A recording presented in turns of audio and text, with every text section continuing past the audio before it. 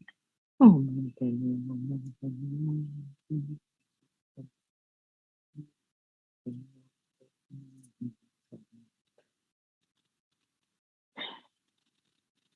and while we're doing this mantra of Chenrezig, we can make this a practice of purification. We've already taken refuge, kind of reaffirmed our refuge in Buddha, Dhamma, and Sangha.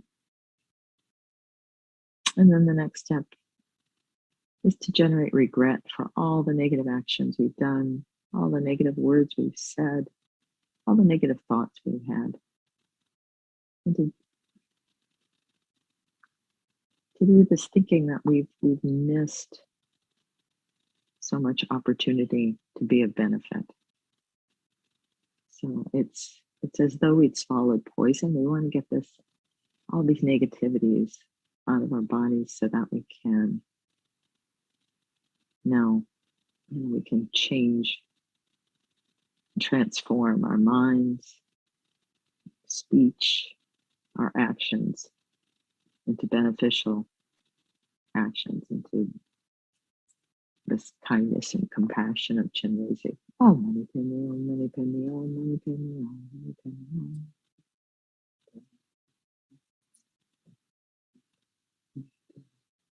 Oh, mani padme, oh, mani padme, oh, mani padme, oh, mani padme.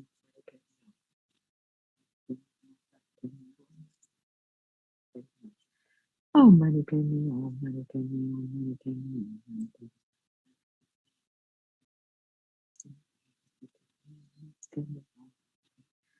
Oh, mani padme, oh, mani padme, oh, mani padme, oh, mani padme.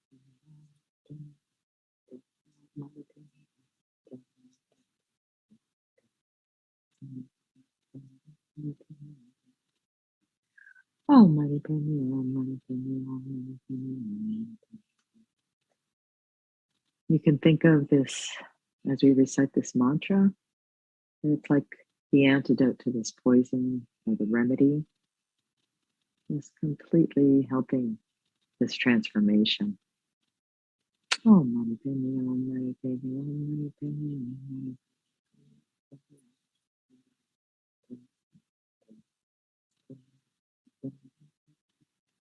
Oh, mani padme, oh, mani padme, oh, mani padme, oh, mani padme, oh, mani padme. Oh, mani padme, oh, mani padme, oh, mani padme, oh, mani padme.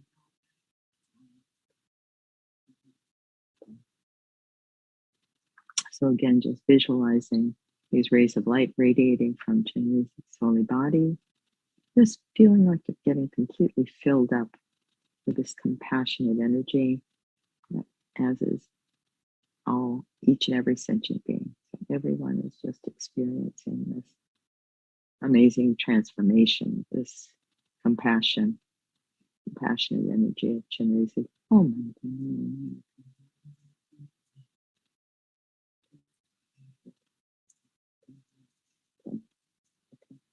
Oh, my God.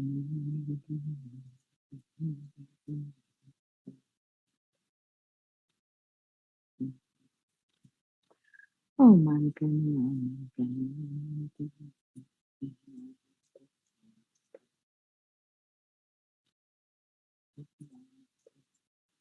Oh, my God.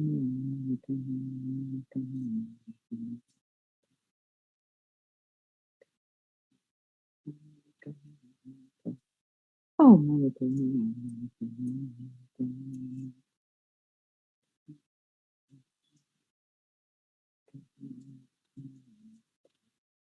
Oh, my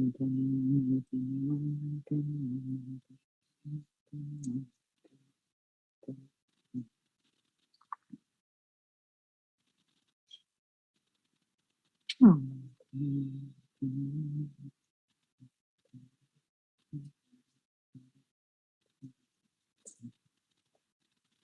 and now to complete our purification practice, we can just generate the intention to refrain from these negative thoughts, negative words, negative actions, just anything that's harmful. And realistically, at least I know for myself, I'm not going to stop completely, but I can make the effort, and I can say, maybe today, or maybe, for the next hour, I'm going to keep mindful, be mindful of my thoughts, my words, my actions, and refrain from repeating harmful actions, having negative thoughts, and avoiding any hurtful words. So, oh my goodness.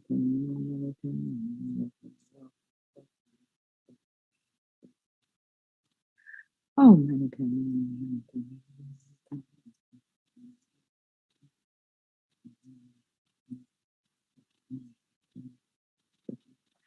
Oh my goodness.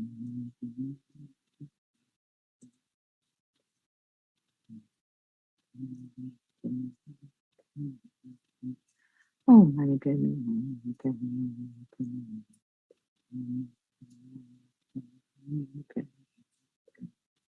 Oh my goodness.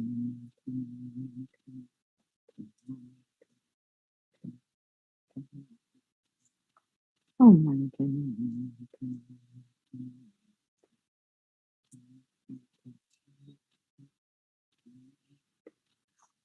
Oh my goodness.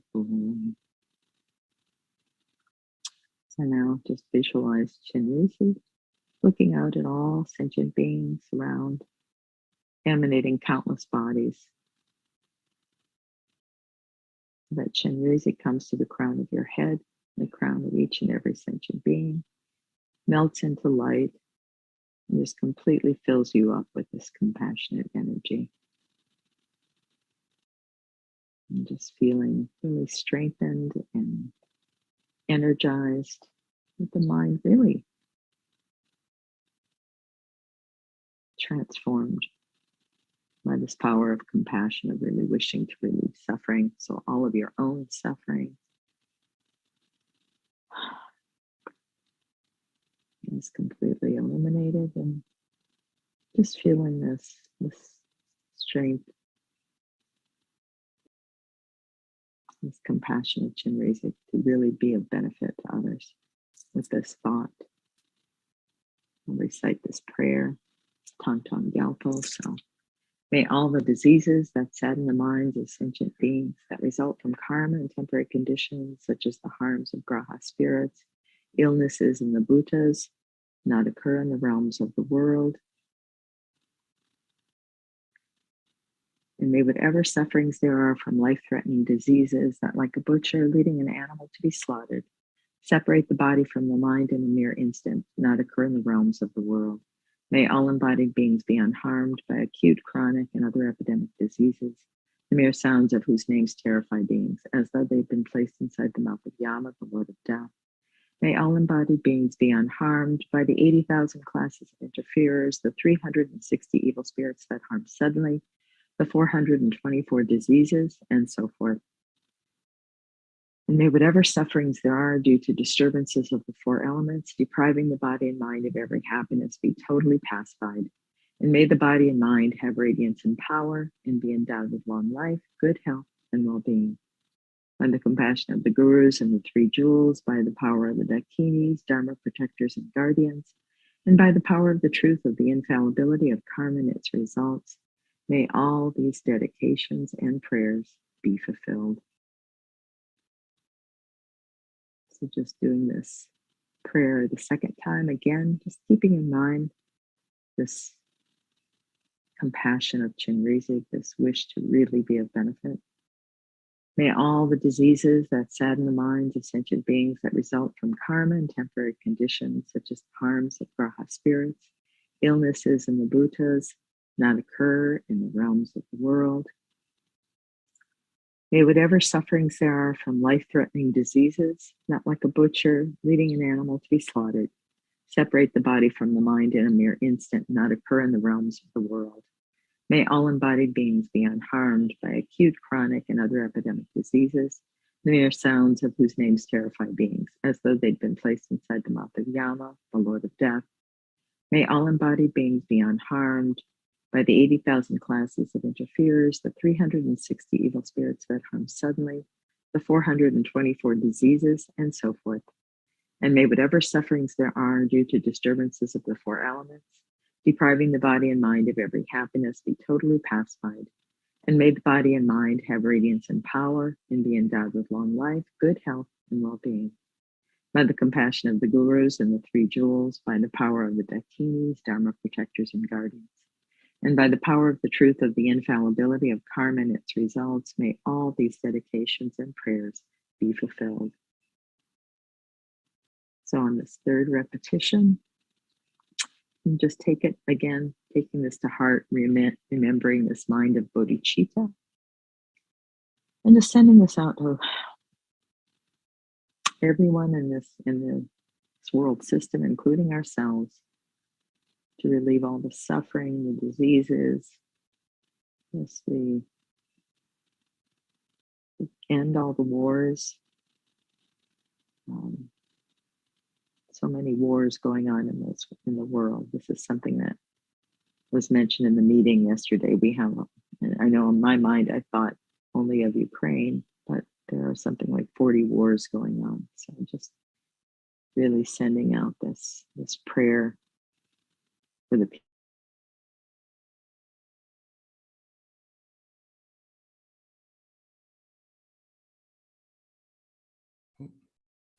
Okay, hello and welcome to everyone. Thank you for joining the continuing series of the Thangtong Gyalpo Prayerathon session. You were just watching a video because actually not all of the slots have been filled. But in any case, we're now back live, May 21st, 2022. So in any case, welcome and thank you for all your participation. Here, I actually have about an hour. So I wanted to now at the beginning of the session, set a very vast motivation. As I think many of you know, this prayerathon was first conceived by Lama Zopa Rinpoche to help quell the effects of the coronavirus pandemic. But now when we look in the world, we see that even all the illnesses, various illnesses, are just one of many sufferings that sentient beings are experiencing. And so now when we remember our overall motivation, our great compassion, wishing that sentient beings be free from all forms of suffering, as well as their causes of suffering, then we should remember that actually, as long as sentient beings are being reborn in samsara, means as long as they are reborn due to the power of their karma and afflictions, then they are bound to experience one kind of suffering or another. So now, if we really want to help sentient beings be free from suffering and its causes, we need to help them cultivate the antidote to all of the various forms of suffering, and that is the antidote is the wisdom realizing emptiness, because the very root cause of our suffering is actually rooted in our minds, in the ignorant mind that grasps onto true existence. So in order that we may be able to guide sentient beings to generate this wisdom realizing emptiness within their mind streams, then of course we need to realize emptiness ourselves. And not only that, only when we reach the state of full enlightenment, means having the omniscient mind that is able to see all beings' individual karmas and see their various dispositions, then and only then we'll be able to know exactly what kind of teaching will be most effective in guiding them, leading them to the state of enlightenment. And therefore, we set as our overall aspiration to achieve enlightenment so that we can be of utmost benefit for sentient beings. But now, since that attainment of enlightenment is not without causes and conditions, then we need to accumulate those causes. We also need to purify our mind of the obscurations that prevent us from achieving enlightenment. And therefore, we're going to now engage in not only this practice of the Thangtong Gyalpo, but I thought also one of the more acute forms of suffering in this world is the horrible war going on in Ukraine, and of course the other wars in the rest of the world. And so for all of these other kinds of suffering, the suffering from disease, suffering from war, the suffering from natural disasters, suffering from famine, and other economic problems, then we are going to do these prayers and practices. And then we can also think on a more positive side that we're doing this for the benefit of our gurus, in particular, His Holiness the Dalai Lama and Lama Zopa Rinpoche. Lama Zopa Rinpoche, who had advised us to do this practice in the first place. And so actually following the Guru's advice, fulfilling their holy wishes is the best way we can help to ensure they have long and stable lives. And then we can also motivate for the flourishing of the Dharma, these teachings that teach the methods to pacify the delusions, as well as cultivate the positive emotions like loving kindness, compassion, wisdom that are so badly needed in the world today. Okay, so with that extensive motivation, we'll start with the Thangtong Gyalpo Prayer, liberating Sakya from disease. And now at the beginning, it's very good. We can visualize that all sentient beings are in the space around us. And we can think, as it were, that as we recite the prayers, then all sentient beings are reciting along with us. We act like we're the chant leader.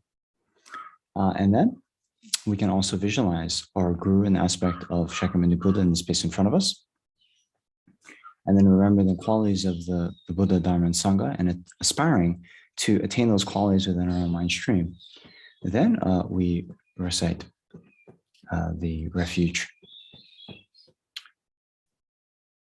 All sentient beings, my mothers who are infinite-like space, go for refuge to the precious Guru Buddha.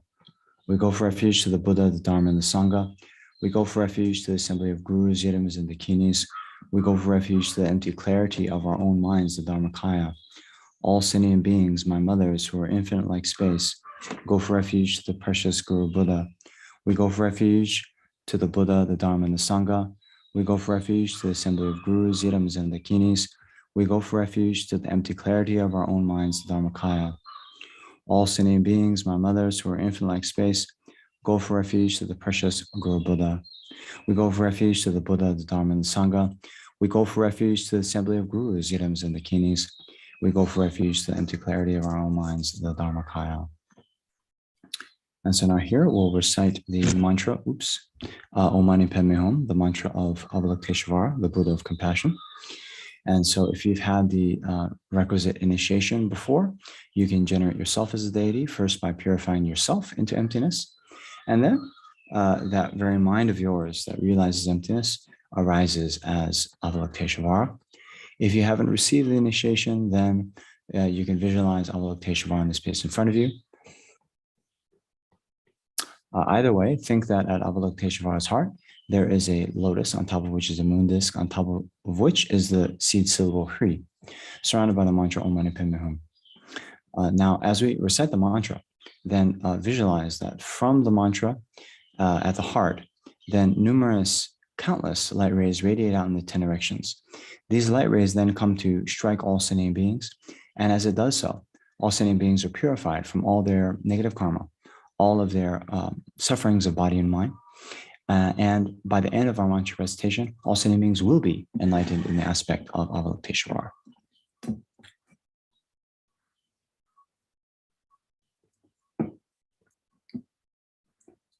Okay. Om Mani Padme Hum, Om Mani Padme Hum, Om Mani Padme Hum,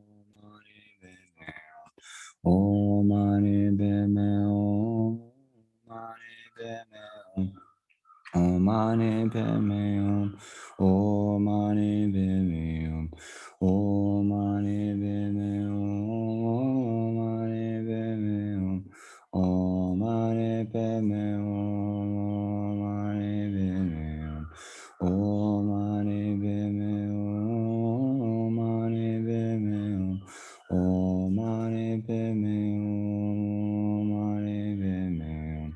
Om Mani Padme Hum, Om Mani Padme Hum, Om Mani Padme Hum, Om Mani Padme Hum, Om Mani Padme Hum, Om Mani Padme Hum, Om Mani Padme Hum, Om Mani Padme Hum, Om Mani Padme Hum, Om Mani Padme Hum, Om Mani Padme Hum.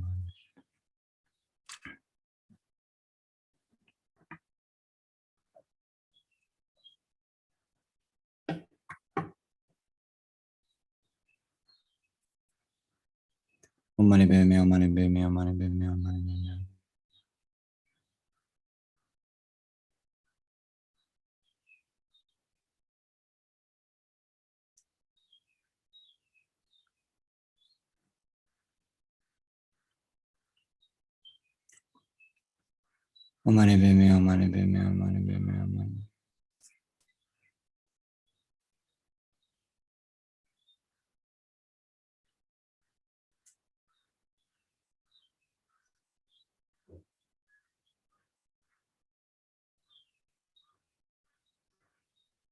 Om Mani Padme Hum, Om Mani Padme Hum,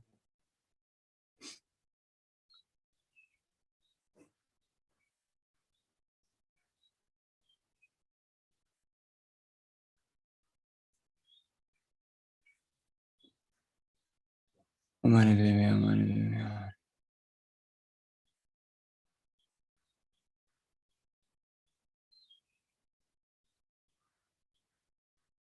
Mani. Om Mani Padme Hum, Om Mani Padme Hum.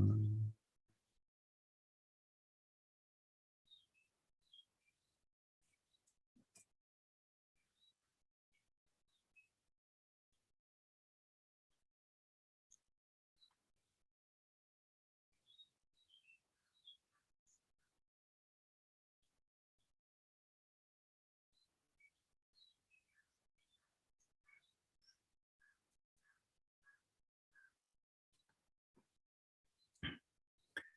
Om Mani Padme Hum, Om Mani Padme Hum. Om Mani Padme Hum, Om Mani Padme Hum, Om Mani Padme Hum, Om Mani.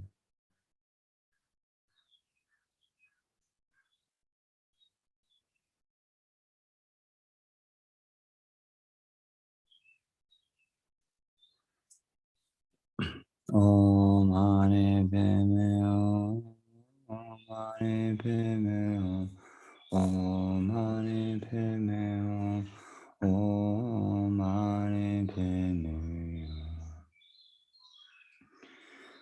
So now think that due to the power of having recited the mantra and the purifying light rays from Avalokiteshvara's heart, that all the sentient beings are completely purified of all their sicknesses, all their sufferings of body and mind, all their obscurations to both liberation and enlightenment,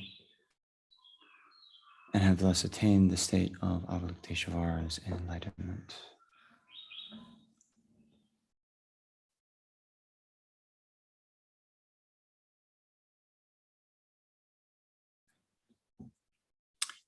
Okay, now on to the actual prayer. May all the diseases that sadden the minds of sentient beings that result from karma and temporary conditions, such as the harms of our spirits, illnesses, and the Bhutas, not occur in the realms of the world. May whatever sufferings there are from life-threatening diseases that, like a butcher leading an animal to be slaughtered, separate the body from the mind in a mere instant, not occur in the realms of the world. May all embodied beings be unharmed by acute, chronic, and other epidemic diseases, the mere sounds of whose names terrify beings, as though they've been placed inside the mouth of Yama, the Lord of Death. May all embodied beings be unharmed by the 80,000 classes of interferers, the 360 evil spirits that harm suddenly, the 424 diseases, and so forth. May whatever sufferings there are due to disturbances, the four elements, depriving the body and mind of every happiness, be totally pacified.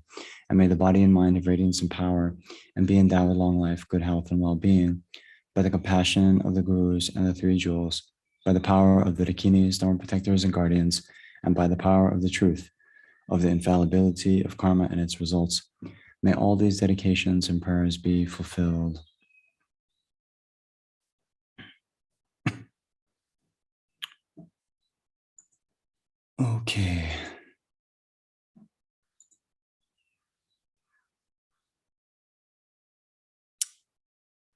So, oh, I'm not sure I was doing a screen share.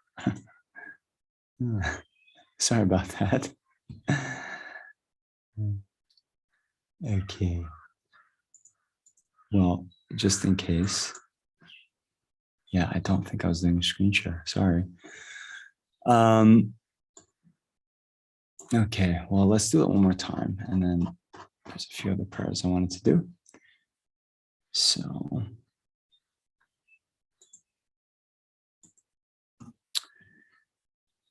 may all the diseases that sadden the minds of sentient beings that result from karma and temporary conditions, such as the harms of our spirits, illnesses, and the bhutas, not occur in the realms of the world. May whatever sufferings there are from life-threatening diseases that, like a butcher, leading an animal to be slaughtered, separate the body from the mind in a mere instant, not occur in the realms of the world. May all embodied beings be unharmed by acute, chronic, and other epidemic diseases, the mere sounds of whose names terrify beings, as though we've been placed inside the mouth of Yama, the Lord of Death. May all embodied beings be unharmed by the 80,000 classes of interferers, the 360 evil spirits that harm suddenly, the 424 diseases, and so forth.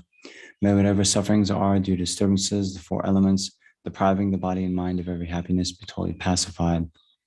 And may the body and mind of radiance and power, and be endowed with long life, good health, and well-being, by the compassion of the Gurus and the three jewels, by the power of the Dakinis, our protectors and guardians, and by the power of the truth of the infallibility of karma and its results. May all these dedications and prayers be fulfilled. Okay.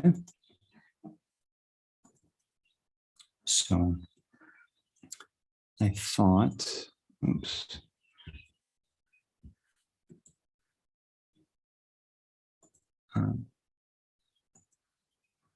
Okay. I thought we could now do something I'm not sure has been done before in these prayerathon sessions, but as you know, well, as you may know, Lama Zopa Rinpoche also was asked for some advice on various practices to do to help pacify the war in Ukraine, and his advice was published. And one of the prayers that he advised is this prayer for the white umbrella deity, Sita Tapatra. And this is a very profound practice. So this first one here is actually a sutra. It was spoken by the Buddha himself. And as we read through it, you'll see it's recommended for also various types of disease, various types of spirit harm, and so forth. So I know that this practice also has been recommended many times for pacification of illness as well. So in keeping with our motivation to dispel all the various sufferings of sentient beings, I thought we could recite it here. So it's a little bit long, and there's a lot of mantras which are difficult, the Sanskrit. But anyway, recalling our virtuous motivation, let's try. Many of you know, before you recite a sutra, then there's a multiplying mantra, Tayata Om Dari Dari Bandari Soha. So we recite that 7 times. Tayata Om Dari Dari Bandari Soha, Tayata Om Dari Dari Bandari Soha, Tayata Om Dari Dari Bandari Soha, Tayata Om Dari Dari Bandari Soha, Tayata Om Dari Dari Bandari Soha, Tayata Om Dari Dari Bandari Soha, Tayata Om Dari Dari Bandari Soha. The supreme accomplishment of Sita Tapatra in the language of India. Arya Tatakato Shnisha Sita Patra Aparajita Maha Aprajnan Gira Paramasida Namadarani. In Tibetan, Papa Deshin Shepe Sutone Jue Karpo Chen Shegi Mitopa Che Dopa Chemo Choktu Drupa Shichewe Zoom. In English, the Arya Dharani called the supreme accomplishment of the great repeller, undefeatable by others, Sita Tapatra, arisen from the Ushnisha of the Tathagata. I prostrate to all the Buddhas, Bodhisattvas, Arya Shavakas, and Pratyeka Buddhas. I prostrate to the Ushnisha Queen, the Bhagavan, undefeatable by others. Thus I've heard at one time, the Bhagavan was staying in the hall of excellent Dharma in the realm of the gods of the Trimsha, together with the great Sangha of Bhikshus, great Sangha of Bodhisattvas, and Indra, the Lord of the gods. At that time, as soon as he had sat down on the arranged seat, the Bhagavan rested in the stabilized concentration known as thoroughly beholding the Ushnisha. As soon as the Bhagavan rested in the stabilization, these words of secret mantra issued forth from the center of his Ushnisha. I pressure to the Buddha, I pressure to the Dharma, I pressure to the Sangha. I pressure to the 70 million perfectly completed Buddhas. I pressure to the Sangha of Bodhisattvas and the entire Sangha of Shravakas. I prostrate to Maitreya and all the other Bodhisattva Mahasattvas. I prostrate to all the Arhats in the world. I prostrate to all the stream mentors. I prostrate to all the once returners. I prostrate to all the never returners. I prostrate to all those who have gone to perfection in this world. I prostrate to all those who have set out toward perfection. I prostrate to all the divine rishis. I prostrate to all the accomplished Vidyadhara rishis with the power to benefit. I prostrate to the all accomplished Vidyadharas. I prostrate to Brahma. I prostrate to Indra. I prostrate to the excellent Wrathful One, the Lord who repels asceticism. I prostrate to the excellent Naranya, venerated with the 5 great mudras. I prostrate to the excellent Mahakala, who disintegrates the 3-tiered world, resides in the charnel ground, and is worshipped by an assembly of faithful Matrikas. I prostrate to the Bhagavan Tathagata family lineage. I prostrate to the Bhagavan Lotus family lineage. I prostrate to the Bhagavan Vajra family lineage. I prostrate to the Bhagavan Jewel family lineage. I prostrate to the Bhagavan Elephant family lineage. I prostrate to the Bhagavan UFO family lineage. I prostrate to the Bhagavan Naga family lineage. I prostrate to the Bhagavan Tathagata perfectly completed Buddha, king of steadfastly heroic armed division. I prostrate to the Bhagavan Tathagata Arhat, perfectly completed Buddha, Amitabha. I prostrate to the Bhagavan Tathagata Arhat, perfectly completed Buddha, Akshobhya. I prostrate to the Bhagavan Tathagata Arhat, perfectly completed Buddha, Medicine Guru, king of Vaiduriya light. I prostrate to the Bhagavan Tathagata Arhat, perfectly completed Buddha, Lord of the Sal tree, fully blossomed flower. I prostrate to the Bhagavan Tathagata Arhat, perfectly completed Buddha, Shakyamuni. I prostrate to the Bhagavan Tathagata Arhat, perfectly completed Buddha, Ratna Ketu Raja. I prostrate to the Bhagavan Tathagata Arhat, perfectly completed Buddha Samantabhaja. I prostrate to the Bhagavan Tathagata Arhat, perfectly completed Buddha Vairochana. I prostrate to the Bhagavan Tathagata Arhat, perfectly completed Buddha, expansive vision, scent of the Utpala's essence. Through prostrating to the above, this great repeller, Bhagavan Siddhatapatra, undefeated warrior, has risen from the Ushnisha, eliminates all the Buddha grahas, eliminates all the knowledge mantras of others, repels all types of untimely death, liberates everything that kills or binds sentient beings, repels all malice, bad dreams, all and evil omens, annihilates all demonic yaksha and rakshasa grahas, annihilates the 84,000 grahas, makes the 28 lunar mansions auspicious, annihilates the 8 great planets, repels all enemies, annihilates everything hateful and malicious and bad dreams, repels all poisons and wars, fire and water, and frees from all the fears of the lower realms. Extremely wrathful one, undefeatable by others, ferocious great lady, powerful great lady, blazing great lady, extremely resplendent, brilliantly white, blazing garland, Pandara Vasini Aryatara Brikuti, renowned as the Vajra garland of conquerors, the clear sign of the lotus, sign of the Vajra, the one possessing a garland undefeatable by others, extremely attractive lady, possessing Vajra lips, object of offering of all the peaceful gods, possessing a peaceful golden garland, brilliantly white, blazing Pandara Vasini, extremely powerful Aryatara, supreme Vajra chain, youthful Vajra, female knowledge holder, holding the golden garland of the Vajra family, lady adorned with saffron and jewels, renowned as Vairocana, Vajra Ushnisha. Through all those assemblies of mudras and mantras, please protect us together with our retinue and all sentient beings. Om Sarva Tathagata Ushnisha Sita Patre Hum Drum Shri Shom Jambanakari Hum Drum Shri Dom Stambanakari Hum Dum Shri Dom Mohana Kari Hum Dum Shri Dom Lambara Kari Hum Drum Shri Dom Avahana Kari Hum Drum Shri Dom Parivisa Bhakshana Kari Hum Drum Shri Dom Sarva Dusta Pradustanam Stambana Kare Hum Drum Shri Stom Sarva Yaksha Rakshasa Grahanam Vidyam Sana Kare Hum Drum Shri Stom Sarva Parividya Chedana kari humdrum shri stom chatta sitinam graha saha shananam vidyam sana kari humdrum shridom asta vishatinam nakshatranam prasadana kari humdrum shridom ashta nam mahagrahanam vidyam sana kari humdrum shridom raja raja mam sarva stvam sha. Siddhapatara, arisen from the Ushnisha of the Bhagavan Tathagata, great repelling Vajra Ushnisha, great lady, possessing 1,000 arms, great lady possessing 1,000 heads, great lady possessing 1,000,000,000 eyes, great lady possessing indestructible blazing characteristics, through the power of the great Vajra expanse, may everything be auspicious for me and all sitting beings of the mandalas of the 3 realms. Vajra lady, with limbs fully extended, possessor of eyes like golden light, Vajra demeanor, white Vajra, lotus eyes, moonlight, glory of the Buddha like eyes, Vajra sunlight like the moon, holding a Vajra. Through this collection of knowledge, mudras and mantras, please thoroughly protect me and all sentient beings.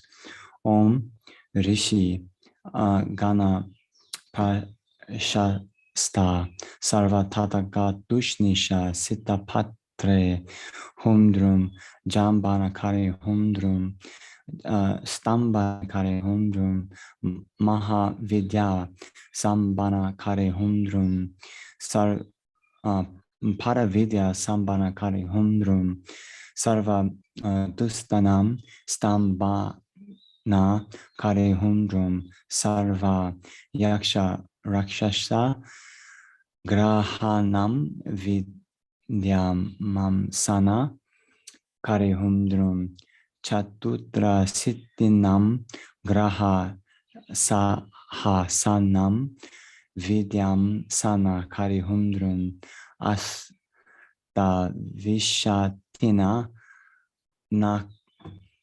Naksatranam Prasadanam Kari Humdrum Astanam Mahagrahanam Vidyam Sanam Kari Humdrum Hum Hum Pepe Raja Raja Mam Soha. Siddhapatara, risen from the Ushnisha of the Bhagavan Tathagata, great repelling Vajra Ushnisha, great lady possessing 1,000 arms, great lady possessing 1,000 heads, great lady possessing 1,000,000,000 eyes, great lady possessing indestructible blazing characteristics. Through the power of the great Vajra expanse, protect me and all the sentient beings of the mandalas of the 3 realms from the fear of kings, the fear of thieves, the fear of fire, the fear of water, the fear of poison, the fear of weapons, the fear of enemy armies, the fear of famine, the fear of war, the fear of thunderbolts, the fear of untimely death, the fear of earthquakes, the fear of meteors, the fear of the king's punishing actions, the fear of gods, the fear of nagas, the fear of lightning, the fear of garudas, the fear of fierce wild animals, as well as from god grahas, naga grahas, demigod grahas, wind god grahas, gadura grahas, gandhava grahas, kinara grahas, maharoga grahas, yaksha grahas, rakshasa grahas, hunger ghost grahas, pishat cha grahas, Buddha grahas, kumbandana grahas, putana grahas, kata putana grahas, skanda grahas, apa samara grahas, mada grahas, chaya grahas, ostaraka grahas, dakini grahas, vati grahas, yama grahas, shakuni grahas, joy-giving, matrika grahas, sarva traga grahas, and kanta kamini grahas. May everything be auspicious for me to be freed from all of these. Please protect me from those grahas who devour radiance, who devour wounds, who drink blood, who devour grease, who devour flesh, who devour fat, who devour bones, who devour newborns, who rob others of their lives, who devour vomit, who devour excrement, who drink urine, who drink that which flows down from the orifices, who devour leftovers, who drink spittle, who devour nasal mucus, who devour that which is not clean, who devours what is cast out, who devour garlands, who devour smells, who devour scents, who steal the mind, who devour flowers, who devour fruit, who devour harvests, and who devour fire offerings. The knowledge mantras cast by all of the above are severed.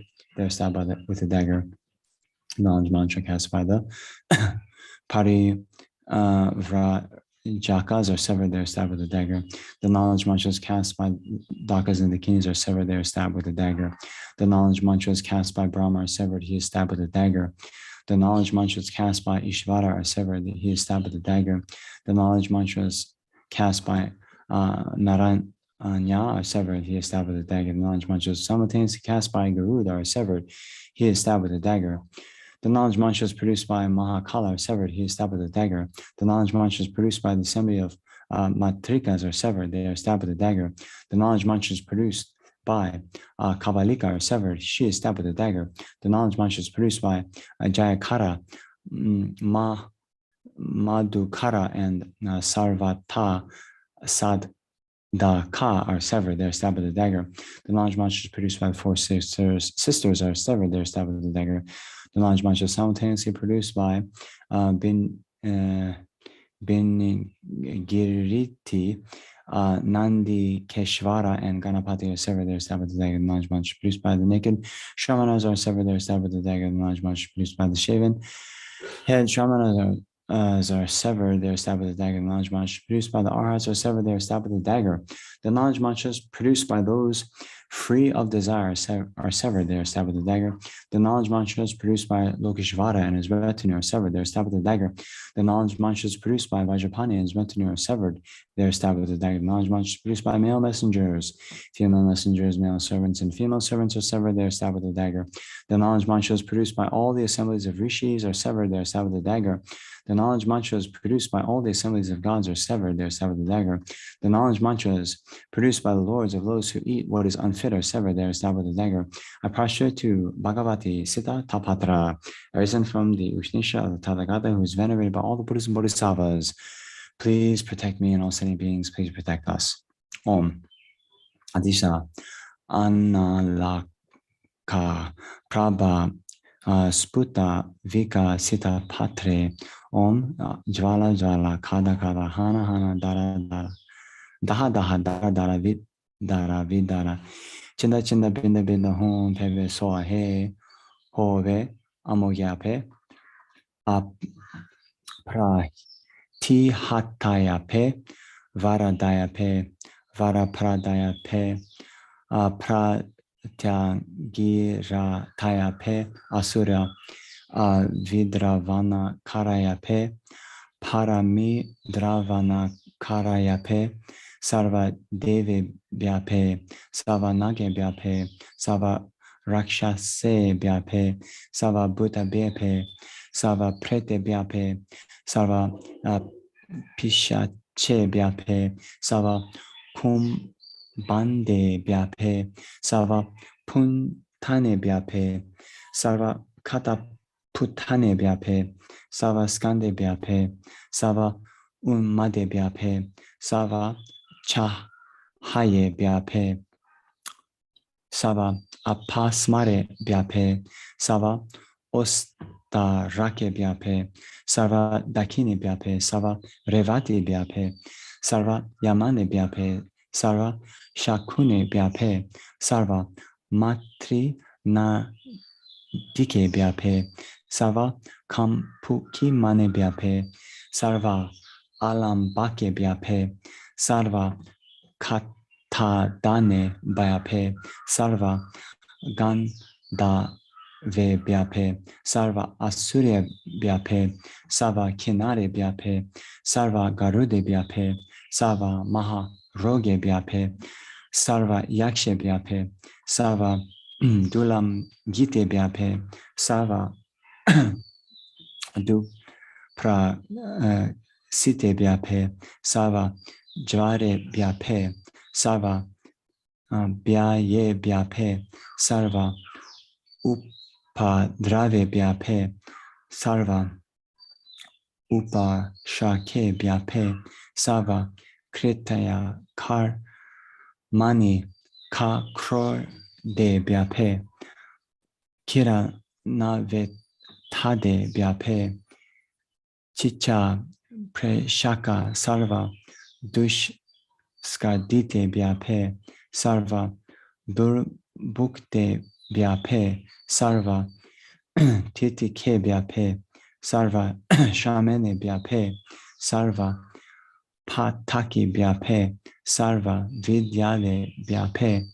jayakara madhukara sarva artha sadake byo, vidya chare byape, chatur byo, bagini byape, vaja kaumaritya, vaja kula dari, vidya chare byape, sarva maha pratyam giri byape, vaja sham ka laya pratya gira rajaya pe, maha ka laya matri gana nama jaya pe, brahmanye pe, vishnavye pe, maheshwarye pe, radriye pe, mahakaliye pe, chamundye pe, kaumariye pe, varahiye pe, indaraye pe, angnaye pe, yamane pe, naritiye pe, varnaye pe, maritiye pe, salmaye pe, ishaniye pe, kala dandiye pe, kala ra chiye pe, yama dandiye pe, ratriye pe, kapaliye pe, adi mukti sham shana vasini pe, om stom banda banda raja raja mam soha. May the minds of whatever beings cause me harm or have a hostile mind, who are cruel or have a cruel mind, who are bad or have bad minds, who disturb or have disturbed minds, and who are malicious and have malicious minds, have their mind transformed into minds of love, and may they protect me and all sentient beings. May I live to be 100 years of age. May I see 100 autumns.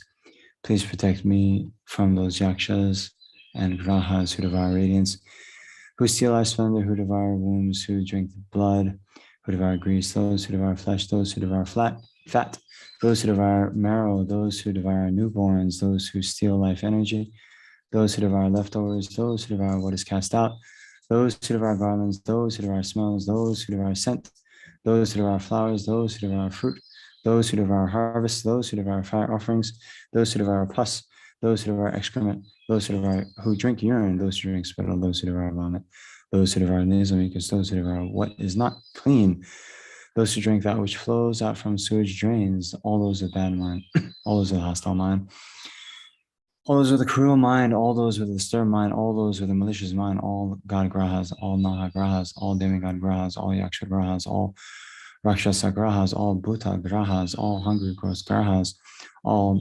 Pishacha grahas, all Kusmanda grahas, all Putana grahas, all Kata Putana grahas, all Skanda grahas, all Unmada grahas, all Chaya grahas, all Apasmara grahas, all Ostara Ka grahas, all Dakini grahas, all Revati grahas, all Yama grahas, all Shakuni grahas, all joy-giving Matrika grahas, all Sarvatra grahas, all textile taking grahas, all Kanta Kamini grahas. May I live to be 100 years of age. May I see 100 autumns. Please clear away all epidemic disease lasting 1 day, all epidemic diseases of 2 days, all epidemic disease of 3 days, all epidemic disease of 4 days, all epidemic disease of 7 days, all enduring epidemic diseases, all unbearable epidemic diseases, all epidemic diseases caused by Bhutas, all epidemic diseases arising from wind, all epidemic diseases arising from boil, all epidemic diseases arising from phlegm, all epidemic diseases arising from a combination of these humors, and all sicknesses of the brain. Please thoroughly clear away illnesses affecting half the body, the inability to swallow, the illnesses of the eyes, illnesses of the throat, illnesses of the mouth, illnesses of the neck, illnesses of the heart, illnesses of sections of the throat, illnesses of the ear, illnesses of the teeth, illnesses of the mind, illnesses of the brain, illnesses of the ribs, illnesses of the back, illnesses of the belly, illnesses of the waist, urinary illnesses of the thighs, illnesses of the shank, illnesses of the feet, illnesses of the limbs, and illnesses of the minor limbs. Through this Siddhartha Patra, great repelling Vajra Ushnisha lady, please completely protect me within 12 yojanas from Buddhas, Vetalas, Dakinis, Yakshas, Rakshasas, epidemic diseases, abscesses, itches, pox, genital and anal fistulas, leprosy, boils, pale complexion and pimples, contagious skin disease, itchy skin disease, bacterial toxins, emaciation, anxiety, and coughing up of phlegm, heavy breathing, forgetfulness, poison made of precious substances, mixed poison, krodas, fire, water, infectious diseases, Mars, imprisonment, enemies, untimely death, triambuka flies, lata flies, scorpions, snakes, weasels, lions, tigers, bears, brown bears, wild yaks, makaras, and other creatures. Bind the knowledge mantras produced by all of these. Bind their splendor, bind their knowledge mantras of all others. Bind the boundaries. Tayata. Om anare alare kasame vere vere some shante shante dante dante visade visade vere vere devi vajra dari bandani vajapani pe om hum drum stom pe soha hum drum banda pe, please protect me soha om vajapani banda vajra pashena Mama Sarva Dustam Vinayakam Hum Pepe Soha. Whoever writes this Queen of Knowledge mantras, the repeller undefeatable by others, Siddhartha Patra, arisen from the Ushnisha of the Tathagata on birch bark cloth or the bark of various trees, fastens it to one's body, around one's neck, or reads it for as long as they live, will never be harmed by weapons, harmed by poison, harmed by krodas, or face untimely death. Also all grahas, obstructors, and those who lead astray will be contented. Likewise, all the 84 trillions of Vajra families and goddesses of attainment will kindly give protection, refuge, and cover. Once one will be attractive to them and they will be pleased.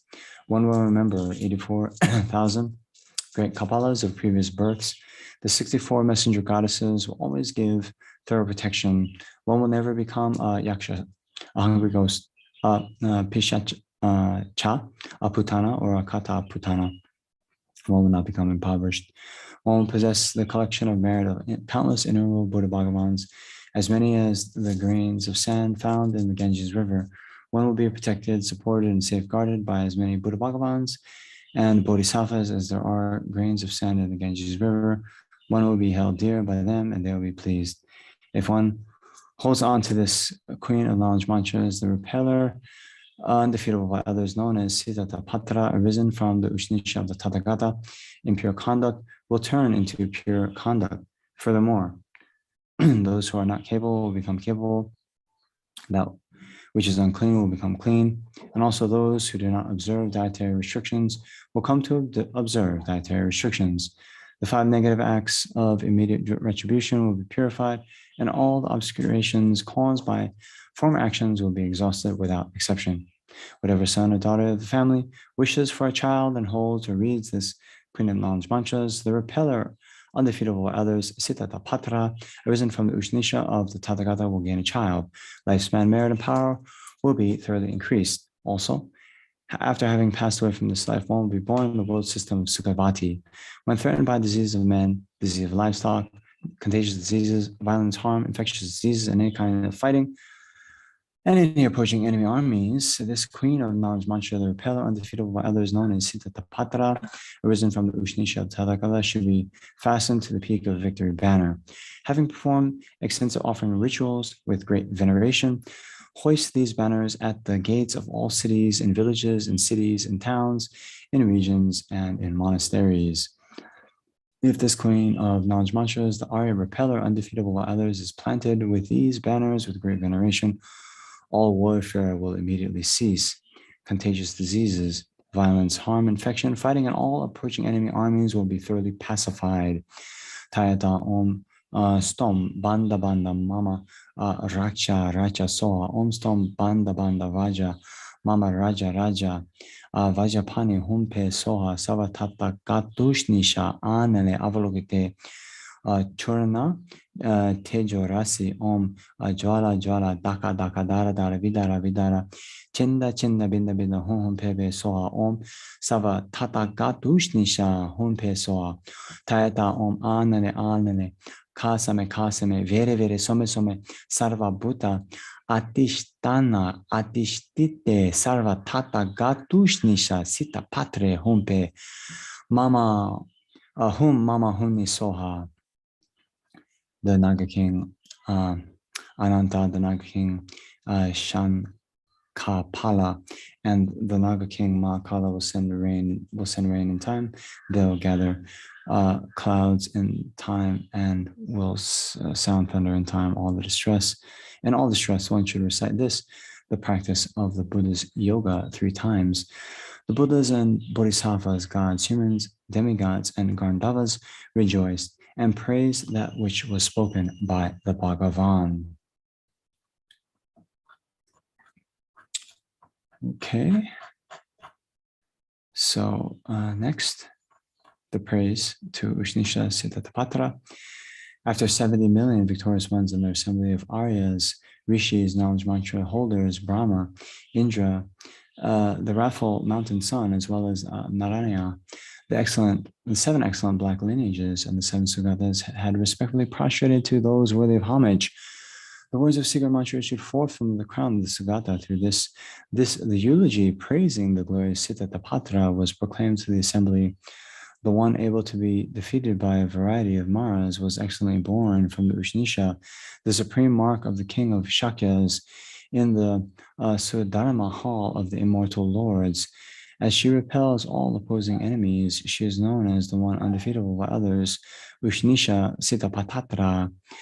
Thirdly renowned, all pervasive throughout the 3 levels, single mother of all the victorious ones of the 3 times, Bhagavati, to you I prostrate.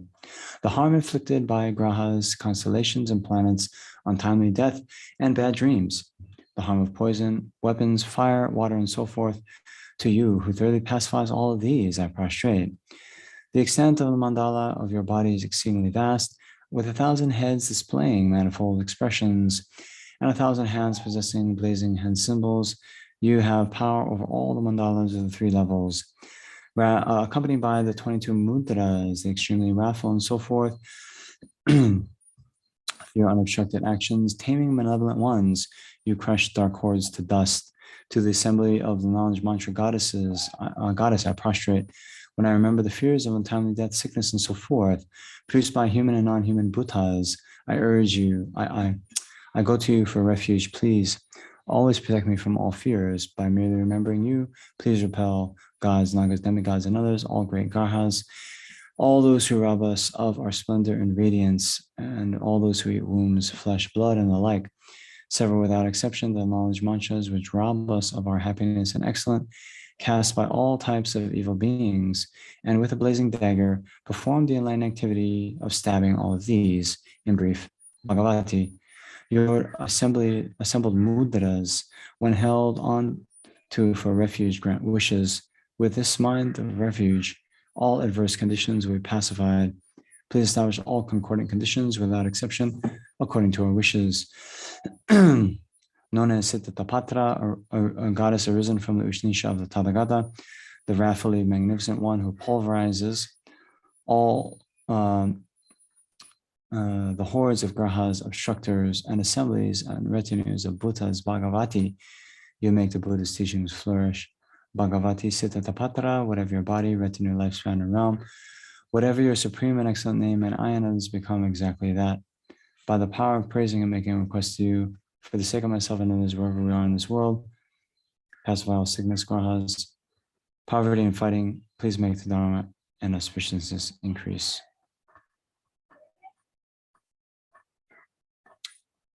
Next, Sitatapatra, mother of all conquerors, born from the invisible Ushinisha of the Tathagata, bliss-causing supreme deity, just by calling your name, hordes of Maras are incinerated through knowledge, mantras, and fire.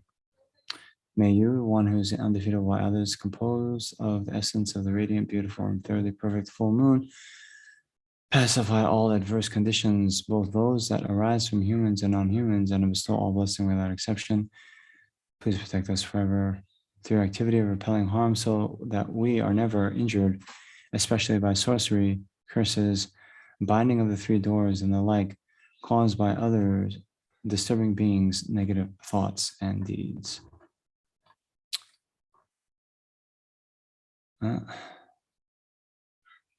Okay. Assembly of deities of Bhagavati Sitatapatra. Sitatapatra, powerful and unhindered through the power of your compassionate aspiration, in accordance with my supplications, spread the teaching of Buddha and set all sentient beings in happiness. So now, as you recite these, one claps. Please repel the damage and despair aimed at generous benefactors and the retinues. Repel bad indications and dreams. Repel bad signs and evil omens. Repel the negative thoughts and deeds of enemies and pishakas. Repel the 84 evil omens. Repel the 360 obstacles. Repel the four types of illnesses. Repel the 8,000 obstructors. Repel the 8 kinds of untimely death. Repel the disturbing Mars above. Repel the arising Rakshasas below. Repel the negative karma inscribed on the forehead. Repel the arising of Chanagram spirits and of ancestors. Repel the diseases transmitted among humans. Repel those that damage cattle. Repel all the misfortune that comes from the sky. Repel the shaking poisonous arrow of the earth. Repel the negative parka and mewa. Repel hindrances and calamities. Okay. So thank you very much. Some very blessed prayers that I don't think are done very much in these circles, but have been recommended many times over. So next, let's go back and do 2 more prayers by Thangtong Gyalpo.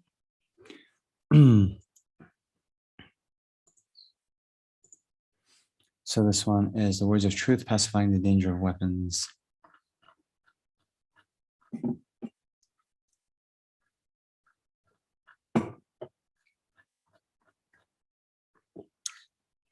Almighty Padme Hum. Great loving, victorious one, Arya sublime compassion, I, looking one. Wrathful, victorious, high grieva, perfect, pure tar, and so forth. Object of refuge, whose holy names eliminate all dangers upon mere hearing.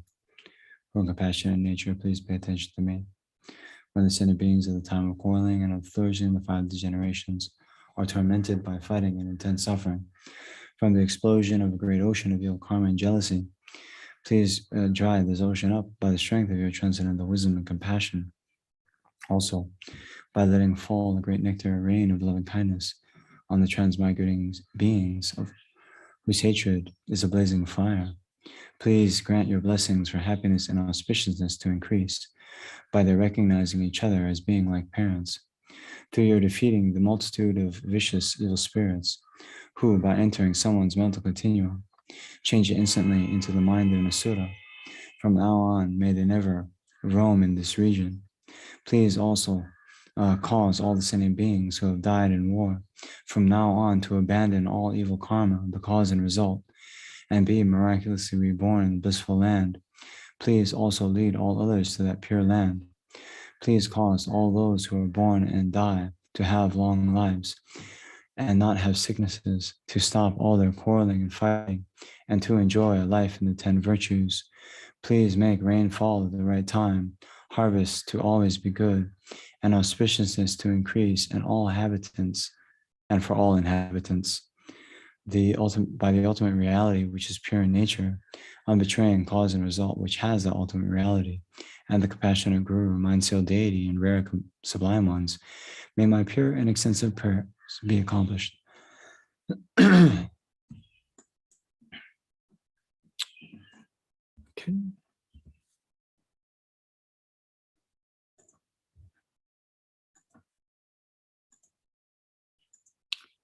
Next, we'll do one more prayer of Thangtong Gyalpo. This one to pacify the fear of famine. So many of you know, due to the war in the Ukraine, a lot of the food supplies are being disrupted. And then also in other parts of the world, particularly here in India, because of extreme heat and drought, the crop is going to be lower this year. So you probably saw in the news that India is now not exporting any wheat to other countries. So in short, for all sentient beings to have all of their necessary requirements to sustain life, we recite this prayer. Having generated the mind aspiring to highest supreme enlightenment in order to truly liberate all infinite living beings, you, the compassionate victorious one, completed two accumulations. The assemblies of guiding Buddhas, Bodhisattvas, heroes, practical Buddhas, Gurus, Yidams, Dakinis, and Dharma guardians of the 10 directions, Yaksha wealth gods, lords of the treasure, along with their retinues. Think of these protectless living beings of the degenerate times with love. And then, in order to truly protect these embodied beings who are tormented by the sufferings of hunger, thirst, and poverty, let fall a rain of whatever attractive enjoyments are needed, jewels, food, wealth, grains, bedding, and so forth, on this world, land of snows. Please pacify the harms of the four elements, untimely wind, fire, drought, rain, floods, and so forth, and may nourishing grains from crops, harvest, and so forth, ripen and increase like they do during the age of completion. By the force of having made extensive requests with strong entreaties through the force of love and compassion, may the eon of sickness, fighting, and famine be pacified, and may we possess a happy long life free from illness. Through the great compassion of the victorious ones and their children, and the force of the infallible truth of cause and effect, may the teaching of the victorious ones spread and increase, and may all living beings swiftly attain the highest enlightenment. Okay. And so now we'll go to a more general dedication.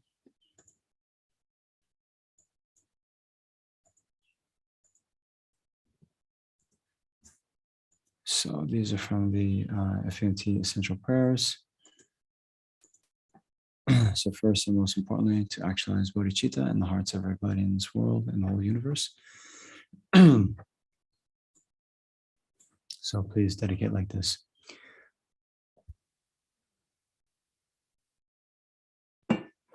Due to all the past, present, future merits collected by me, all merits of the 3 times collected by numberless Buddhas and numberless sentient beings, may bodhicitta be generated in the hearts of all the sentient beings of the 6 realms, especially in the hearts of everybody in this world, including all the students, benefactors, and volunteers in the FPMT organization.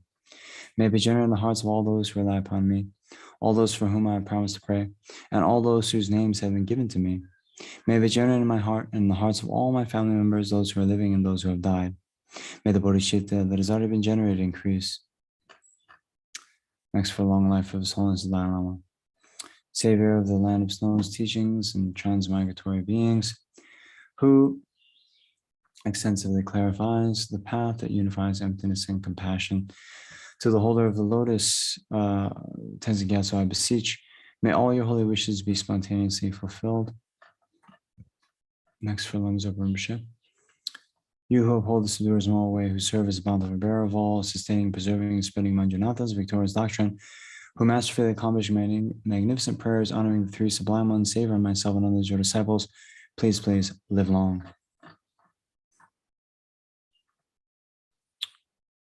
Due to this virtue, may I quickly become a Guru Buddha and lead all transmigratory beings without exception to that state. And then these next 2 verses from the King of Prayers. I fully dedicate all these virtues to be able to train just like the hero Manjushri, you know his reality, and just like Samadha Bhadra as well. I fully dedicate all my roots of virtue with the dedication praises the best by all the gone beyond victorious ones of 3 times in order to have good conduct. Lastly, for the spreading of the Lama Tsongkhapa's teachings, for the Dharma King Tsongkhapa's way of Dharma to flourish, may all signs of obstacles be pacified and all conducive conditions be complete.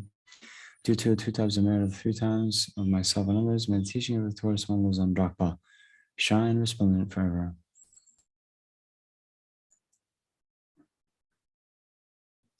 Okay, and let's also just dedicate quickly for all the beings who have recently died, all the beings who are currently in the Bardo, may they instantly be reborn in the Pure Land where they can achieve enlightenment, or at the very least, attain again a perfect human rebirth, meet with the Mahayana Guru and Mahayana teachings, and attain enlightenment in their very next lifetime. Then let's also dedicate for all the beings who are sick, whether due to coronavirus or any other ailment, cancer and so on. May all of them be quickly freed from all their ailments. And then more generally, all those various diseases that exist in the world, may they instantly be pacified and never occur again. And then more generally, we can also dedicate for the sentient beings to be free of all the, conditions in samsara that lead to acute suffering. So all the wars, may they instantly be pacified, and then all the famine, economic problems, natural disasters, disease, all these things that cause suffering of body and mind, may they instantly disappear from the world and never occur again.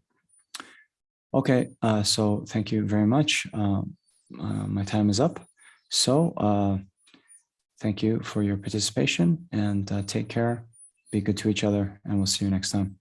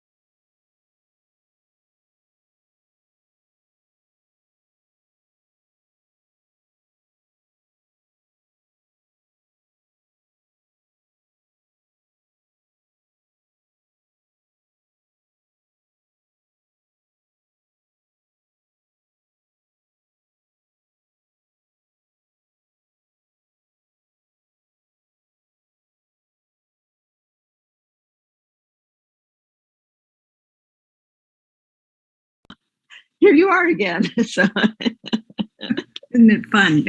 yeah. Well, take care. Thank you again. Thank you, everyone. Too. Have a good week. You too. Bye-bye. Okay. So again, let's refresh our motivation. Really thinking that we do these practices following the advice of our teacher, Lama Zopa Rinpoche, on behalf of all sentient beings, not just ourselves alone. That is critical to our motivation, that we do this because not only do we not want any suffering, and we want only happiness, so does every living thing anywhere in the universe. So we want to become enlightened very quickly in order to perfectly understand how to benefit all these sentient beings. So try to have a strong visualization of being surrounded by sentient beings, by your mother of this life, your father of this life, your siblings, your partner, your children, your Dharma community, your friends, your co-workers, people who help you in grocery stores,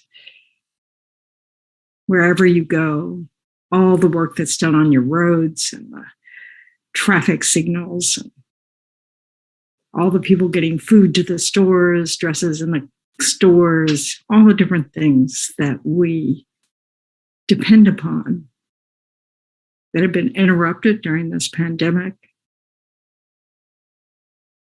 Behind all the interruptions are countless sentient beings trying to serve others and running into obstacles.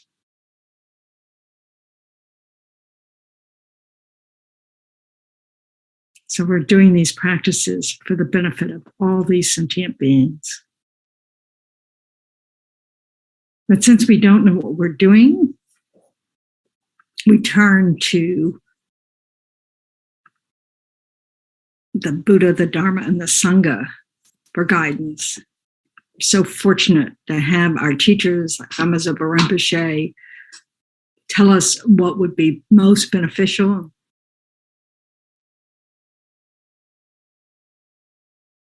And it's through teachers such as Lama Zopa that we have the Buddhist teachings after all this time. How fortunate we are to be able to turn to this perfect guidance.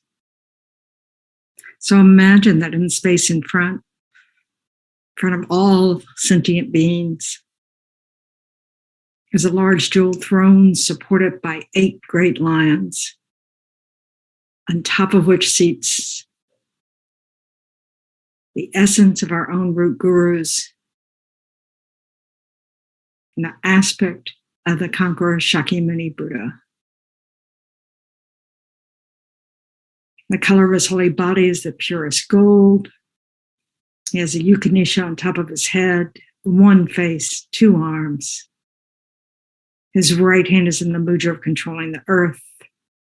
His left in the mudra of concentration, holding an alms bowl full of nectar. He's wearing the saffron robes of a monk. His body is in the nature of transparent light, and he sits in a Vajra posture in the center of an aura of light rays.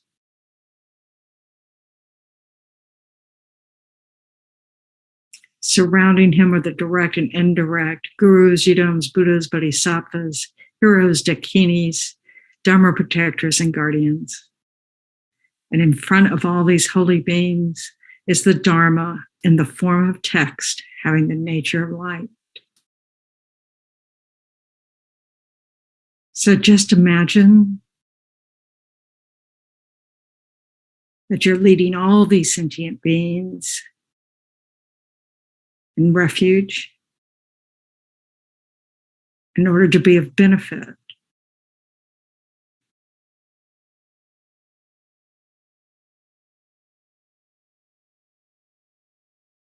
So as best you can, really feel the presence of enlightened beings.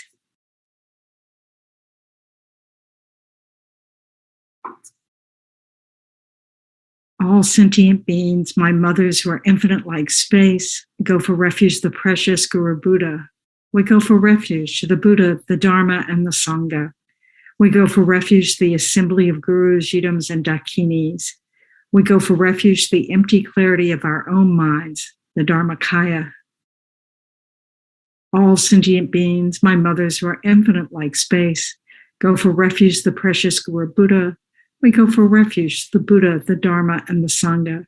We go for refuge to the assembly of gurus, yidams, and dakinis. We go for refuge to the empty clarity of our own minds, the Dharmakaya. All sentient beings, my mothers who are infinite like space, go for refuge to the precious Guru Buddha. We go for refuge to the Buddha, the Dharma, and the Sangha. We go for refuge to the assembly of gurus, yidams, and dakinis. We go for refuge to the empty clarity of our own minds, the Dharmakaya.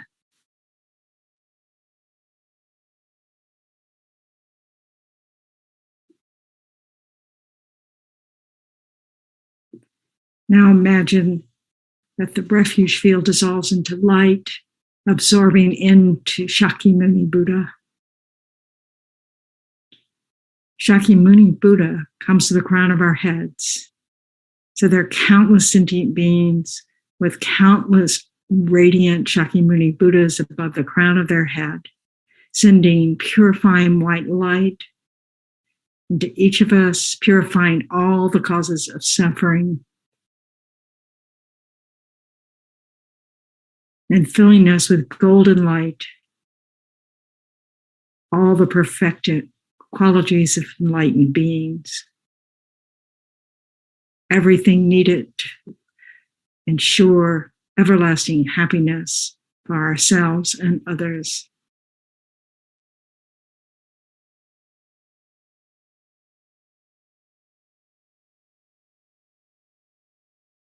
And Shakyamuni Buddha dissolves into light, absorbs through the crown of our heads, where he comes to abide at our hearts.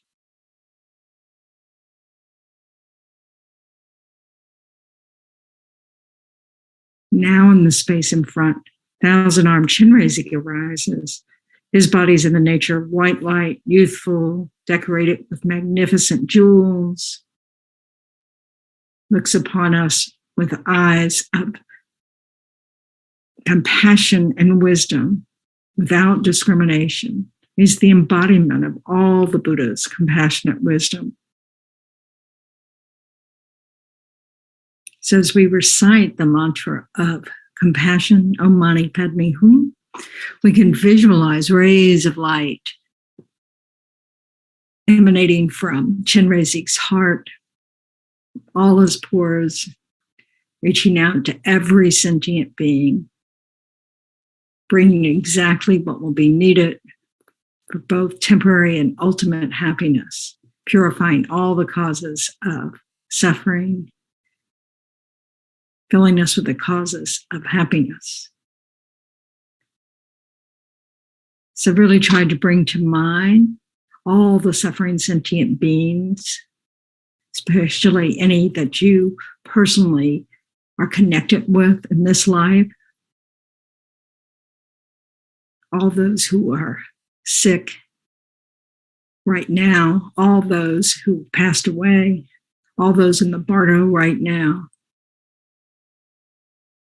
all those sick from this pandemic, but from any disease, and all their loved ones who worry, who try to take good care.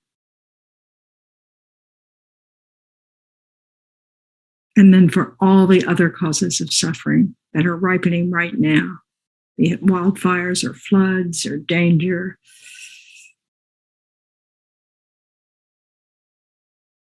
So just try to hold their suffering in your heart with the wish to alleviate it, the wish to become enlightened quickly for the benefit of all suffering sentient beings.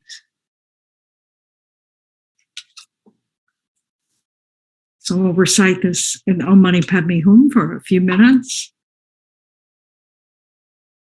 Om Mani Padme Hum, Om Mani Padme Hum, Om Mani Padme Hum, Om Mani Padme Hum, Om Mani Padme Hum.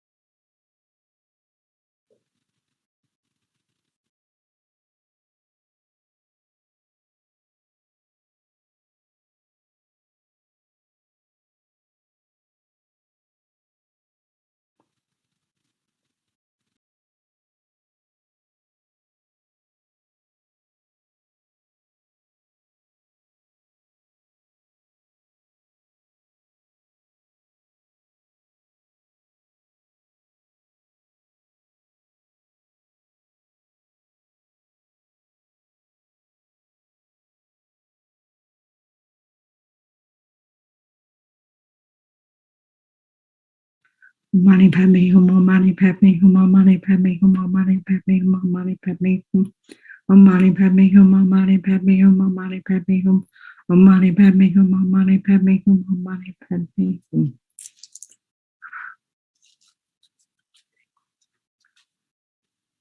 Now take a moment to rejoice in activating the enlightened activities of Chenrezig, of all the Buddhas, for the benefit of all sentient beings, following the advice of your teachers.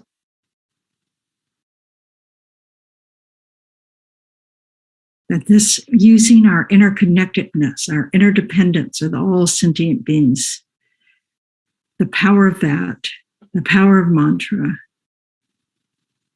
the power of the enlightened activities of Buddhas and Bodhisattvas.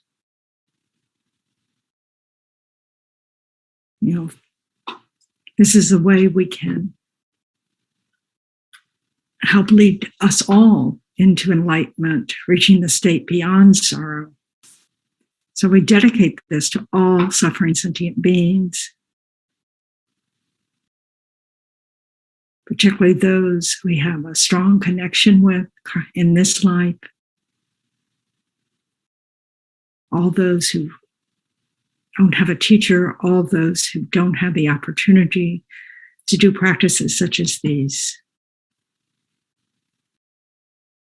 May all the diseases that sadden the minds of sentient beings that result from karma and temporary conditions, such as the harms of graha spirits, illnesses, and the bhutas, not occur in the realms of the world. May whatever sufferings there are from life-threatening diseases that, like a butcher leading an animal to be slaughtered, separate the body from the mind in a mere instant, not occur in the realms of the world. May all embodied beings be unharmed by acute, chronic, and other epidemic diseases, the mere sounds of whose names terrify beings as though they'd been placed inside the mouth of Yama, the Lord of Death. May all embodied beings be unharmed by the 80,000 classes of interferers, the 360 evil spirits that harm suddenly, the 424 diseases, and so forth. May whatever sufferings there are due to disturbances of the four elements, depriving the body and mind of every happiness, be totally pacified. And may the body and mind have radiance and power and be endowed with long life, good health, and well-being. By the compassion of the gurus and the three jewels, by the power of the dakinis, dharma protectors, and guardians, by the power of the truth of the infallibility of karma and its results, may all these dedications and prayers be fulfilled. Recite this prayer 2 more times. May all the diseases that sadden the minds of sentient beings that result from karma and temporary conditions, such as the harms of graha spirits, illnesses, and the bhutas, not occur in the realms of the world. May whatever sufferings there are from life-threatening diseases that, like a butcher leading an animal to be slaughtered, separate the body from the mind in a mere instant, not occur in the realms of the world. May all embodied beings be unharmed by acute, chronic, and other epidemic diseases, the mere sounds of whose names terrify beings as though they'd been placed inside the mouth of Yama, the Lord of Death.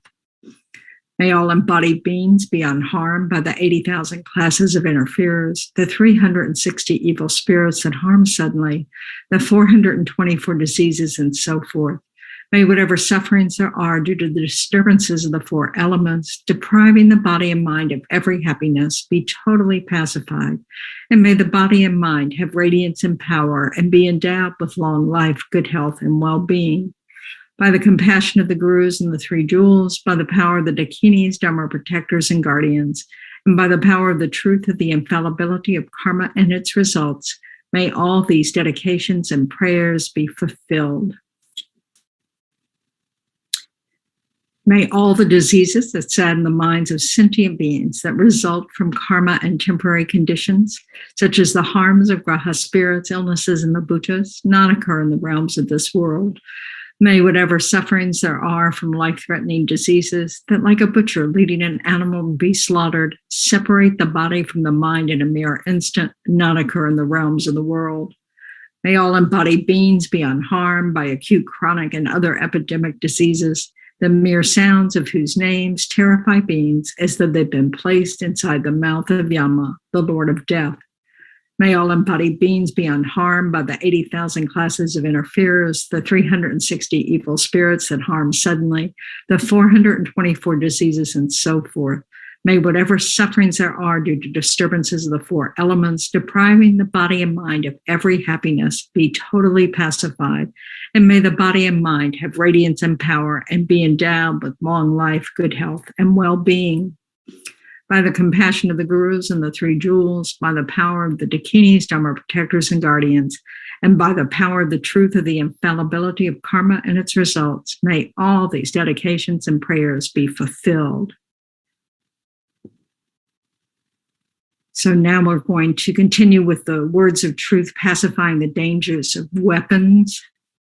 So again, really feel the presence of Chenrezig in front of us, sending out healing light rays to all sentient beings, in this case, in particular to those who are suffering due to weapons, whether it's in wars like Ukraine or all the other wars around the world, just in dangerous neighborhoods, whatever. I mean, just, weapons lying around, firearm deaths in children, are the highest they've ever been in the US this past year. So having compassion for those wielding weapons, those being harmed by weapons, those killed by weapons, the accidents caused by weapons, compassion for each and every suffering sentient being, the wish that they pacify their minds and have perfect rebirths. So again, we're going to recite Om Mani Padme Hum for the benefit of all sentient beings, engaging in the enlightened activities of enlightened beings for the benefit. So really feel the presence of our family of sentient beings in our hearts, receiving benefit from the power of mantra. Om Mani Padme Hum. Om Mani Padme Hum. Om Mani Padme Hum. Om Mani Padme Hum. Om Mani Padme Hum.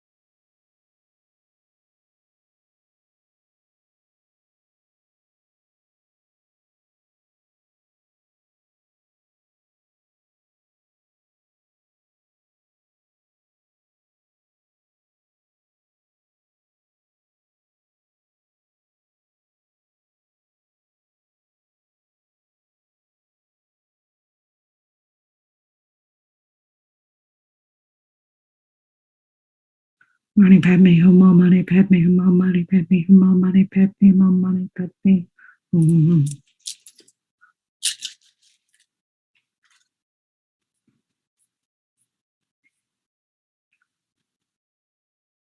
Great loving, victorious one, Arya sublime, compassionate eye, looking one, wrathful, victorious Hayagriva, perfect, pure Tara, and so forth.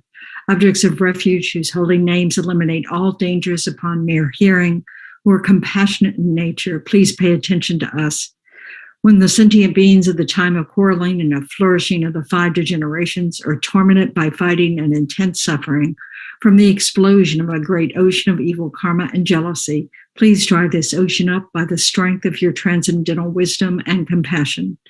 Also, by letting fall a great nectar rain of loving kindness on the transmigratory beings whose hatred is a blazing fire, please grant your blessings for happiness and auspiciousness to increase by their recognizing each other as being like parents. Through your defeating the multitude of vicious evil spirits who, by entering someone's mental continuum, change it instantly into the mind of an asura. From now on, may they never roam in this region. Please also cause all the sentient beings who've died in war from now on to abandon all evil karma, the cause and result, and be miraculously reborn in blissful land. Please also lead all others to that pure land. Please cause all those who are born and die to have long lives and not have sicknesses, to stop all their quarreling and fighting, and to enjoy a life in the 10 virtues. Please make rain fall at the right time, harvest to always be good, and an auspiciousness to increase in all habitats for all inhabitants. By the ultimate reality, which is pure in nature, unbetraying cause and result, which has that ultimate reality, and the compassionate Guru, mind-sealed deity, and rare sublime ones, may all our pure and extensive prayers be accomplished. So again, rejoice. Imagine Chenrezig's extremely pleased with us. Dissolves into light and absorbs into each sentient being, blessing our body, speech, and mind of his holy body, speech, and mind. So rejoice in all the merits of sentient beings, the 3 times and the 10 directions, that we can be completely certain that it will be performed in the future. This is the nature that we all share. The way we're all equal is our Buddha nature, our Buddha potential. May the precious Supreme Bodhicitta not yet born arise. May that arisen not decline, but increase more and more. Please bless us that the lives of the glorious gurus be long, that all beings equaling the extent of space be happy, that I and others without exception collect merits and purify obscurations, and that we quickly achieve Buddhahood. Because of all the merits of the 3 times created by us and all the Buddhas, Bodhisattvas, and other sentient beings, may there be no wars, famines, disease, quarreling, fighting, or unhappy minds. May there be great prosperity, and may everything needed be easily obtained. May everyone have perfect conditions and have only compassion and love for each other in their mind streams. And may they only benefit and never harm each other. And understanding that all things are empty of inherent existence, that within emptiness there is no negativity, no negative karma, no agents of negative karma.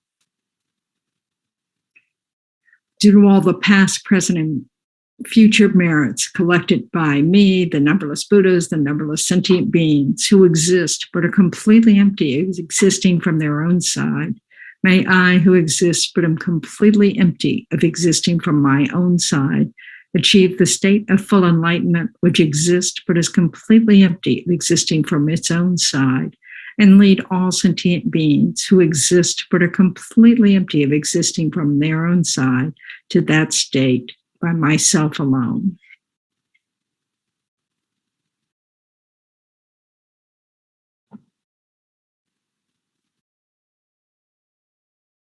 So we want to also dedicate our merits for the long, healthy, happy lives of our teachers, for His Holiness, the Dalai Lama, the wish-granting, wish-fulfilling jewel, source of every single benefit and happiness in this world. To the incomparably kind Tenzin Gyatso, I beseech, may you have a long life and may all your holy wishes be spontaneously fulfilled. And for Lama Zopa Rinpoche, for his long, healthy, happy life. You who uphold the subduer's moral way, who serve as the bountiful bearer of all, sustaining, preserving, and spreading Manjana's victorious doctrine, who masterfully accomplish magnificent prayers honoring the three rare sublime ones, Savior of myself and others, your disciples, please, please live long.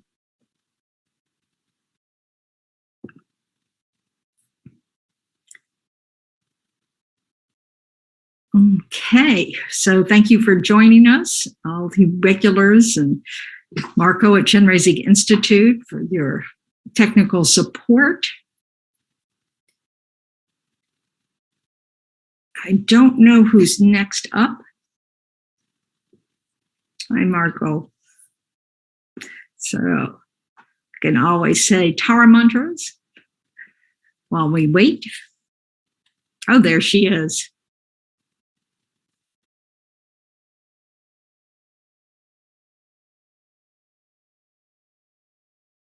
Hello, Venerable Amy. Hi. Sorry, just pulling in a little late here. That's okay. So take it away. Okay. Thanks so much, my dear. Welcome, everyone. Thank you so much for joining. I hope you're all well. Thank you to Chenrezig Institute, and it looks like Marco, who is hosting. Thank you so much, all these long months. So take a moment, please, to check on your motivation right now for doing these practices. I was just reading this interesting article about COVID and all the different, how it spread through the United States and how the reason 1 million people died. And it was a really interesting article.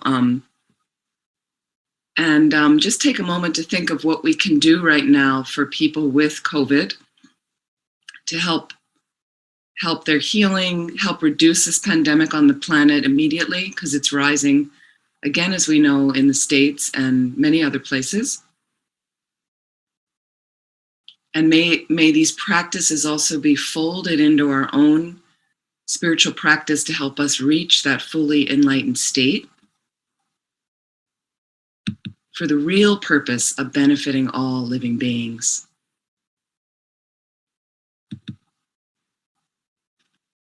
So just thinking of all beings and what we can do for them, we'll begin these practices. Thank you. So we're going to start with the Vajra Armor practice. This is specifically for healing disease, often of yourself, as well. The first two practices we do, Vajra Armor practice and the Black Manjushri, but it's also beneficial for the planet.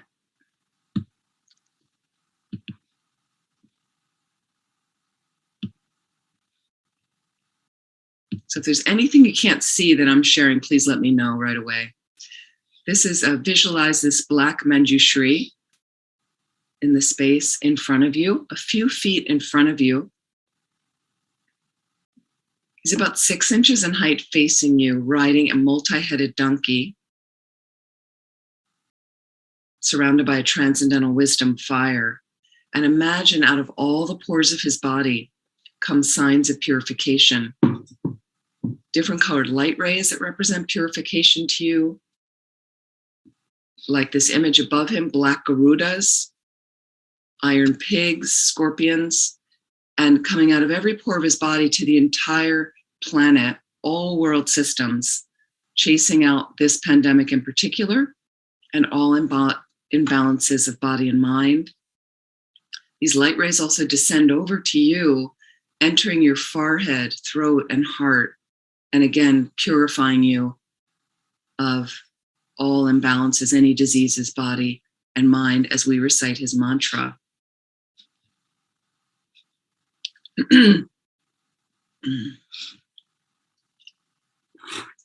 Om benza pe om bema shavari pe nembar shig naga nentayata sarva vedita hana hana vajrina rege rege sova.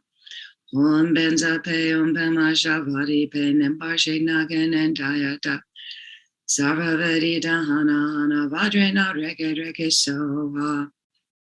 Om benza pe om bema shavari pe nembarshik nagan entayata sarva varita hana hana vajrena reke reke soha. Om benza pe om bema shavari pe nembarshik nagan entayata sarva varita hana hana vajrena reke reke soha. Om benza pe om bema shavari pe nembarshik nagan entayata sarva varita hana hana vajrena reke reke soha. Om benza pe om bema shavari pe nembarshik nagan entayata sarva varita hana hana vajrena reke reke soha. Om benza pe om bema shavari pe nembarshik nagan entayata sarva varita hana hana vajrena reke reke soha. Om benza pe om bema shavari pe nembarshik nagan entayata sarva varita hana hana vajrena reke reke soha. Om benza pe om bema shavari pe nembarshik nagan entayata sarva varita hana hana vajrena reke reke soha. Om benza pe om bema shavari pe nembarshik nagan entayata sarva varita hana hana vajrena reke reke soha. Om benza pe om bema shavari pe nembarshik nagan entayata sarva varita hana hana vajrena reke reke soha. Om benza pe om bema shavari pe nembarshik nagan entayata sarva varita hana hana vajrena reke reke soha. Om benza pe om bema shavari pe nembarshik nagan entayata sarva varita hana hana vajrena reke reke soha. Om benza pe om bema shavari pe nembarshik nagan entayata sarva varita hana hana vajrena reke reke soha. Om benza pe om bema shavari pe nembarshik nagan entayata sarva varita hana hana vajrena reke reke soha. Om benza pe om bema shavari pe nembarshik nagan entayata sarva varita hana hana vajrena reke reke soha. Om benza pe om bema shavari pe nembarshik nagan entayata sarva varita hana hana vajrena reke reke soha. Om benza pe om bema shavari pe nembarshik nagan entayata sarva varita hana hana vajrena reke reke soha. Om benza pe om bema shavari pe nembarshik nagan entayata sarva varita hana hana vajrena reke reke soha. Om benza pe om bema shavari pe nembarshik nagan entayata sarva varita hana hana vajrena reke reke soha. Om benza pe om bema shavari pe nembarshik nagan entayata sarva varita hana hana vajrena reke reke soha. As you've just blessed your speech with this incredibly powerful mantra, you can put your hand over your mouth if you like, over your mouth and nose. So as you continue to breathe, your exhalations, imagine, are going up your nose, continuing that purification.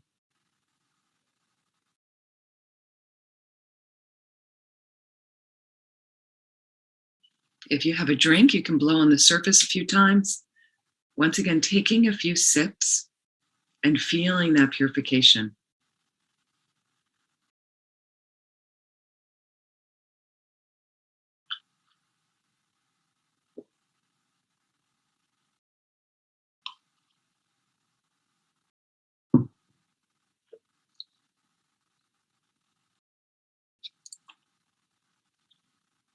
And imagine this blue-black Vajrapani in the space in front dissolves into emptiness. From that wisdom arises, over top your crown, black Manjushri. He is standing holding a sword in his right hand. It's about 6 inches in height over top your crown, facing the same direction as you. Similar visualization of the light rays pouring out of his body to the entire planet, chasing out disease, especially COVID, and also descending down through your crown, purifying you of any imbalances, body and mind, as we recite his mantra.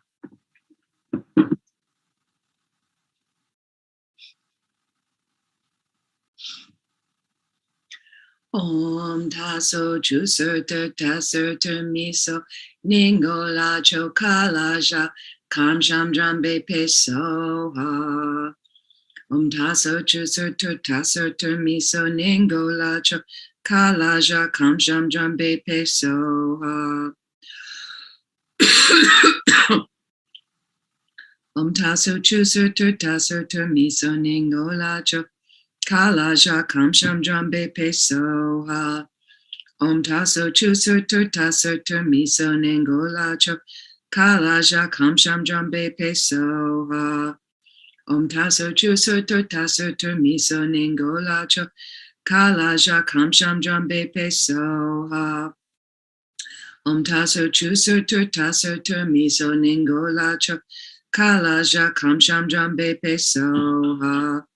Om taso chuserter taserter miso ningola chokalaja kamsham drambe pesoha. Om taso chuserter taserter miso ningola chokalaja kamsham drambe pesoha. Om taso chuserter taserter miso ningola chokalaja kamsham drambe pesoha. Om taso chuserter taserter miso ningola chokalaja kamsham drambe pesoha. Om taso chuserter taserter miso ningola chokalaja kamsham drambe pesoha. Om taso chuserter taserter miso ningola chokalaja kamsham drambe pesoha. Om taso chuserter taserter miso ningola chokalaja kamsham drambe pesoha. Om taso chuserter taserter miso ningola chokalaja kamsham drambe pesoha. Om taso chuserter taserter miso ningola chokalaja kamsham drambe pesoha. Om taso chuserter taserter miso ningola chokalaja kamsham drambe pesoha. Om taso chuserter taserter miso ningola chokalaja kamsham drambe pesoha. Om taso chuserter taserter miso ningola chokalaja kamsham drambe pesoha. Om taso chuserter taserter miso ningola chokalaja kamsham drambe pesoha. Om taso chuserter taserter miso ningola chokalaja kamsham drambe pesoha. Om taso chuserter taserter miso ningola chokalaja kamsham drambe pesoha.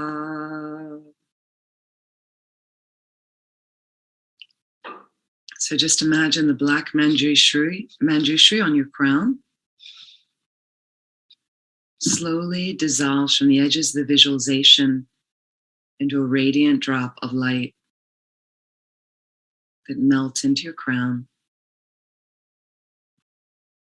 Feel the purification.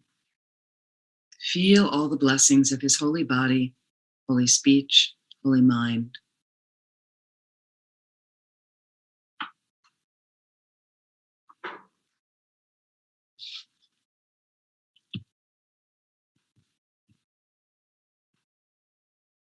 Will is back with us. Great, welcome. And Ross and Kelly. Okay, our next prayer.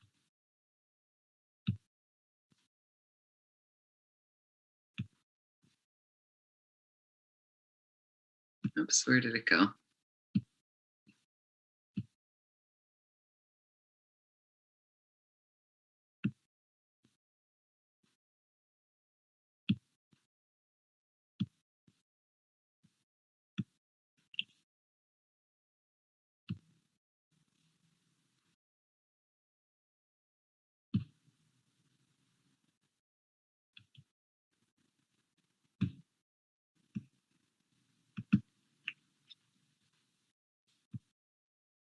Prayer, liberating Sakya from disease from Mahasiddha Thangtong Gyalpo.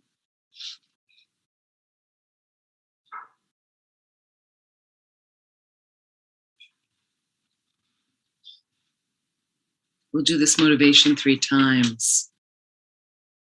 All sentient beings, my mothers, who are infinite like space, go for refuge to the precious Guru Buddha. We go for refuge to the Buddha, the Dharma, and the Sangha.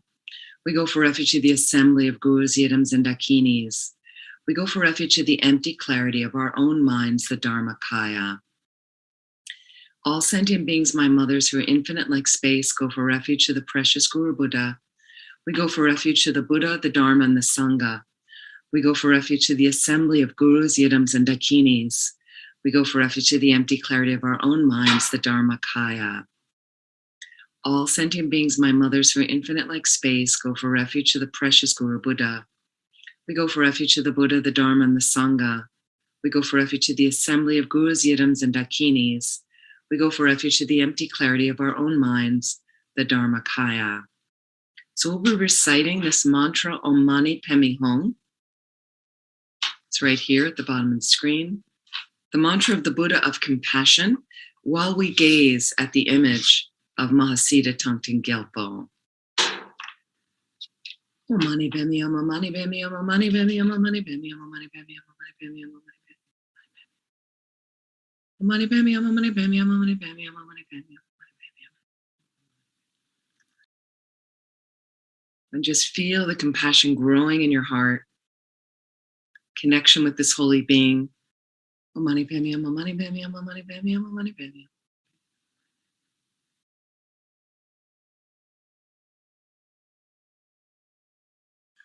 Mani Padme Hum, Mani Padme Hum, Mani Padme Hum, Mani Padme Hum, Mani Padme Hum.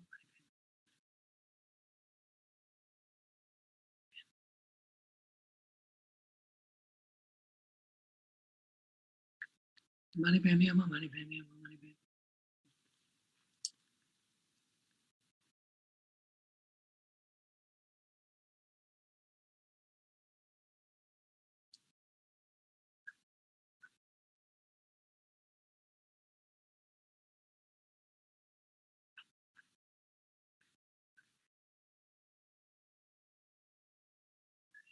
Om Mani Padme Hum, Mani Padme Hum, Mani Padme Hum, Mani Padme Hum, Mani Padme Hum, Mani Padme Hum. Mani Padme Hum, Mani Padme Hum, Mani Padme Hum. Mani Padme Hum, Mani Padme Hum, Mani Padme Hum, Mani Padme Hum, Mani Padme Hum.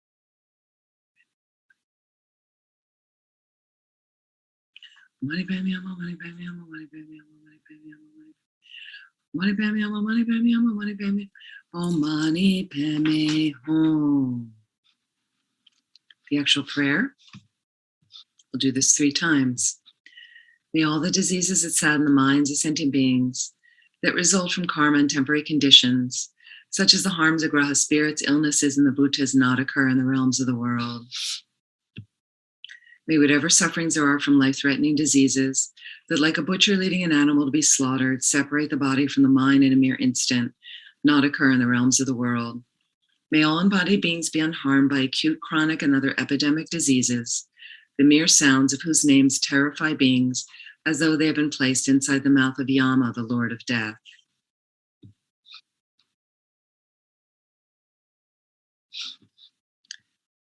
May all embodied beings be unharmed by the 80,000 classes of interferers, the 360 evil spirits that harm suddenly, the 424 diseases, and so forth. May whatever sufferings there are due to disturbances of the 4 elements, depriving the body and mind of every happiness, be totally pacified. And may the body and mind have radiance and power and be endowed with long life, good health, and well-being. By the compassion of the gurus and the 3 jewels, by the power of the dakinis, dharma protectors, and guardians, and by the power of the truth of the infallibility of karma and its results, may all these dedications and prayers be fulfilled.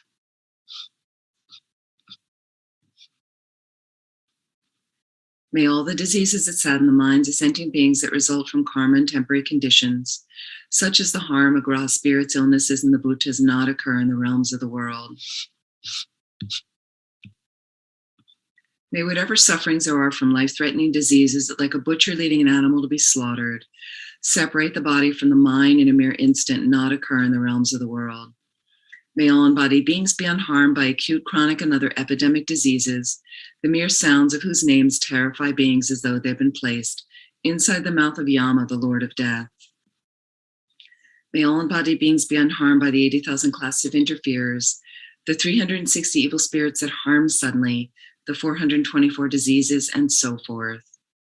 May whatever sufferings there are due to disturbances of the four elements, depriving the body and mind of every happiness, be totally pacified.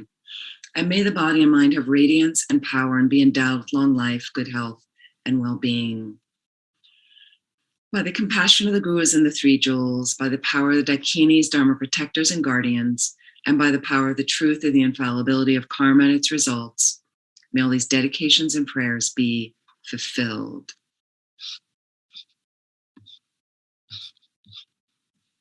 May all the diseases that sadden the minds of sentient beings that result from karma and temporary conditions, such as the harms of graha spirits, illnesses, and the bhutas, not occur in the realms of the world.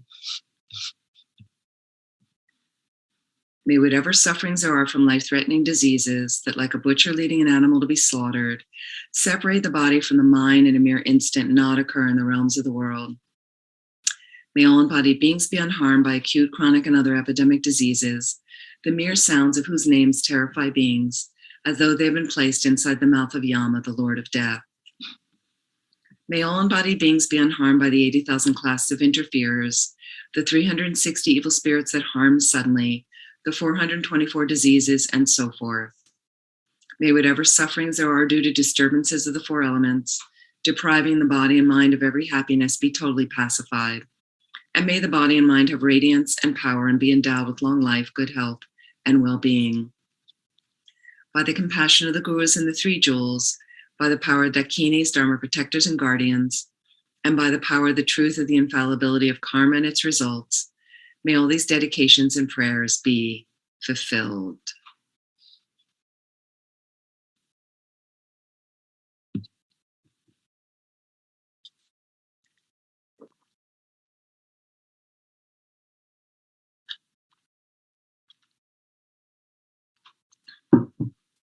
So I'd like to bring you His Holiness the Dalai Lama and Mother Tara. So just feel this lung that we're going to get, oral transmission.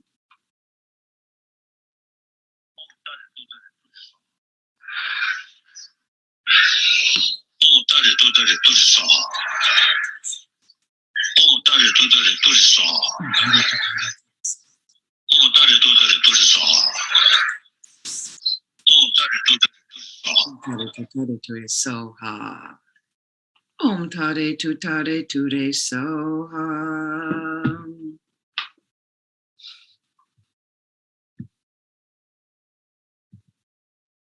So let's do this next prayer for all the violent places around the world, especially Ukraine, Afghanistan, for all the domestic abuse. This is the words of truth, pacifying the danger of weapons.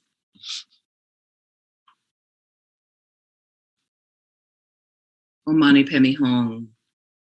Great loving victorious one, Arya sublime compassion eye-looking one, wrathful victorious Hayagriva, perfect pure Tara, and so forth. Objects of refuge whose holy names eliminate all dangers upon mere hearing, who are compassionate in nature, please pay attention to me. When the sentient beings of the time of quarreling and of flourishing of the 5 degenerations are tormented by fighting and intense suffering, from the explosion of a great ocean of evil karma and jealousy, please dry this ocean up by the strength of your transcendental wisdom and compassion. Also by letting fall a great nectar rain of loving kindness on the transmigrating beings whose hatred is a blazing fire. Please grant your blessings for happiness and auspiciousness to increase by their recognizing each other as being like parents. Through your defeating the multitude of vicious evil spirits who by entering someone's mental continuum change it instantly into the mind of an asura. From now on, may they never roam in this region. Please also cause all the sentient beings who have died in war from now on to abandon all evil karma, the cause and result, and be miraculously reborn in blissful land. Please also lead all others to that pure land. Please cause all those who are born and die to have long lives and not of sicknesses, to stop all their quarreling and fighting, and to enjoy life in the 10 virtues. Please make rain fall at the right time, harvest to always be good, and auspiciousness to increase in all habitats and for all inhabitants. By the ultimate reality which is pure in nature, unbetraying cause and result which has that ultimate reality, and the compassionate Guru, mind-sealed deity and rare sublime ones, may my pure and extensive prayers be accomplished.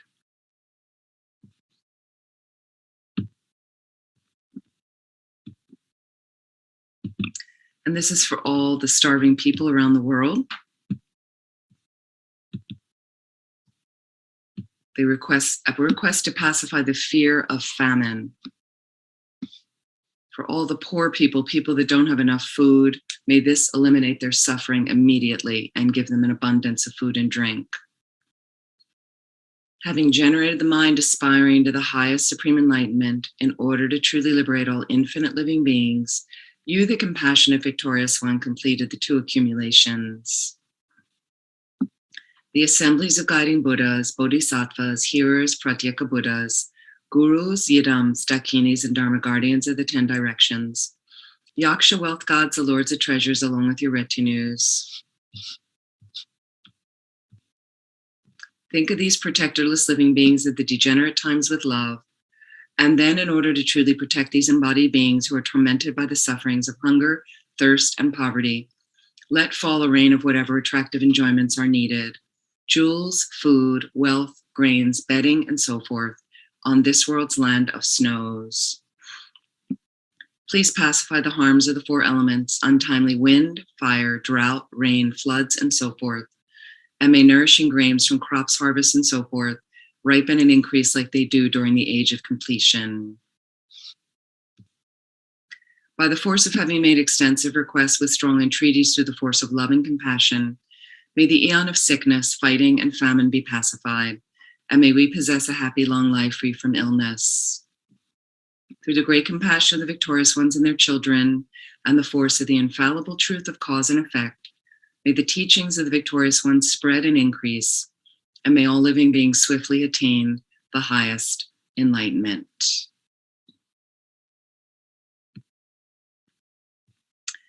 And lastly, our dedication prayers, and I would like to dedicate to all of you here and for Chenrezig Institute and all those supporting this prayer-a-thon for 2 years now. For all those beings who really need additional healing, like Will and Ross, Kathleen, Jody Galt, Joanne Lemson, all those recovering from cancers and other illnesses, all those with severe autoimmune diseases and suffering from COVID and things like that. May they be released of their suffering immediately and only know with help.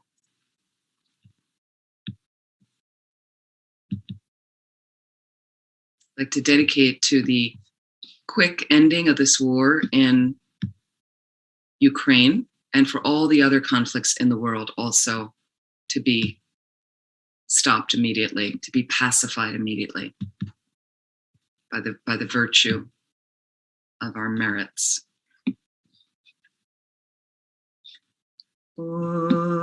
Janju Senjo Rinpoche, Ma Ke Panam Ke Gyurchik, Ke Panyam Pa Me Pa Yi, Gone Gandu Bewajo. However many sick sentient beings there are, may they quickly be freed from all sicknesses. May all the sicknesses, without exception, of transmigratory beings never occur again. In all my lives never separated from perfect gurus, may I enjoy the magnificent Dharma. By completing the qualities of the grounds and paths, may I quickly attain the state of Vajradhara.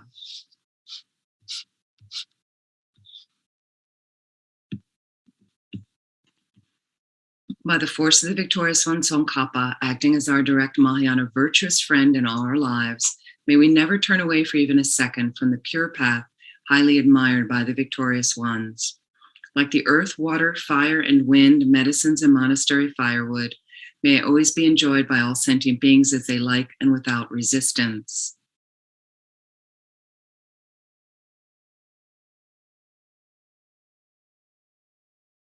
May I cherish all sentient beings like my own life. May I cherish them much more than myself. May all their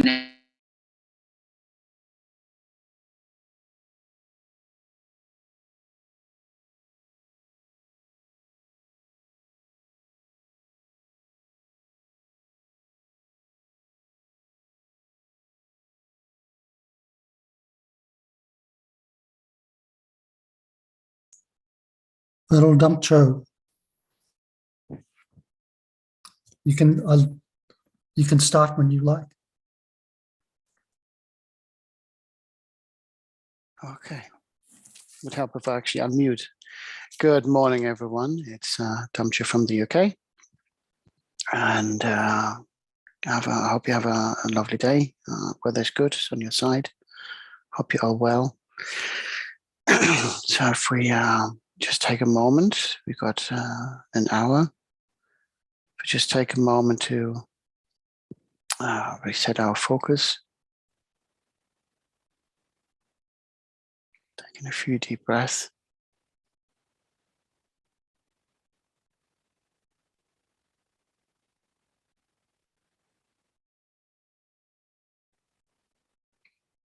And then we think about what it is that motivated us to be here in this session, or why this practice.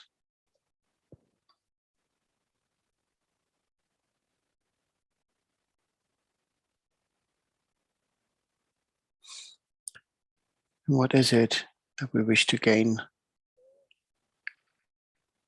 from participating in these practices and prayers? On a personal level, for ourselves, for our friends, our family. On a grander scale, for other sentient beings.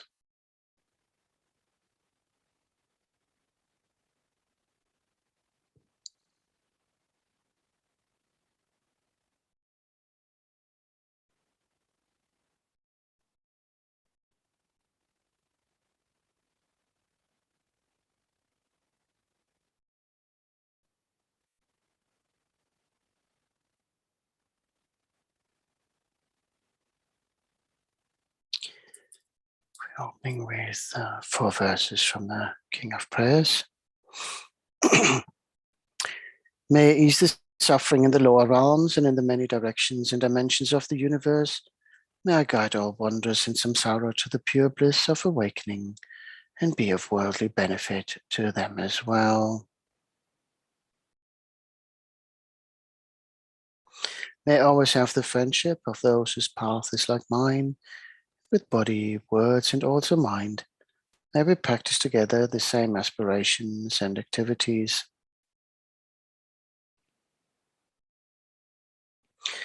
May I always meet a spiritual mentor and never displease that excellent friend who deeply wishes to help me and expertly teaches the Bodhisattva way.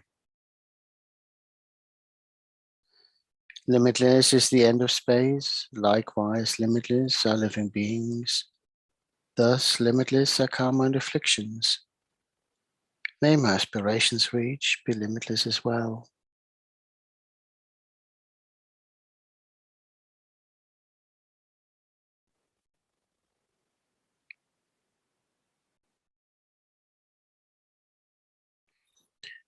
We extend the generation of bodhicitta by reciting the 4 immeasurables. May all beings enjoy happiness and the causes of happiness.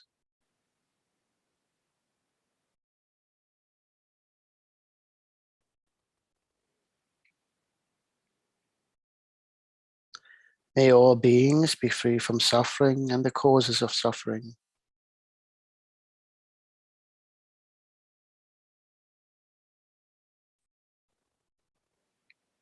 May all beings never be apart from the supreme bliss, which is free of all suffering.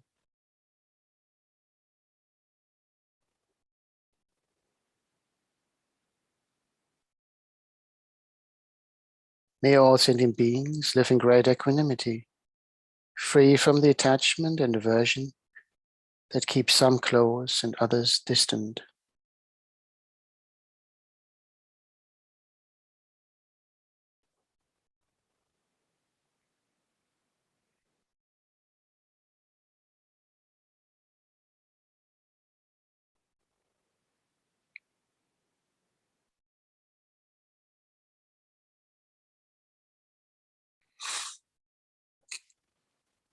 Thank you.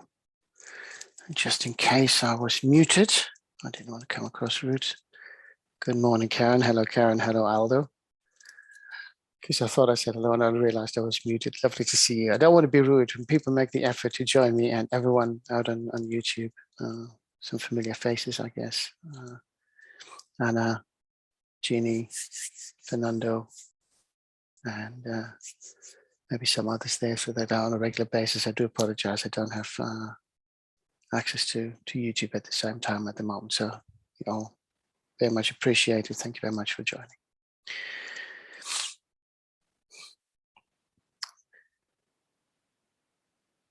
The main emphasis of any practice that we do is focused around the generation of compassion, bodhicitta.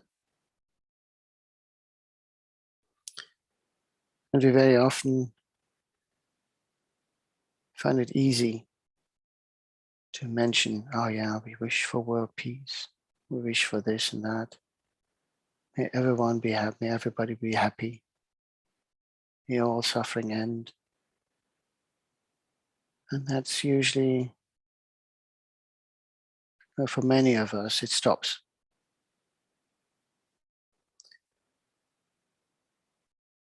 We may talk about easing world hunger,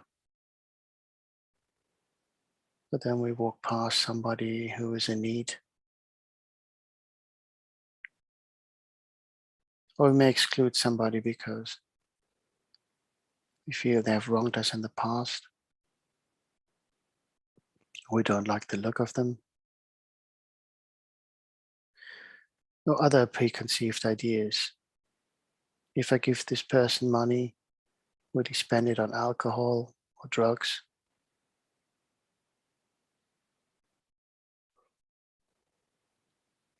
So in many ways, what we say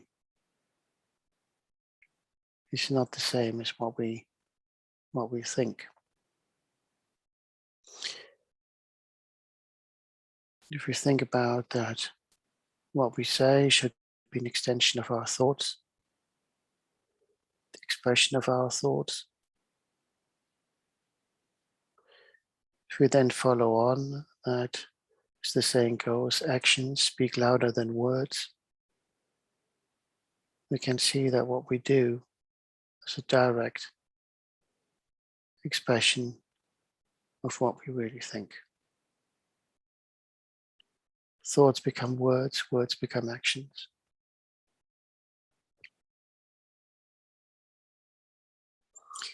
The way we act may also be a representation of how we perceive ourselves, how we do things. Are we do them to benefit others, or are we doing these things to benefit ourselves? The grand gestures.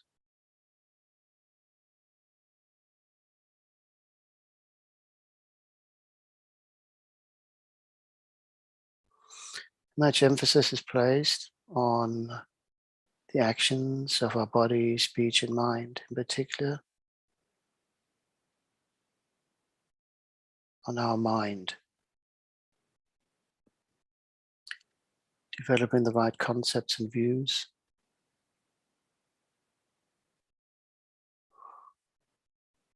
Having an understanding of truth and the reality of things.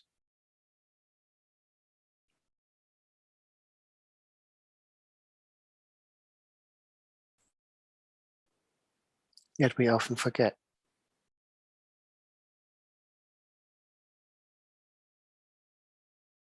We forget that we need to develop the wisdom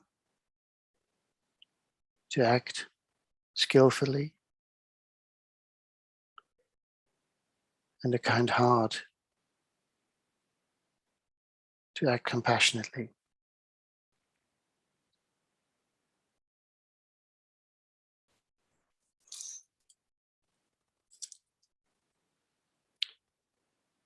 So what I would like to do to start us off is take a few moments to reflect on the 8 verses of thought transformation.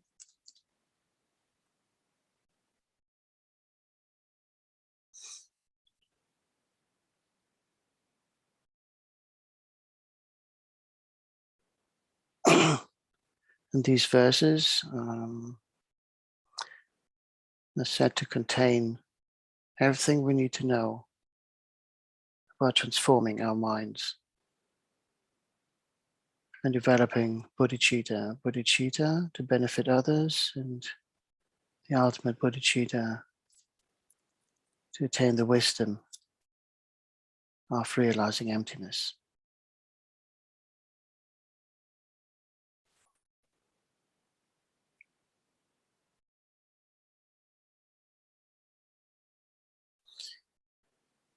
Determined to obtain the greatest possible benefit from all sentient beings who are more precious than a wish-fulfilling jewel, I hold them most dear at all times.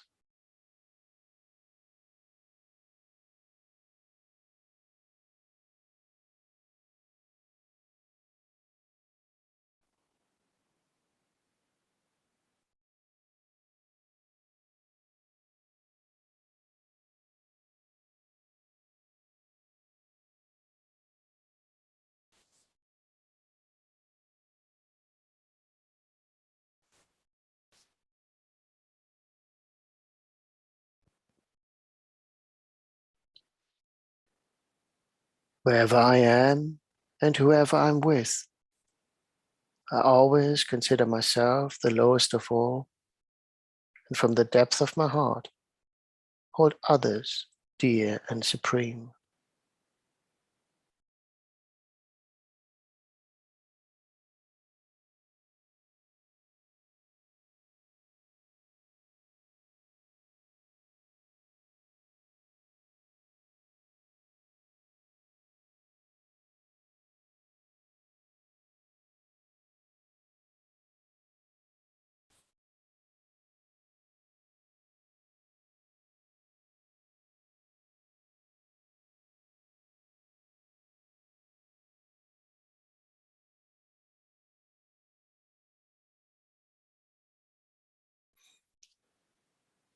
In all actions, I examine my mental continuum, and the minute a delusion arises, since it endangers myself and others, I forcefully confront and avert it.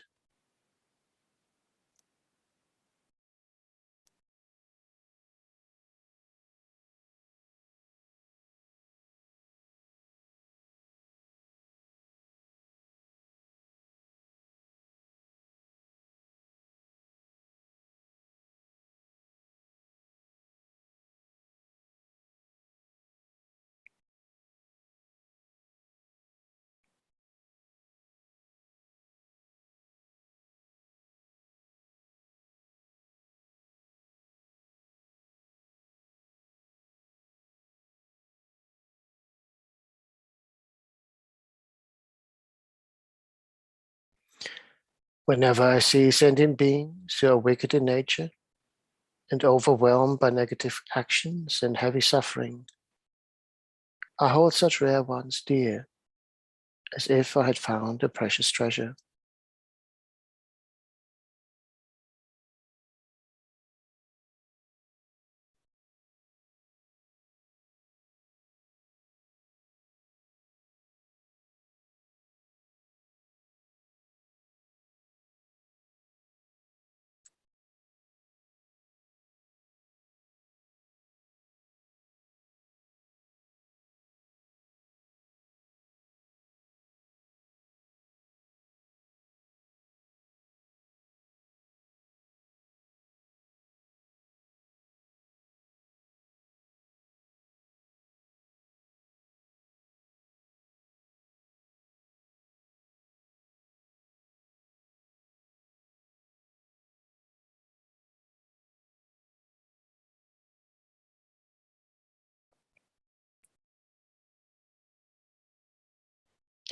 When out of envy others mistreat me, with abuse, insults, or the like, I accept defeat and offer the victory to them.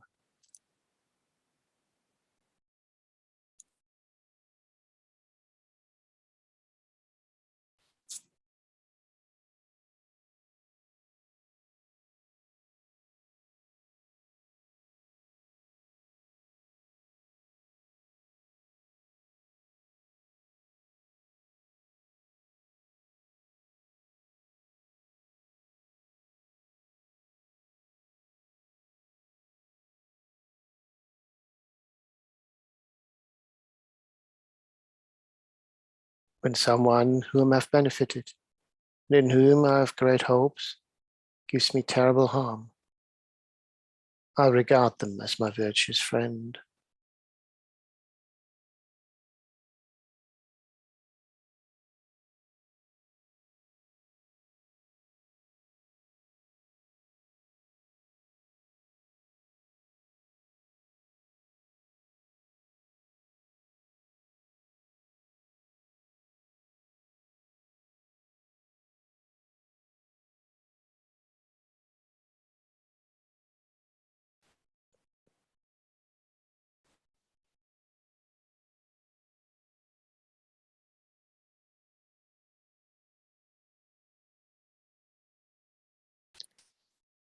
In short, both directly and indirectly, I offer every happiness and benefit to all my mothers.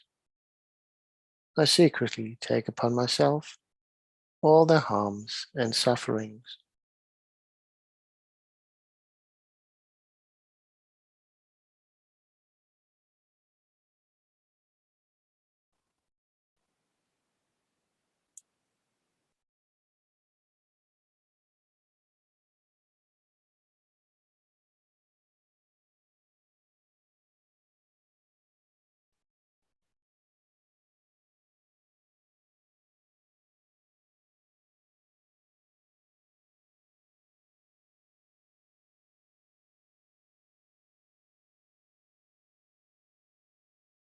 Also, I do not defy these practices with the stains of the superstitions of the 8 worldly concerns.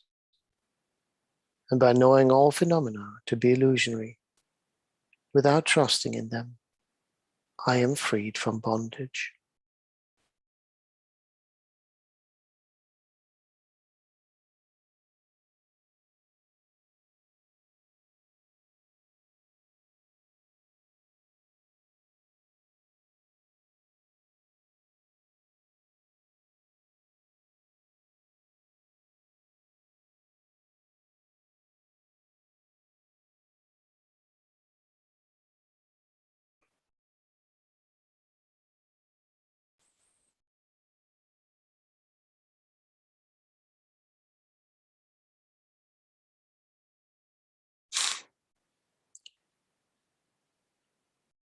So if you visualize in this space in front of us our Guru in the aspect of Chenrezig, the Buddha of compassion.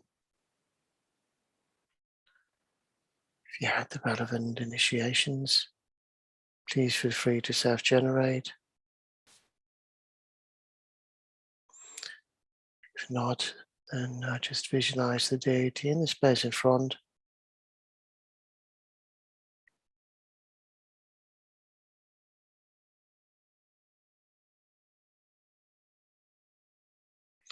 And anyone joining us from a different faith, just visualize the deity you most closely associate with love and compassion.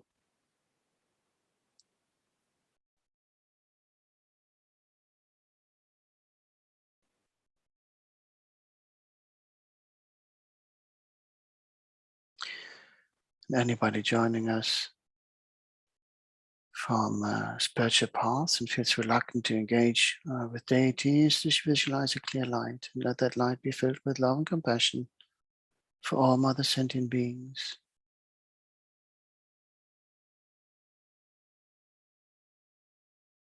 And we particularly include those who may have harmed us, as they need our compassion the most. And we do need them to practice the patience and compassion for our own sake as well.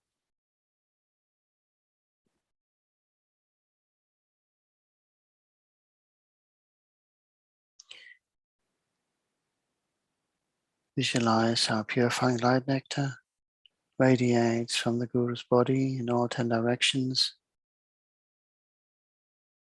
And each light beam finding one of the infinite number of mother sentient beings, entering their bodies through the crown of their heads, filling them with love and compassion and purifying light.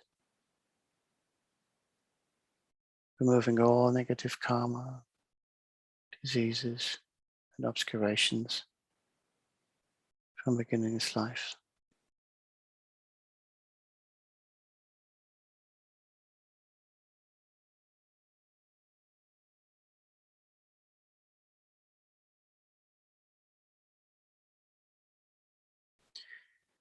Feel how the purifying light nectar cleanses our bodies atom by atom, washing away all the karmic grime, stains and dirts.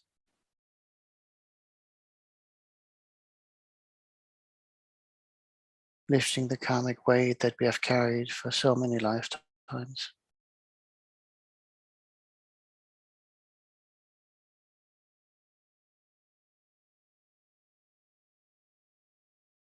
Feel how you feel refreshed and rejuvenated.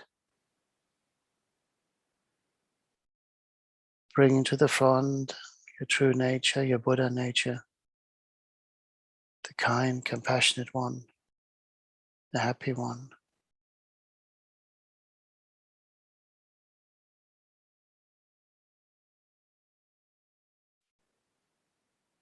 Rejoicing to be free of suffering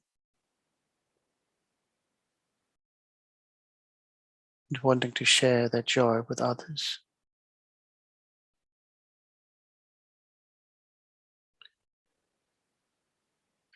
And as we look around, we can see all Mother Sentient Being experiencing the same bliss.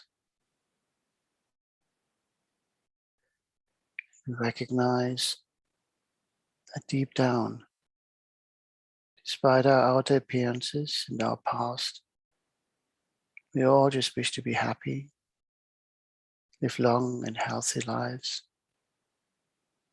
free from worry and fear, just being able to get on.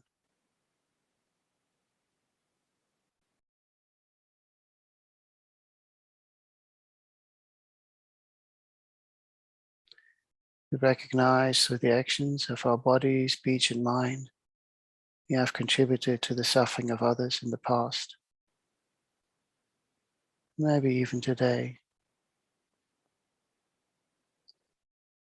In the here and now, we make the promise that from now on we'll do what we can to transform our body, speech, and mind in order to benefit Mother Sentient Beings, whichever way we can. Some of it will come easy, some of it will take time. We'll need practice.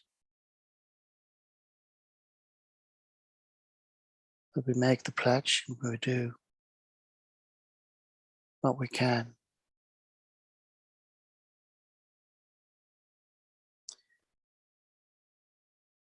And with that thought in mind, maybe invite Mother Sentient Beings to join us now and take refuge.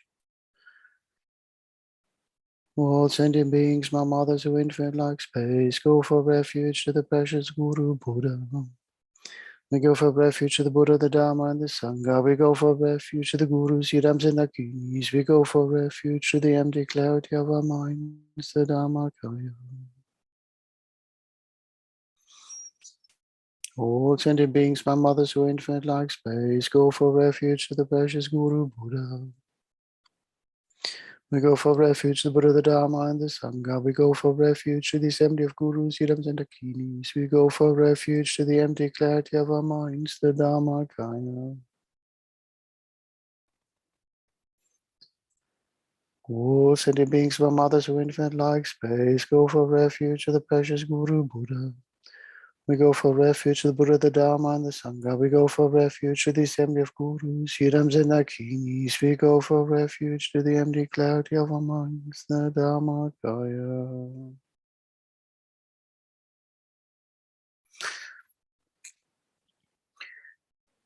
Having called upon Mother Sentient Beings to join us in taking refuge, the Guru is pleased that so many have answered the call.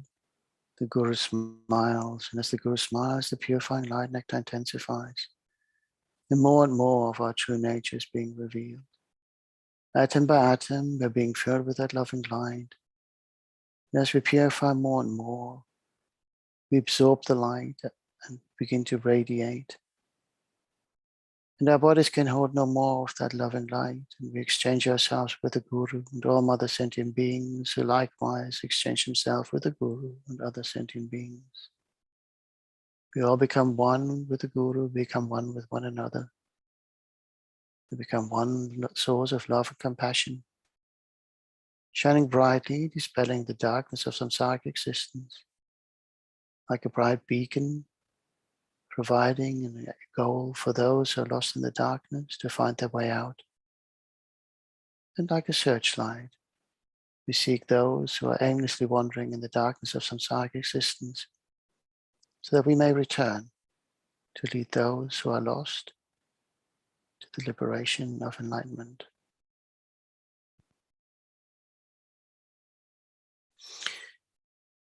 And as we're about to recite the Mani mantra, the mantra of compassion, I've recited for all other sentient beings across the 6 realms. May we develop the wisdom to utilize and transform body, speech, and mind to benefit other sentient beings. To leave behind our defiled actions and transform into the holy aspect of body, speech, and mind of the Gurus, represented by Om. Through the acquisition of wisdom and compassion, Mani and Padme, and combining those in Om, may we achieve enlightenment to benefit other sentient beings.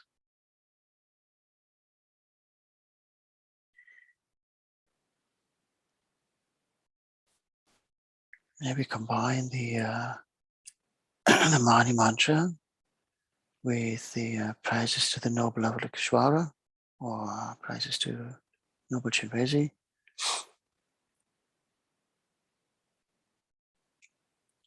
And within these prayers, a prayer Thangtong Gyalpo recalled from a previous life when he was the monk Padma Kalpo. Within those prayers, he reminds us of the 6 realms, the 6 gateways, the keys to open those gates for us to enter these lower realms or any of these realms. But also reminds us of the sufferings as they exist within these individual realms. Maybe close the door to the lower realms, lower rebirth. Maybe open the doors to higher rebirth and enlightenment. May we recognize that traits in our own behavior may lead to the opening of particular gateways. And may we recognize in the suffering of others the path they may end up on for rebirth in other realms that they're experiencing right now. May we develop the appropriate compassion for all. To you I pray, Guru Chenrezig. To you I pray, Yidam Chenrezig. To you I pray, Sublime Noble Chenrezig. To you I pray, Lord of Refuge Chenrezig. To you I pray, Loving Protector Chenrezig. Hold me in your compassion, caring and victorious one. For as beings wander endlessly throughout samsara and are subjected to intolerable pain and suffering, Protector, we have no other refuge but you. Inspire us to obtain omniscience and awakening. So we're now reflecting on the individual realms, and we recite a couple of rounds of manis for each of the realm. Through the force of negative karma accumulated throughout beginningless time, beings overcome with hatred take birth in the hells, where they will suffer the torments of intense heat and cold. May they all be reborn in your presence, O Supreme of deities.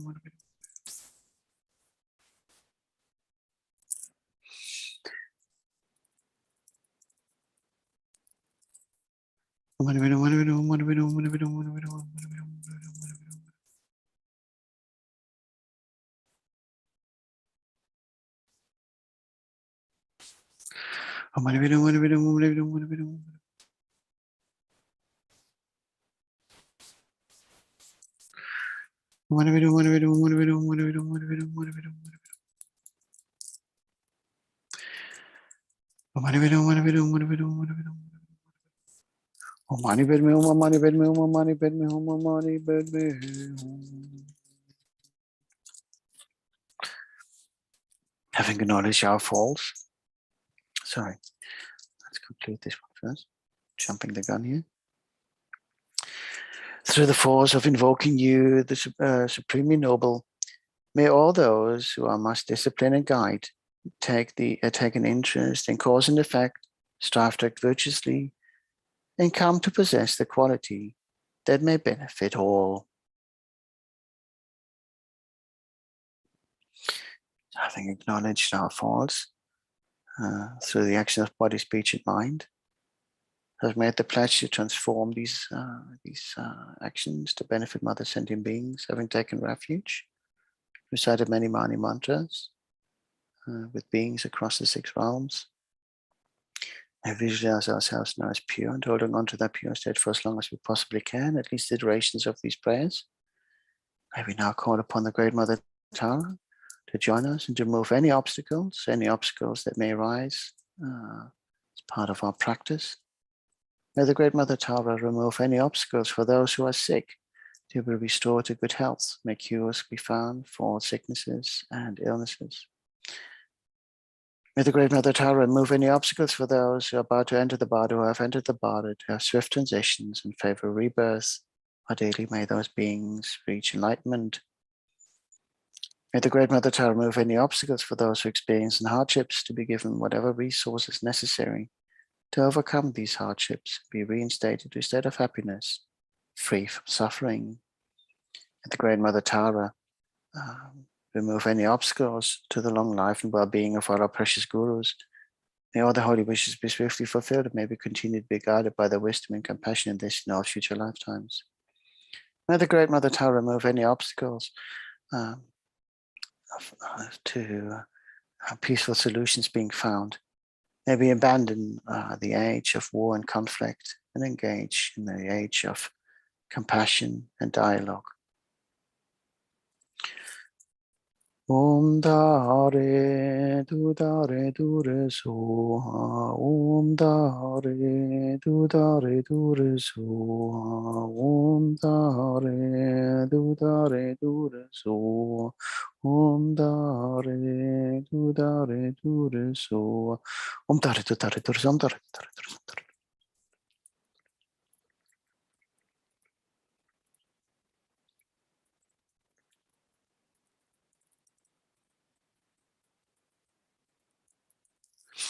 Om Dare Dudare.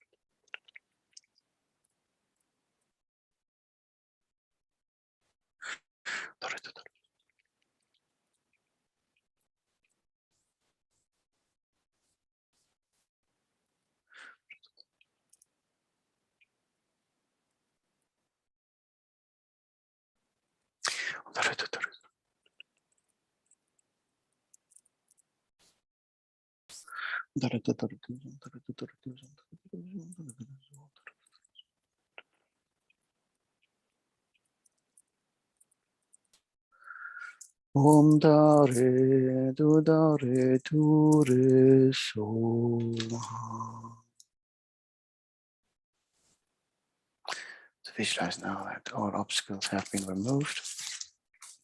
May we recite the main prayer of Thangtong Gyalpo, liberating Sakya from disease. May we not just remove the physical aspects of diseases and illnesses, such as the effects of COVID, cancer, etc., but maybe also remove all the diseases of the mind, which lead mother sentient beings to act in an unvirtuous way and create suffering from other sentient beings across the realms.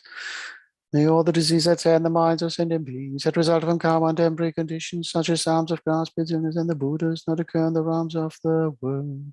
May whatever sufferings there are from life-threatening diseases, that like a butcher leading an animal to be slaughtered, separate the body from the mind and means not occur in the realms of the world. May all embodied beings be unharmed by acute, chronic, and other epidemic diseases, the mere sound of whose names therefore beings, as though they have been placed inside the mouth of Yama, the Lord of Death.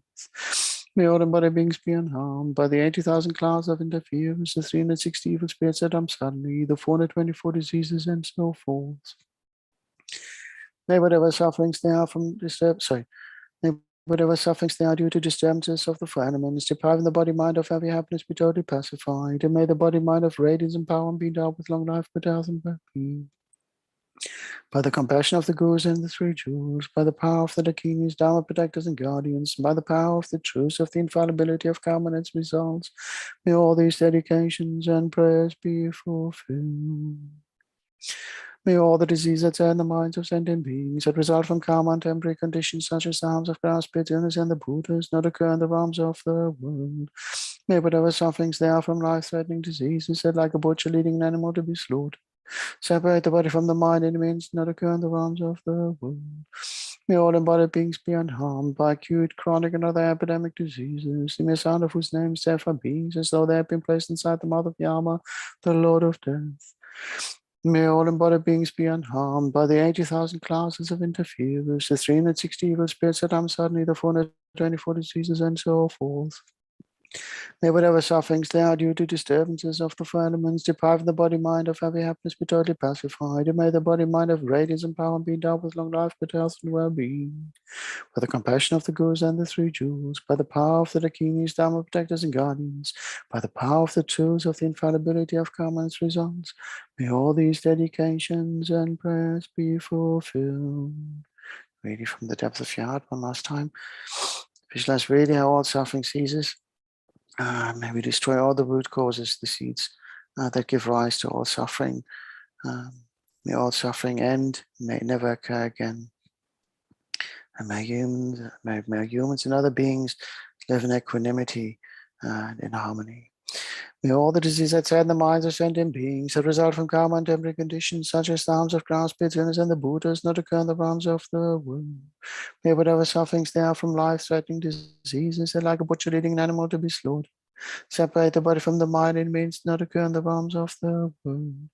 May all embodied beings be unharmed by acute, chronic, and other epidemic diseases, the mere sound of whose names therefore beings, so they have been placed inside the mouth of Yama, the Lord of Death. May all embodied beings be unharmed by the 80,000 classes of interferers, the 360 evil spirits that suddenly, the 424 diseases, and so forth. May whatever sufferings there are due to disturbances of the four elements, depriving the body mind of every happiness, be totally pacified. May the body and mind have radiance and power and be endowed with long life, good health, and well-being. By the compassion of the Gurus and the Three Jewels, by the power of the Dakinis, Dharma protectors and guardians, by the power of the truths of the infallibility of karma and its results, may all these dedications and prayers be fulfilled.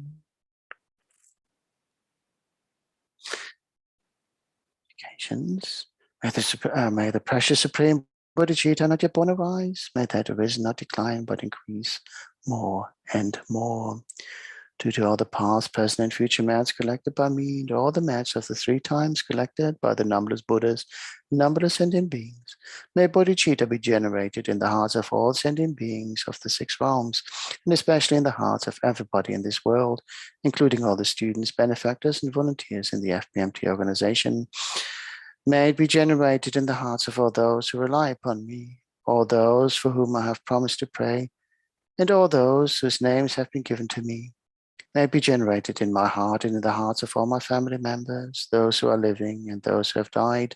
May the bodhicitta that has already been generated increase. Whatever suffering transmigrated beings experience, may it ripen upon me. Whatever happiness and virtue I accumulate, may it all ripen upon others.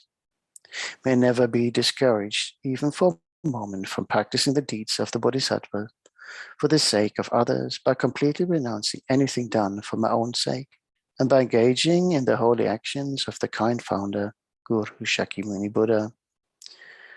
Due to all the past, present, and future merits collected by me, and all the merits of the 3 times collected by the numberless Buddhas and numberless sentient beings, which are completely empty of existing from their own side, may I, who am completely empty of existing from my own side, achieve that state of great compassionate one, which is completely empty of existing from its own side, and lead all sentient beings who are completely empty of existing from their own side to the state of great compassionate one, which is completely empty of existing from its own side, by myself alone, who is completely empty of existing from my own side.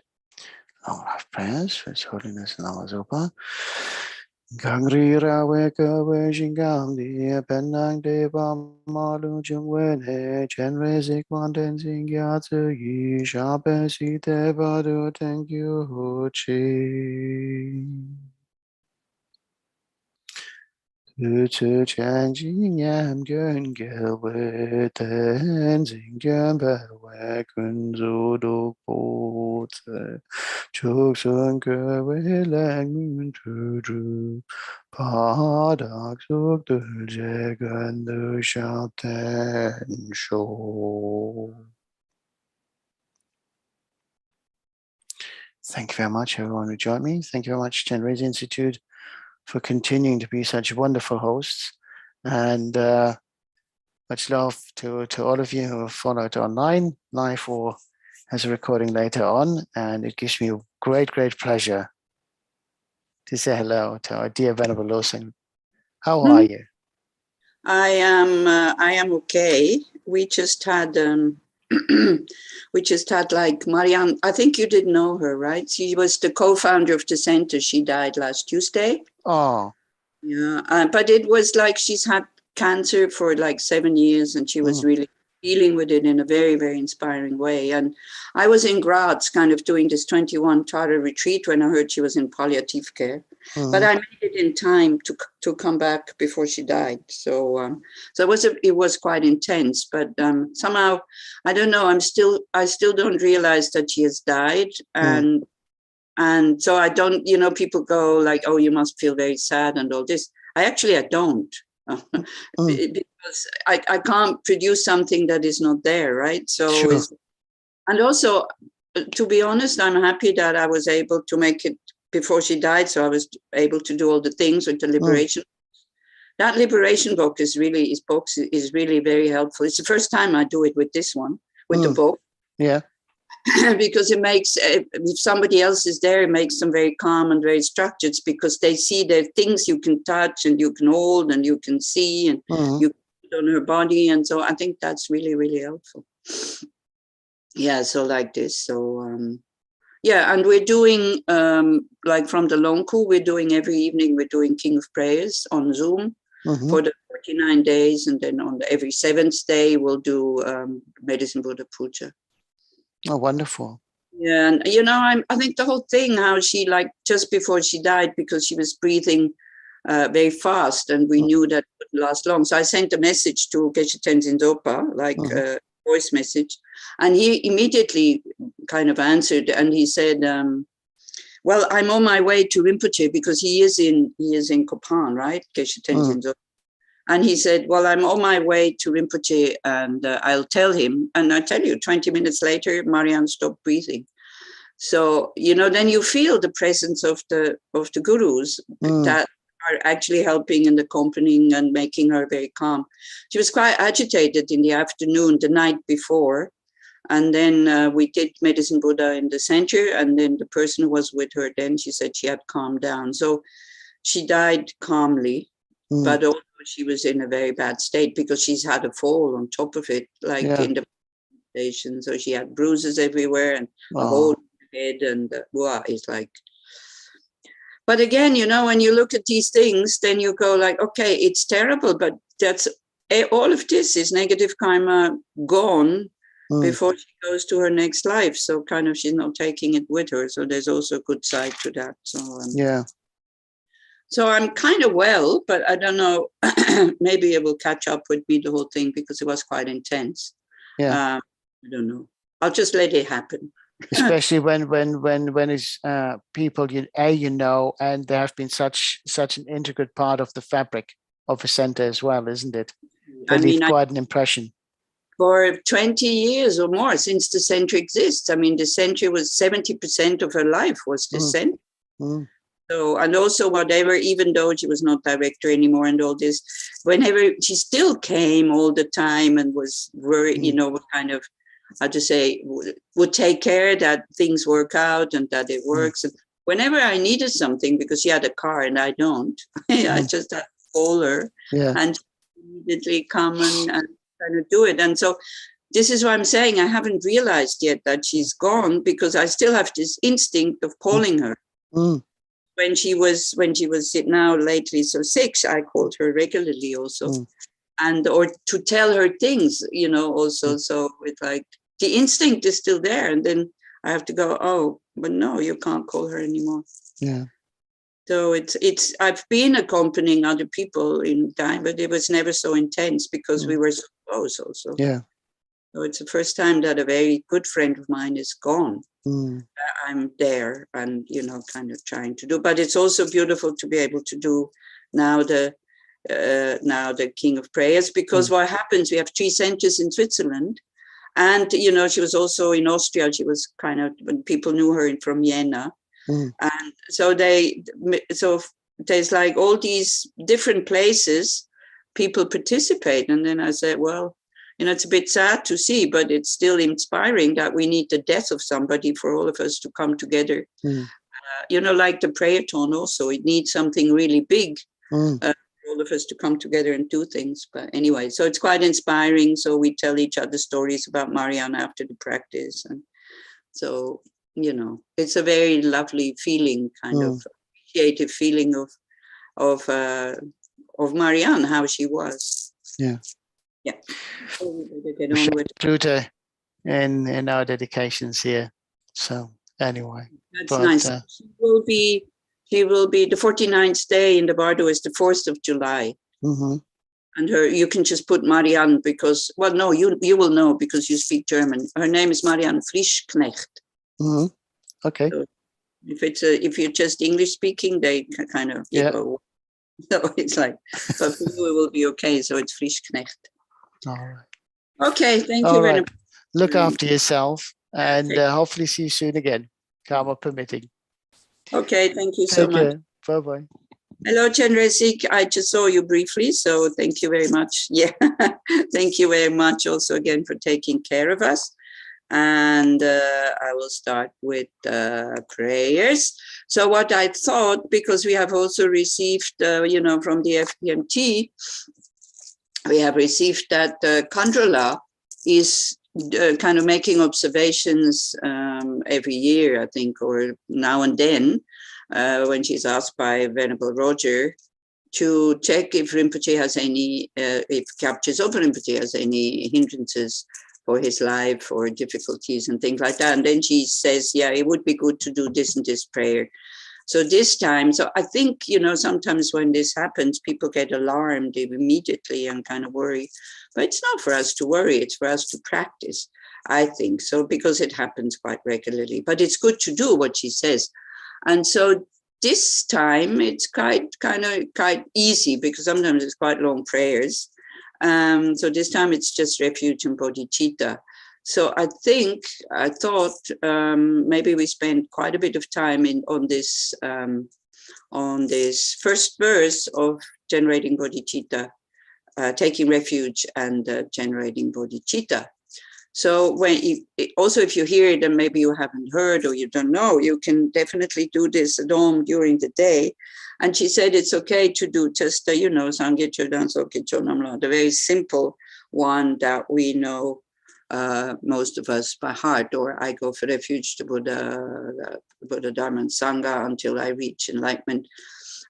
In order to benefit all sentient beings, I practice 6 perfections or something like that. I don't know exactly by heart in English, but you can also do the Tibetan one, which then it flows very nicely. But here, because this one is in this one, we do that one. So I thought we do 7 times. And then because we do Chenrezig practice, then we practice, if we have time actually, we'll see. So we practice, we will read or recite the prayer to Chenrezig, which especially in these times where everything is so difficult, because again, last night, if you're not in Europe, then you probably would know, but Germany has had really bad storms, like thunderstorms, and because of climate warming and all this. So, and then there's the war in Ukraine, and there's the difficulty between the Palestinians and the Israelis, and there's looming hunger because the Ukrainians cannot export their wheat and other things that they produce. So wow, we're going ahead of really difficult times here. Our government is making us afraid that we will have to pay so much more for electricity because Russia is not, they cannot deliver it, or people don't want to buy it, the governments, or I don't know, there's a lot of fear and there's a lot of uncertainty around. And not just fear and uncertainty, there's also a lot of people who suffer directly. So I think to do Chenrezig practice at the moment is really, really helpful. So we recite that prayer so that we're not creating more negative karma to have to, to go to more and more through these sufferings. And so we recite that prayer, then we do the actual prayer and then the dedication. So for refuge and bodhicitta, again, you can start with bodhicitta or you can start with refuge. When you start with refuge, then you think first about yourself. And you think that, wow, again, if you look at the world, not at the word, sorry, at the world at the moment, I mean, wow, is so many difficulties. Maybe not you directly, but just seeing it, it affects us. You cannot just say, oh, I don't want to know about this. We get to know it because it's everywhere. And even though we have, we can say, oh, well, but that's far away and it doesn't affect me. But still, it could affect us directly also anytime, because Ukraine was a very developed country. Nobody thought that there would be a war there to that extent that the war is now. Right, so then you think, where does it come from? Karma and negative emotions, delusions, kleshas, karma and klesha. So the karma that we've already created, of course, we can try to purify it, but still we have so much of it that as long as we are in samsara, even though we have beautiful we don't have direct outer conditions that create a lot of suffering, still our mind can have a lot of inner conditions to create suffering, fear, depression, uncertainty, anger, attachment, all these kind of things. So it's really good to see that it's the kleshas who are the thing, and the main klesha, the main negative emotion, is the attitude of clinging to a self and believing that things exist out there from their own side, independently, autonomously, separately from my mind, and that I have no doing in what happens to me. Because, oh, I'm so innocent, I'm such a good person, I'm a Dharma practitioner, I am very kind, why is this happening to me? And we forget, of course, the previous life. So when we understand this, we kind of have this strong wish, I've had enough of this, because I've been doing this since beginningless lifetimes. So I really, really, really want to get out. How do I get out? By trusting and following the Buddha. The Buddha who has kind of created his own liberation and then gives us the Dharma, which are the methods that we have to apply And on top of it, we have the Sangha, all the people around us who practice with us, and the Arya Sangha, beings that have realizations in their mind, who have realized emptiness and are on the path of seeing and above. So we want to get out and we trust. So that would be taking refuge. Then bodhicitta is like, you can also start with bodhicitta or with compassion, let's say like this. If you start with compassion, then you think about all the people that are really close to your heart. And me, maybe you heard, I just told the story about Marianne.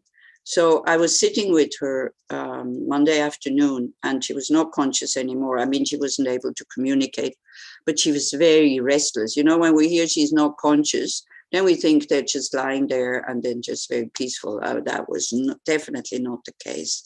She moved around, she tensed up.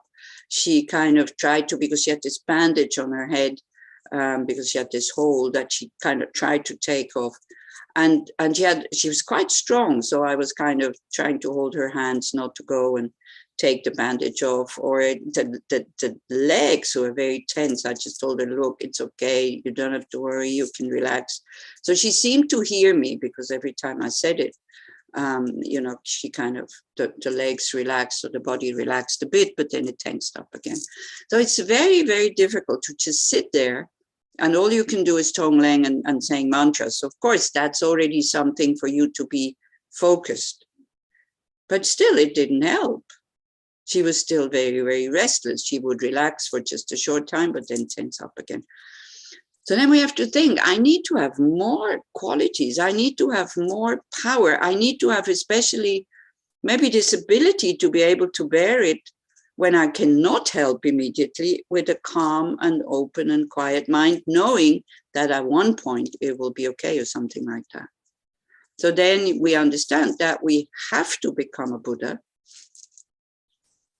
in order to be of real benefit by the same way as our gurus and our teacher, they have been inspiring us to practice this path, which, you know, sometimes it's not so easy, and also sometimes not so common.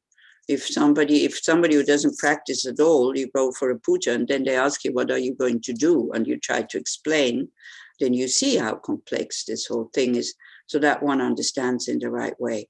So we can be very happy that our gurus are able to inspire us and to explain to us what this is all about. So we practice in the right way. So this is what we want. We want to become like our gurus, who are Buddhas, because that's why we are inspired. If they would be ordinary people, I don't think I would do these things, to be honest. So, so we want to become a fully awakened being in order to be able to inspire people to practice this path, so they can create their own liberation. And then it's not just the people that we like, it's everybody. And then it becomes bodhicitta. So sometimes for me, it's quite helpful to start with compassion, to see how powerless I am to help the ones that I feel very close to. And then to expand that. But hey, why do I limit myself like this? Everybody wants to be happy. Nobody wants to suffer. So then to think, but hey, everybody should be happy. Nobody should suffer. And then to say, the way I am at the moment, there's not much I can do. Therefore, I have to become a Buddha. Who is going to guide me there is my guru and the three jewels. And then the connection to the guru in his ordinary form and the Buddha, and then to unify these two is there, and then taking refuge becomes very powerful. So you can put your mom at your left side and your dad at your right side. People that make you nervous, that we want to dissolve the tensions that we have with them, you put in front. People that you are, people that help you to open up your heart. So at least we do things for them that usually we wouldn't do for others. You put behind, sometimes we call them friends and family. Of course, it's mixed with attachment, but at least, there's compassion that comes naturally, more or less. But then we think, hey, but those are not the only ones, all the other sentient beings, they're always there. We're never alone. So we think, finished now, limiting myself like this practice is for the benefit of all sentient beings, and you imagine them being there because they're there anyway. In the space in front of us is Chenrezig, your guru. So if Chenrezig being your guru is a bit difficult sometimes to imagine, what we can give the mind a little push by saying, okay, or by visualizing the guru in his ordinary human form. And then the heart is open, we feel the connection, the joy, the devotion, the respect, so everything is there, the gratitude, especially that we have methods that we have from this guru that we can apply in difficult situations. So, and then you have Chenrezig, which is either 4-armed or 1,000-arm, whatever feels more comfortable for you. Then you let the guru melt into Chenrezig. And sometimes it can really, really help to see the guru as Chenrezig and not just as an ordinary being, because if we see the guru as an ordinary being, of course, it's kind of nice, but then we cannot receive the blessings. To see the guru as the Buddha, that opens up the channel that the guru has created, through his love and to his compassion and his wisdom. But sometimes it's blocked because from our side, there's not enough devotion. So then that kind of seeing the guru as the Buddha opens the channel so that we can receive the blessings of a Buddha. So as we're taking refuge, then of course we do this for us to attain enlightenment, to be able to benefit, to lead all sentient beings to that state, but we will recite it 7 times. And so we think especially what we're also doing is we are clearing away obstacles to Kyabje Zopa Rinpoche's life, because so many beings benefit from Kyabje Zopa Rinpoche. So if we can contribute for him to have a long, stable, healthy life, then we should definitely do that. Wow, so we spent a lot of time on this. So maybe we're not doing the Chenrezig prayer, which is do the mantra. So all sentient beings equal to space go for refuge to the precious Guru Buddha. We go for refuge to the Buddha, the Dharma, and the Sangha. We go for refuge to the assembly of gurus, meditation deities, and dakinis. We go for refuge to the empty clarity of our own minds, the Dharmakaya. All sentient beings equal to space go for refuge to the precious Guru Buddha. We go for refuge to the Buddha, the Dharma, and the Sangha. We go for refuge to the assembly of gurus, meditation deities, and dakinis. We go for refuge to the empty clarity of our own minds, the Dharmakaya. All sentient beings equal to space go for refuge to the precious Guru Buddha. We go for refuge to the Buddha, the Dharma, and the Sangha. We go for refuge to the assembly of gurus, meditation deities, and dakinis. We go for refuge to the empty clarity of our own minds, the Dharmakaya. All sentient beings equal to space go for refuge to the precious Guru Buddha. We go for refuge to the Buddha, the Dharma, and the Sangha. We go for refuge to the assembly of gurus, meditation deities, and dakinis. We go for refuge to the empty clarity of our own minds, the Dharmakaya. All sentient beings equal to space go for refuge to the precious Guru Buddha. We go for refuge to the Buddha, the Dharma, and the Sangha. We go for refuge to the assembly of gurus, meditation deities, and dakinis. We go for refuge to the empty clarity of our own minds, the Dharmakaya. All sentient beings equal to space go for refuge to the precious Guru Buddha. We go for refuge to the Buddha, the Dharma, and the Sangha. We go for refuge to the assembly of gurus, meditation deities, and dakinis. We go for refuge to the empty clarity of our own minds, the Dharmakaya. All sentient beings equal to space go for refuge to the precious Guru Buddha. We go for refuge to the Buddha, the Dharma, and the Sangha. We go for refuge to the assembly of gurus, meditation deities, and dakinis. We go for refuge to the empty clarity of our own minds, the Dharmakaya. Now, if you don't have initiation, then Guru Chenrezig stays in the space in front. If you do have initiation, then it comes to your crown out of your love and compassion, wanting to kind of to bless your mind, your Buddha potential, to bring it to the surface, to discover it, to wake it up, to nourish it. So if you have initiation, you think that Guru Chenrezig comes to your crown, absorbs into you, then mixes with your Buddha potential in your heart, and then you let go instantaneously, kind of knowing, understanding that everything does not exist the way that it appears. And you go into the clear light, which is the conventional nature of our mind, and then you fill that space, spacious, luminous, without any borders. You fill it with compassion, and out with that compassion, that wisdom to know that there's no I, there's no other existing from their own side. You arise in the form of Chenrezig, and as we recite the mantra, we send, I mean, it's our body that sends light rays. We don't have to do anything. You can visualize yourself as Chenrezig, then the body, the light goes out spontaneously because there is compassion in all directions, but you can think that now it kind of purifies, like all the people from last night in Germany who again lost their property because there was this terrible storm. And we send it to Ukraine, Russia, so that these wars can stop, Palestine, Israel, any other places where there's armed conflict, Yemen, and all the other places that we tend to forget, Afghanistan, that again one forgets, Haiti, which has a terrible kind of government, also Sri Lanka at the moment. I mean, I could go on and on and on. Therefore, just think, the light goes out in all the 10 directions, touches each and every sentient being, be they presidents, prime ministers, poor people, animals, whatever, insects, instructed people, not instructed people, whatever religion they are, it immediately touches them and leads them out of suffering.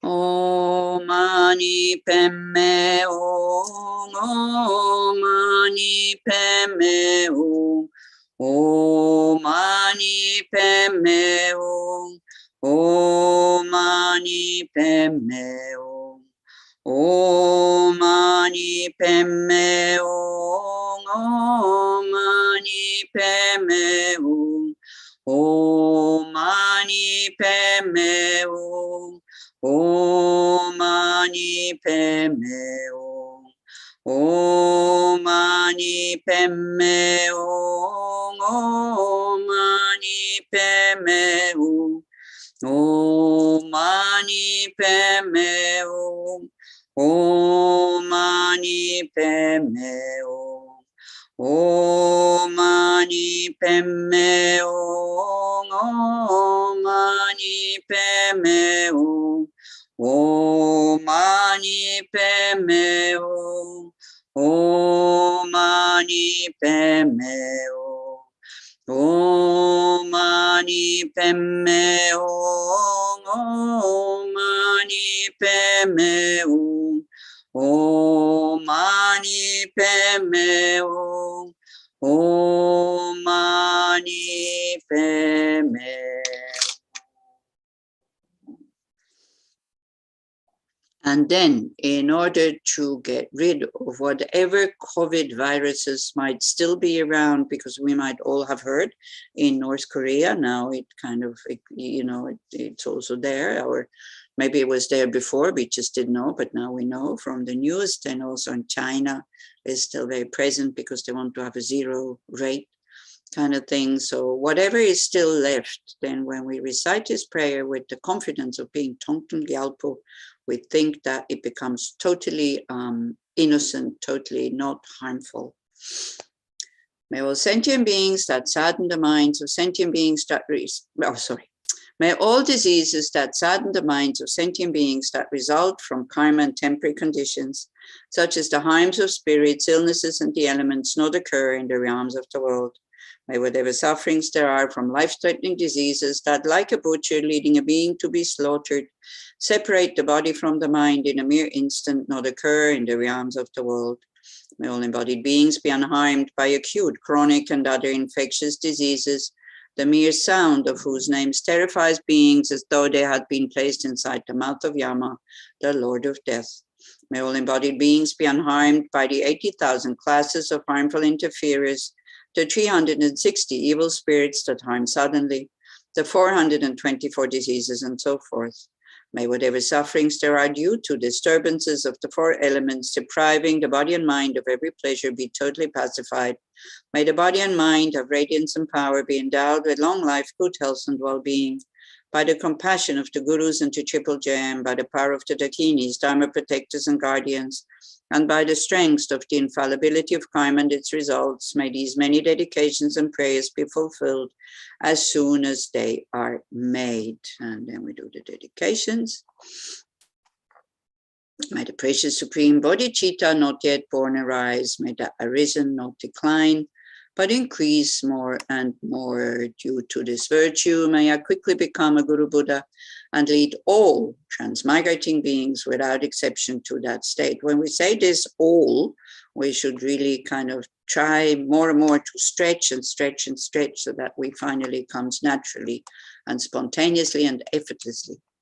Then we think about our gurus, of whom we are so dependent to attain that state. I mean, if we wouldn't have a guru, we wouldn't know what the Buddha is. Maybe the Buddha would stand in our garden, you know, as a decoration, or maybe even in our bathroom or in the living room or somewhere. But we definitely would know what the Dharma is. We definitely would know how to apply it, and we definitely wouldn't have a Sangha if it wouldn't be for the guru. So, you know, praying for their long life, wishing for their long life, begging them to have a long, healthy, and stable life. It is so important. So first, His Holiness the Lama, the wish-granting, wish-fulfilling jewel, source of every single benefit and happiness in this world, to the incomparably kind Tenzin Gyatso, I beseech, may all your holy wishes be spontaneously fulfilled. Then for his wishes and all the Guru's wishes to be fulfilled. What are these wishes? That all beings be free from suffering.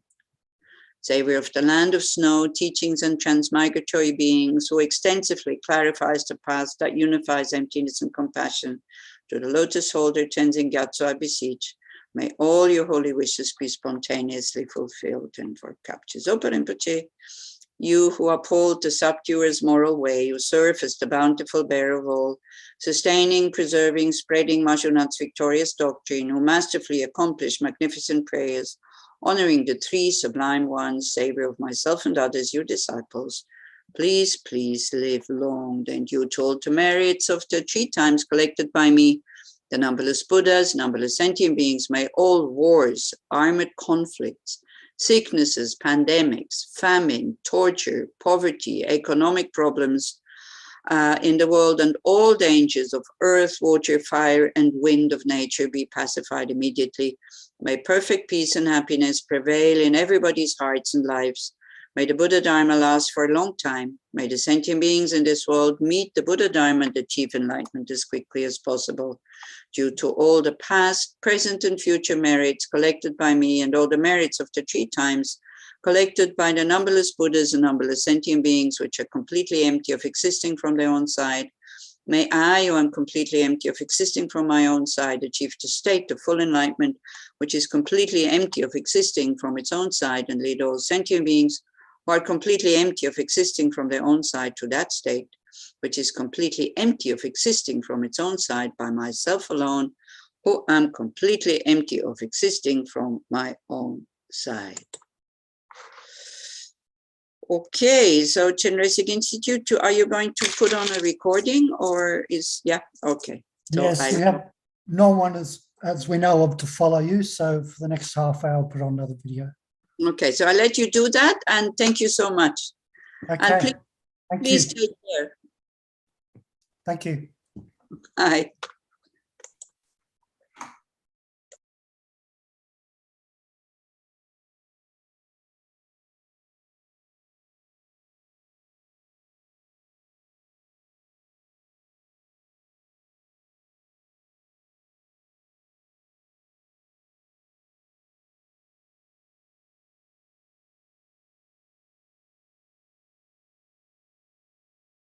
Before you start your day. If you want to know why you're so tired so often, look at this banana. It's fresh, brightly colored. Looks great, right? Now, look at this banana. This one is bright.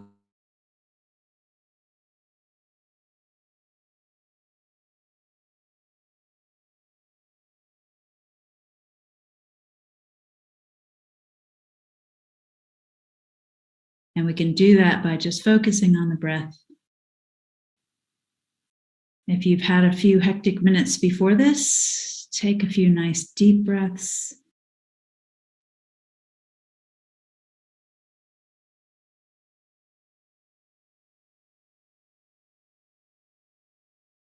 Settle into your posture. Make sure that your back is straight.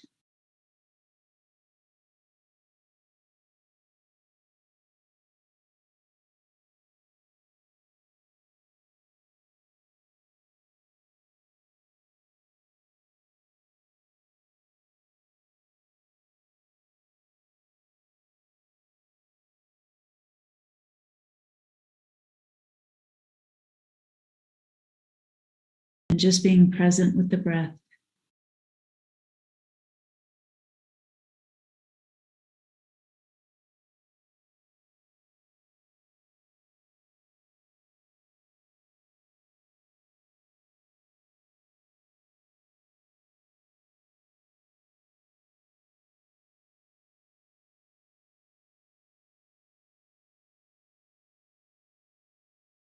And so we can set a positive intention that takes this mind that we have and drives it in that positive direction we want. And we can do that by thinking about, why are we doing this practice? And there are a myriad of reasons why that might be.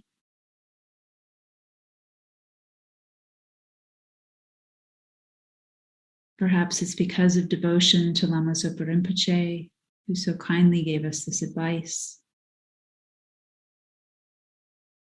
with a sense of guru devotion.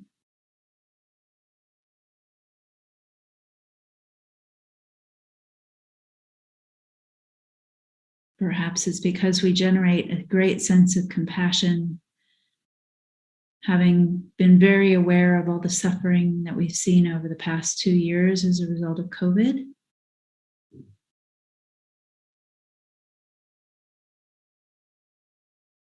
And feeling like there's been almost nothing we can do to stop its spread. We do our individual bit that we can, wearing masks, vaccinations, cleaning our hands, respecting any of our fellow human beings in whatever way we can.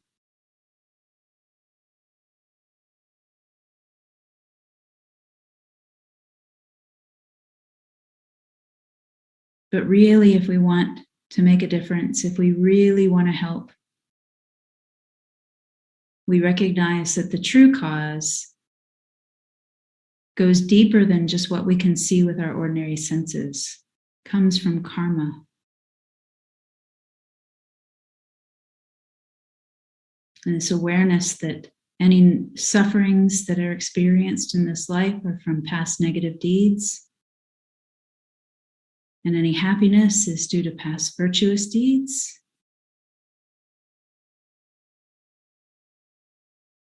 And so we're doing this very virtuous action now to plant more positive seeds for the future and eliminate suffering seeds.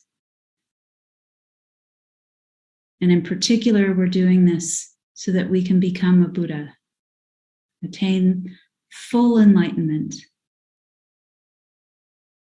on the basis of wishing that all sentient beings were free of suffering, have ultimate happiness without leaving a single sentient being out.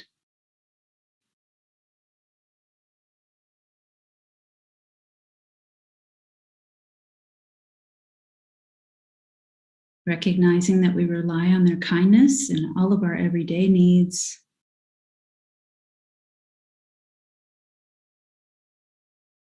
But also, if we have confidence in karma, and we have confidence in past lives, and know that they have been kind to us as our mother,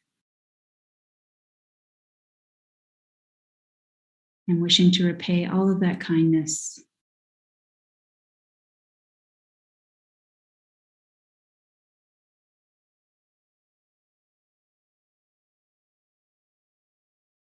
And the only real way we can help alleviate their suffering is to become a Buddha and lead them to that enlightened state.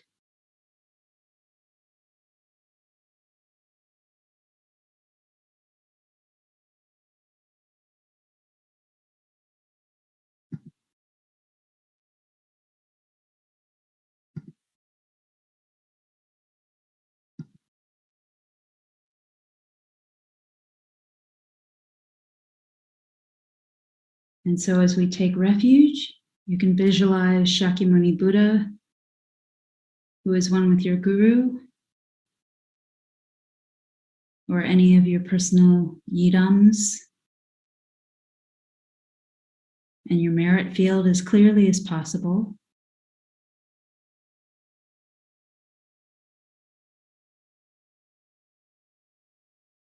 And think that all sentient beings are in the form of human beings and are surrounding you, spreading out infinitely. There are countless sentient beings, but they're all here, taking refuge with you. Here we're to rely on the method of Chenrezig.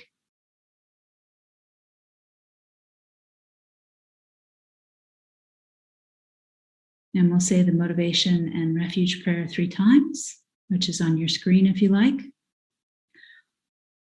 All sentient beings, my mothers who are infinite like space, go for refuge to the precious Guru Buddha. We go for refuge to the Buddha, the Dharma, and the Sangha. We go for refuge to the assembly of gurus, yidams, and dakinis. And we go for refuge to the empty clarity of our own minds, the Dharmakaya.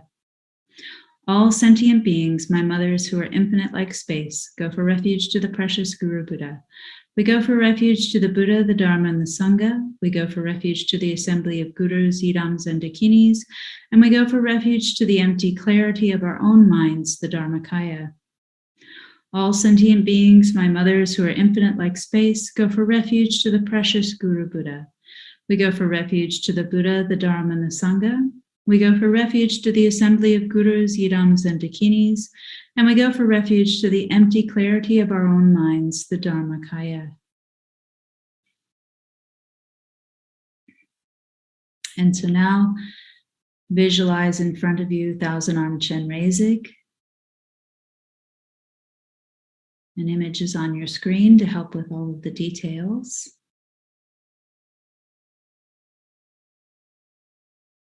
The most important thing is a sense that Chenrezig is one with your guru. He has a body of white light.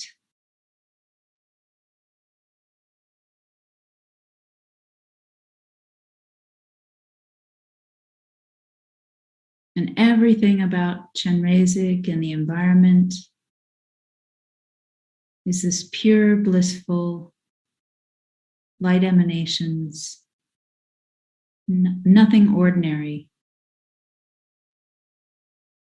It's all purified.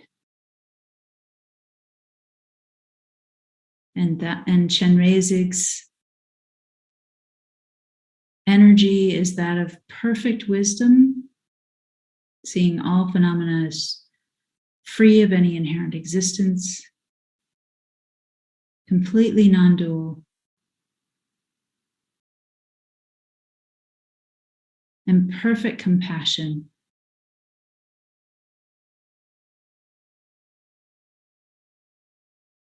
Just waiting for us to make this connection, to do the practice, and create the spiritual energy or merit to purify this karma. We have to do the work.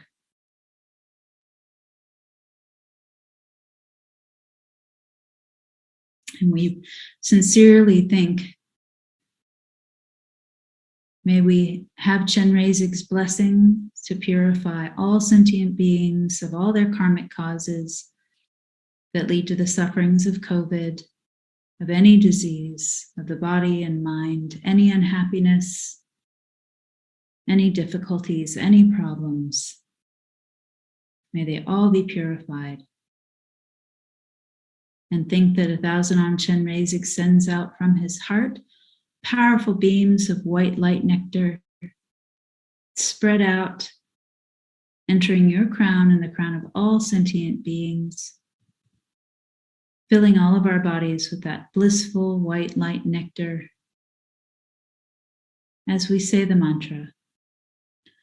Om mani padme hum, om mani padme hum, om mani padme hum, om mani padme hum.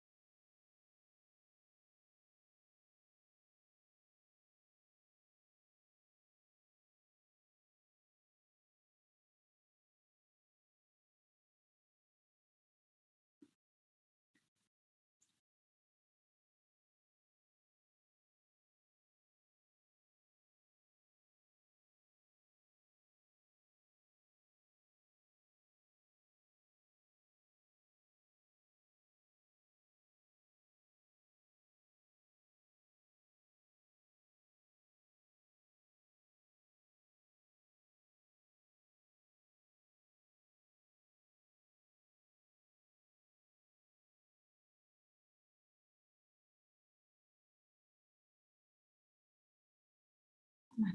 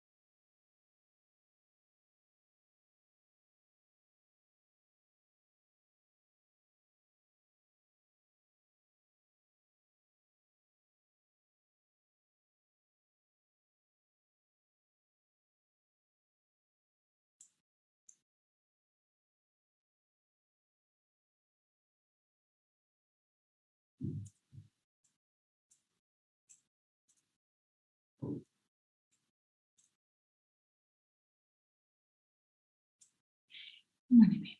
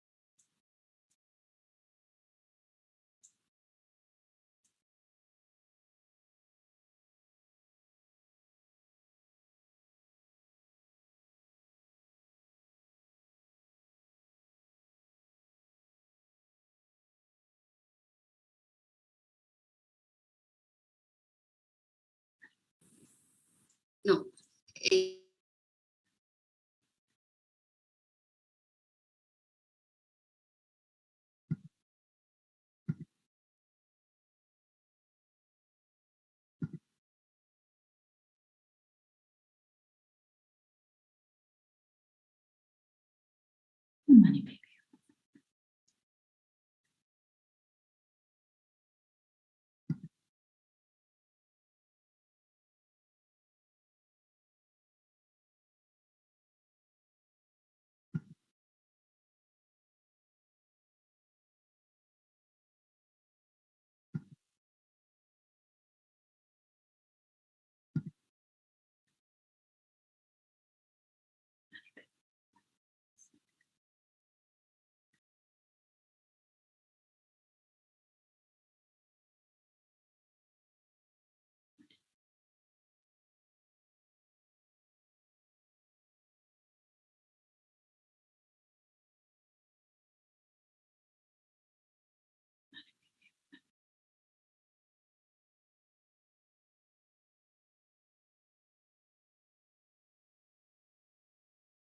baby.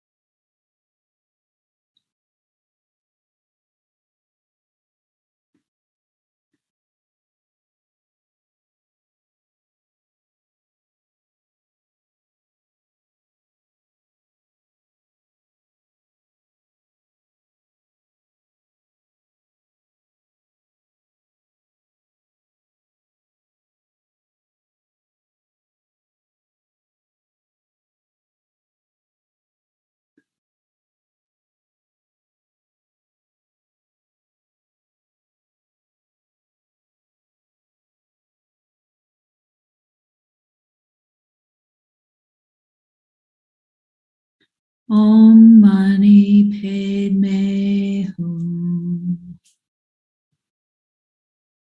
And then we'll say the actual prayer 3 times. May all the diseases that sadden the minds of sentient beings, that result from karma and temporary conditions, such as the harms of graha spirits, illnesses, and the bhutas, not occur in the realms of the world. May whatever sufferings there are from life-threatening diseases, that like a butcher leading an animal to be slaughtered, separate the body from the mind in a mere instant, not occur in the realms of the world. May all embodied beings be unharmed by acute, chronic, and other epidemic diseases, the mere sounds of whose names terrify beings as though they have been placed inside the mouth of Yama, the Lord of Death. May all embodied beings be unharmed by the 80,000 classes of interferers, the 360 evil spirits that harm suddenly, the 424 diseases, and so forth. May whatever sufferings there are due to disturbances of the 4 elements, depriving the body and mind of every happiness, be totally pacified, and may the body and mind have radiance and power and be endowed with long life, good health, and well-being. By the compassion of the gurus and the 3 jewels, by the power of the dakinis, dharma protectors, and guardians, and by the power of the truth of the infallibility of karma and its results, may all these dedications and prayers be fulfilled. May all the diseases that sadden the minds of sentient beings, that result from karma and temporary conditions, such as the harms of graha spirits, illnesses, and the bhutas, not occur in the realms of the world. May whatever sufferings there are from life-threatening diseases, that like a butcher leading an animal to be slaughtered, separate the body from the mind in a mere instant, not occur in the realms of the world. May all embodied beings be unharmed by acute, chronic, and other epidemic diseases, the mere sounds of whose names terrify beings as though they have been placed inside the mouth of Yama, the Lord of Death. May all embodied beings be unharmed by the 80,000 classes of interferers, the 360 evil spirits that harm suddenly, the 424 diseases, and so forth. May whatever sufferings there are due to disturbances of the 4 elements, depriving the body and mind of every happiness, be totally pacified, and may the body and mind have radiance and power and be endowed with long life, good health, and well-being. By the compassion of the gurus and the 3 jewels, by the power of the dakinis, dharma protectors, and guardians, and by the power of the truth of the infallibility of karma and its results, may all these dedications and prayers be fulfilled. May all the diseases that sadden the minds of sentient beings, that result from karma and temporary conditions, such as the harms of graha spirits, illnesses, and the bhutas, not occur in the realms of the world. May whatever sufferings there are from life-threatening diseases, that like a butcher leading an animal to be slaughtered, separate the body from the mind in a mere instant, not occur in the realms of the world. May all embodied beings be unharmed by acute, chronic, and other epidemic diseases, the mere sounds of whose names terrify beings as though they have been placed inside the mouth of Yama, the Lord of Death. May all embodied beings be unharmed by the 80,000 classes of interferers, the 360 evil spirits that harm suddenly, the 424 diseases, and so forth. May whatever sufferings there are due to disturbances of the 4 elements, depriving the body and mind of every happiness, be totally pacified, and may the body and mind have radiance and power and be endowed with long life, good health, and well-being. By the compassion of the gurus and the 3 jewels, by the power of the dakinis, dharma protectors, and guardians, and by the power of the truth of the infallibility of karma and its results, may all these dedications and prayers be fulfilled. And so think that you and all sentient beings who are now filled with blissful light nectar are completely purified. All of your requests to Chenrezig have been granted.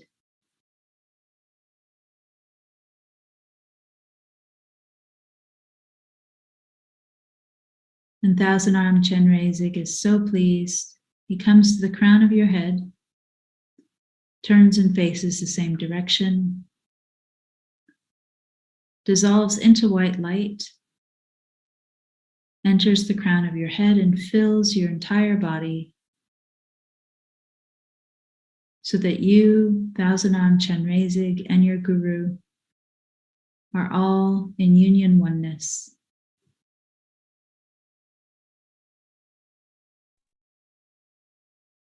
And you too abide in the state of emptiness, seeing all phenomena as free of inherent existence.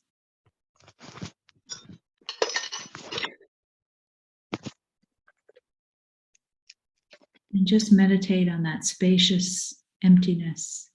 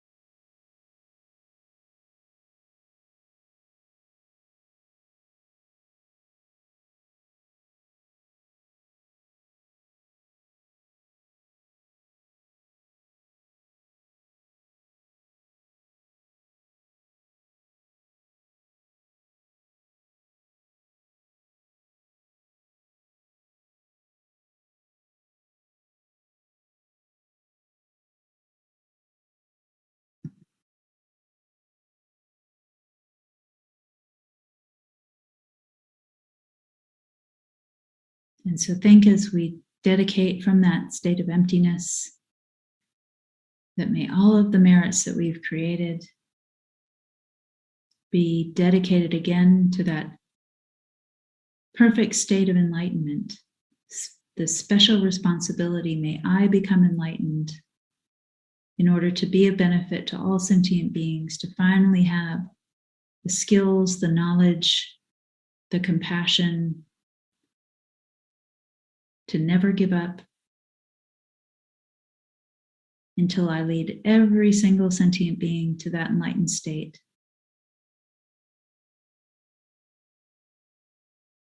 And you can dedicate for anyone in your own life,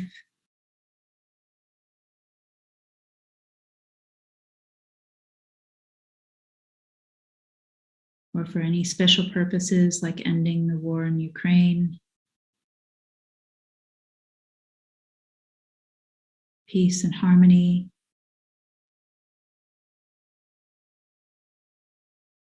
the thriving of the Dharma and all our FPMT centers.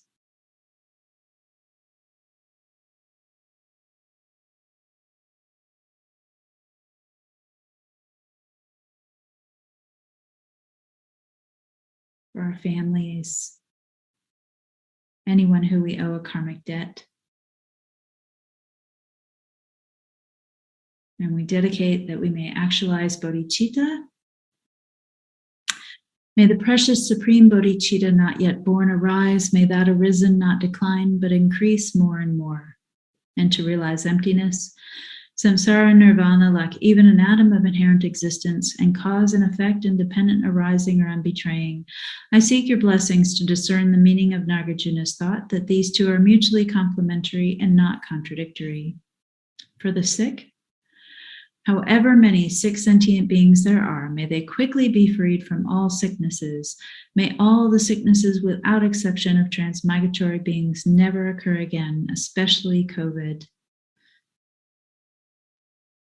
And then we'll seal the merits with emptiness, which is something that Lama Zopa Rinpoche recommends we do after any of our practices.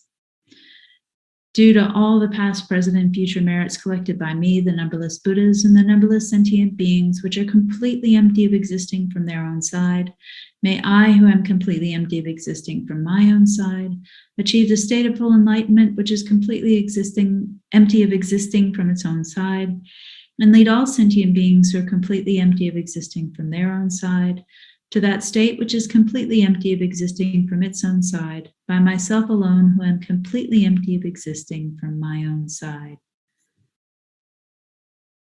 And we dedicate for the long life of His Holiness the Dalai Lama, the wish-granting, wish-fulfilling jewel, source of every single benefit and happiness in this world, the incomparably kind Supreme Tenzin Gyatso, may you have a long life and all your holy wishes be spontaneously fulfilled. And for the long life of Lama Zopa Rinpoche, you who uphold the subduer's moral way, who serve as the bountiful bearer of all, sustaining, preserving, and spreading Manjanao's victorious doctrine, who masterfully accomplish magnificent prayers honoring the three sublime ones, Savior of myself and others, your disciples, please, please live long.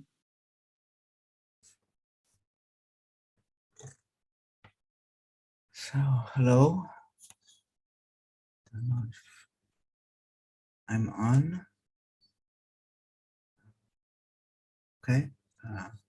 Hopefully I'm on.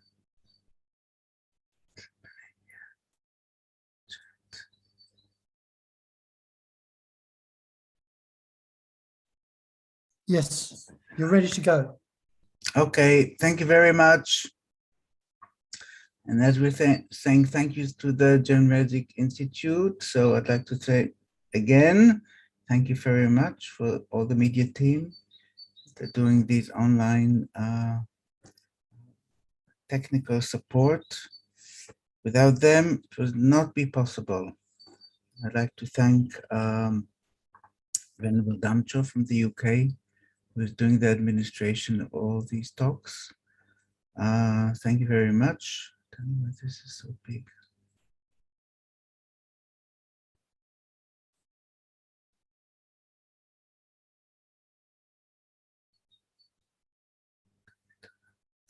Okay, so let's just take a moment to think, to reflect why we're doing these practices. It seems we're not so much in the time of the COVID, we're not in lockdown. Many of us have been sick and recovered. Seems like the vaccinations are working well. But there are other problems in the world. There's the war in Ukraine, there is hunger, there is famine, there's a lot of anger. And as we heard recently, that Kantola gave the advice that to help with Rinpoche's health, for him to give us continuing support and guidance and teachings. It was good for us to take refuge and generate bodhicitta. Well, obviously, of course. What would be good for the teacher if his students do not practice well? By going for refuge to the Buddha, the Dharma, and the Sangha. So we just do the refuge prayer in Tibetan 3 times, as suggested by Kantola. Obviously, taking it to mind and living in the precepts of refuge and acting in bodhicitta. This would be the utmost. Sangye chodam choki chonam la jangchu bandu dagni kyabsuchi dagi jinchoki petok namki drola pancha sangye drupa shoa sangye chodam choki chonam jangchu bandu dagni kyabsuchi dagi jinchoki petok namki drola pancha sangye drupa shoa sangye chodam choki chonam Changshu Baldu Dagni Kyapsuchi Dagi Jinsogi Petok Namki Drola Pancha Sangye Drupa Sho. And in English, from the Thangtong Gyalpo practice booklet. All sentient beings, my mothers who are infinite like space, go for refuge to the precious Guru Buddha. Go for refuge to the Buddha, the Dharma, and the Sangha. We go for refuge to the assembly of ghouls, idams, and the kidneys. We go for refuge to the empty clarity of our minds, the Dhammakaya. All sentient beings, my mothers who are infinite like space, go for refuge to the precious Guru Buddha. We go for refuge to the Buddha, the Dharma, and the Sangha. We go for refuge to the empty clarity of our minds, the Dhammakaya. All sentient beings, my mothers who are infinite like space, go for refuge to the precious Guru Buddha. We go for refuge to the Buddha, the Dharma, and the Sangha. We go forever to the assembly of gold, idams, and the kidneys. We go forever to the empty clarity of our minds, the Dhammakaya.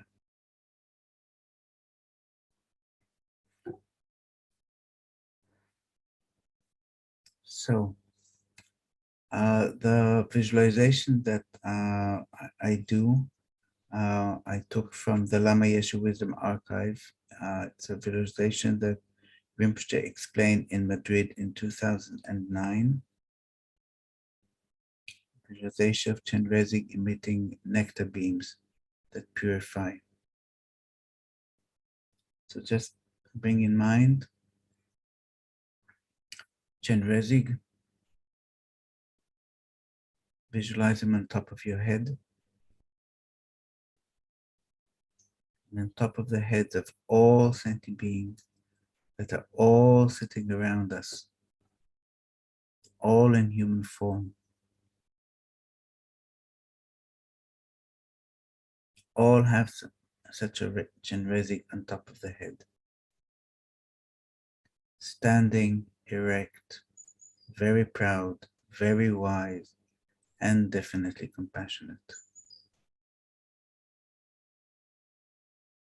Has 11 heads, 1,000 arms. In each hand there's an eye. The hand closest to the body hold implements, silken garments. It looks like an Indian prince. This is the Bodhisattva appearance.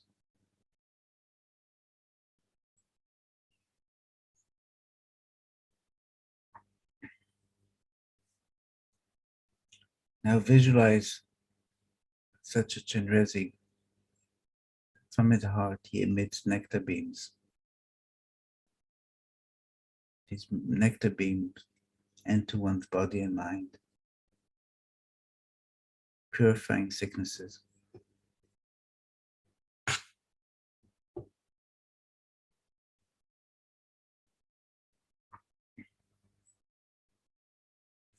As Rinpoche says, the cause of a particular sickness, spirit time, is negative karma and defilements collected from beginningless rebirth up to now. These wet nectar beams that are purifying, we think completely purified. We can think of all the people who are suffering from any sickness,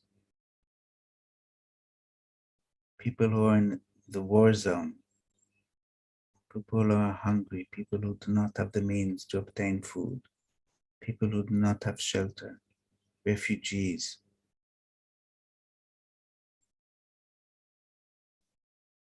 Completely purified with these nectar beams.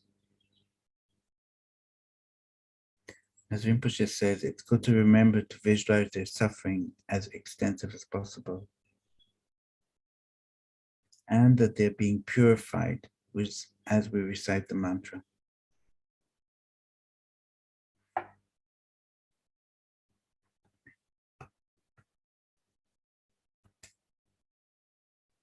Okay, so I would like to recite the request prayer from the Newness Sadhana.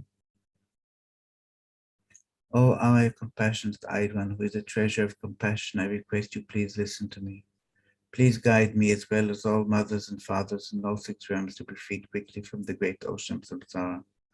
I request that the vast and profound peerless awakening mind may grow. With a tear of your great compassion, please cleanse all karmas and delusions. Please lead me and my greaters with your hand of compassion to fields of bliss. O our compassionate eyed one, who is a treasure of compassion, I request you please listen to me. Please guide me as well as all mothers and fathers in all 6 realms to be freed quickly from the great ocean of samsara. I request that the vast and profound peerless awakening mind may grow.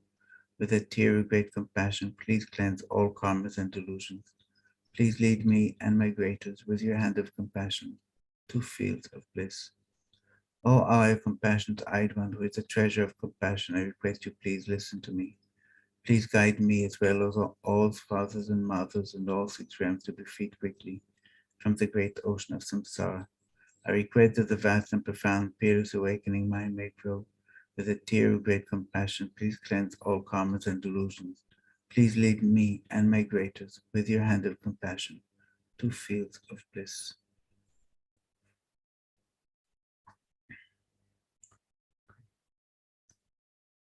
Let us chant a little bit Om Mani Padme Hum, and I'd like to dedicate each Om Mani Padme Hum that we recite to the fulfillment of the holy wishes of our precious Lamas, His Holiness the Dalai Lama, Kyabje Lama Zopa Rinpoche, Jado Rinpoche, and all other teachers who teach the true path. Through the generation of loving kindness and compassion, may all the wars and killing and famine and diseases like the COVID-19 pandemic, the war in the Ukraine and other things, and the imbalance of the element in the world stop right now. Om Mani Padme Hum, Om Mani Padme Hum, Om Mani Padme Hum, Om Mani Padme Hum, Om Mani Padme Hum. Om Mani Padme Hum, Om Mani Padme Hum, Om Mani Padme Hum, Om Mani Padme Hum, Om Mani Padme Hum, Om Mani Padme Hum, Om Mani Padme Hum. Om Mani Padme Hum, Om Mani Padme Hum, Om Mani Padme Hum, Om Mani Padme Hum, Om Mani Padme Hum, Om Mani Padme Hum. Om Mani Padme Hum, Om Mani Padme Hum, Om Mani Padme Hum, Om Mani Padme Hum, Om Mani Padme Hum, Om Mani Padme Hum. Om Mani Padme Hum, Om Mani Padme Hum, Om Mani Padme Hum, Om Mani Padme Hum, Om Mani Padme Hum, Om Mani Padme Hum, Om Mani Padme Hum. Om Mani Padme Hum, Om Mani Padme Hum, Om Mani Padme Hum, Om Mani Padme Hum, Om Mani Padme Hum, Om Mani Padme Hum, Om Mani Padme Hum. Om Mani Padme Hum, Om Mani Padme Hum, Om Mani Padme Hum, Om Mani Padme Hum, Om Mani Padme Hum, Om Mani Padme Hum.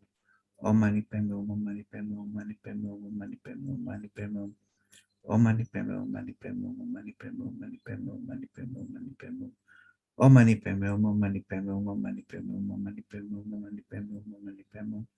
Om Mani Padme Hum, Om Mani Padme Hum, Om Mani Padme Hum, Om Mani Padme Hum. Keep the visualization alive of nectar beams that are emitted from the heart of Chenrezig. Om Mani Padme Hum, Om Mani Padme Hum, Om Mani Padme Hum, Om Mani Padme Hum, Om Mani Padme Hum, Om Mani Padme Hum. Om Mani Padme Hum, Om Mani Padme Hum, Om Mani Padme Hum, Om Mani Padme Hum, Om Mani Padme Hum, Om Mani Padme Hum. Om Mani Padme Hum, Om Mani Padme Hum, Om Mani Padme Hum, Om Mani Padme Hum, Om Mani Padme Hum, Om Mani Padme Hum. Om Mani Padme Hum, Om Mani Padme Hum, Om Mani Padme Hum, Om Mani Padme Hum. Om Mani Padme Hum.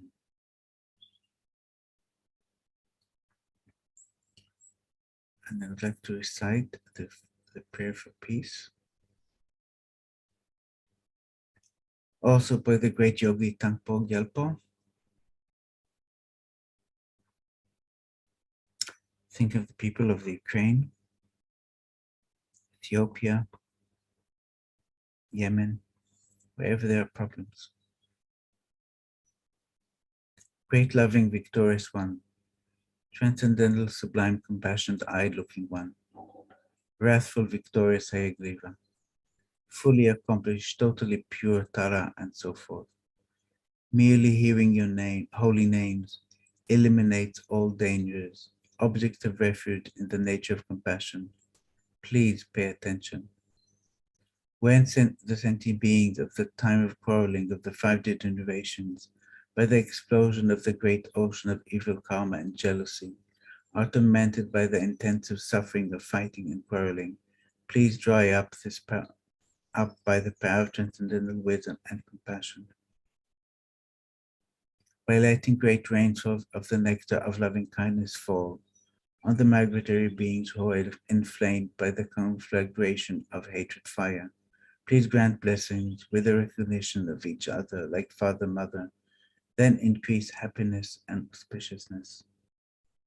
May the multitude of the vicious evil spirits who enter the mental continuum and change it instantly to the mind of Asura, from now on never run in this area. I'm requesting for even all sentient beings who have died in the war to abandon from that time onward all evil karma, cause and effect, then having entered and been born in the blissful field of Amritava Pure Land, to lead all others to that Pure Land. Please bless all those who are born and die samsaric beings who have a long life, no sickness, to pacify all quarreling and fighting, enjoy the 10 virtues, have rainfalls at the right times, always have good harvests, and for all the inhabitants to be auspicious and increase. By the ultimate reality, which is pure by nature, By the compassion having ultimate reality, cause and effect, results are unbearable, and by the compassion of the Gurus, mind, sealed deity, and rare sublime ones, may these pure, extensive prayers be completed. And as suggested by Lama Zopa Rinpoche, we can do the Guru Rinpoche prayer. I don't really know which one, so we'll do both. Home in the northwest border of Uddiyana, in the heart of a lotus flower, endowed with the most marvelous attainments, you are renowned as a lotus born, surrounded by a host of dakinis. Following you well practice, I pray you to come and confer your blessings. Guru Pema Siddhi Hum, Oma Hum, Vajraguru Pema Siddhi Hum. Oma Hum, Vajraguru Pema Siddhi Hum, Oma Hum, Vajraguru Pema Siddhi Hum. And to remove obstacles on the path. Precious Guru, embodiment of all Buddhas of the three times, great bliss, the Lord of all accomplishments. Wrathful power who dispels all hindrances and subdued demons, pray bestow your blessings. Please remove outer, inner, and secret obstacles and grant your blessings to accomplish wishes spontaneously. When due to the obstacle of the elements, earth, water, fire, and wind, this illusory body which is rented is meeting the time of its perishes, requesting undoubtedly without appointed mind to Banmasambhava and the goddess of the elements. There is no doubt the four elements get naturally pacified. I request you, Ogyan, the one rising from the lotus, please bless the wishes. Please bless the wishes to succeed naturally. Om Ahum Vajraguru Pema Siddhi Hum, Om Ahum Vajraguru Pema Siddhi Hum, Om Ahum Vajraguru Pema Siddhi Hum. May all the disease. Now I would like to recite the Thangtong Gyalpo prayer to eliminate the pandemic. May all the diseases and sadness of mind of sentient beings that result from karma and temporary conditions, such as the harm of God, spirits, illnesses of the Buddhas, not occur in the realms of the world. May whatever suffering there are from life-threatening diseases, like a butcher leading an animal to be slaughtered, separating the body from the mind in many instances not occur in the realms of the world. May all embodied beings be unharmed by acute, chronic, and other epidemic diseases. The mere sound whose names terrify beings as though they have been placed inside the mouth of Yama, the Lord of Death. May all embodied beings be unharmed by 80,000 class of interferers, the 360 evil spirits that harm suddenly, the 424 diseases, and so forth. May whatever suffering there are due to disturbances of the four elements, depriving the body and mind of every happiness, be totally pacified. May the body and mind have radiance and power and be endowed with long life, good health, and well-being. By the compassion of the Gurus and the Three Jewels, by the power of the Kinis, Dhamma protectors and guardians, and by the power of the truth and infallibility of karma and its results, may all these dedications and prayers be fulfilled. May all the diseases and sadness of the minds of sentient beings that result from karma and temporary conditions, such as the harms of God, spirits, innocence, and Buddhas, not occur in the realm of the world. May whatever suffering there are from life-threatening diseases, like a butcher leading an animal to be slaughtered, separating the body from the mind in many instances, not occur in the realm of the world. May all embodied beings be unharmed by acute, chronic, and other epidemic diseases. The mere sound whose name is terrifying being as though they were placed inside the mouth of Yama, the Lord of Death. May all embodied beings be unharmed by 80,000 class of interferers, the 360 evil spirits that come suddenly, the 424 diseases, and so forth. May whatever suffering there are due to disturbances of the four elements, depriving the body and mind of every happiness, be totally pacified. May the body and mind have radiance and power and be endowed with long life, good health, and well-being. By the compassion of the Gurus and the Three Jewels, by the power of the Kini, Dhamma protectors and guardians, and by the power of the truth and infallibility of karma and its results, may all these dedications and prayers be fulfilled. Last time. May all the diseases and sadness of mind of sentient beings that result from karma and temporary conditions, such as the harms of God, spirits, illnesses, of Buddhas, not occur in the realm of the world.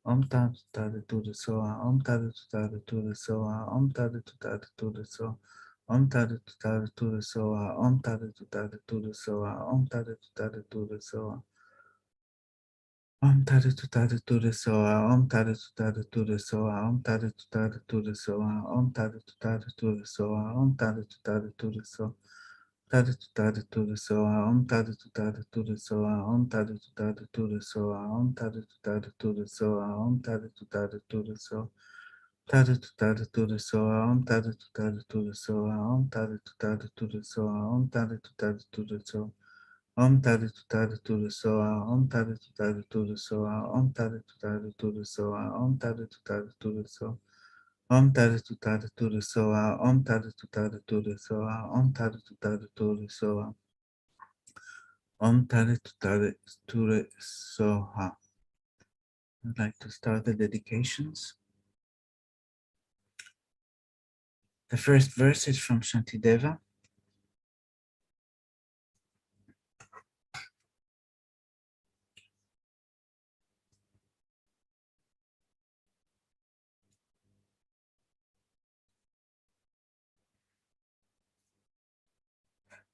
However many sick sentient beings there are, may they be quickly be freed from all sicknesses.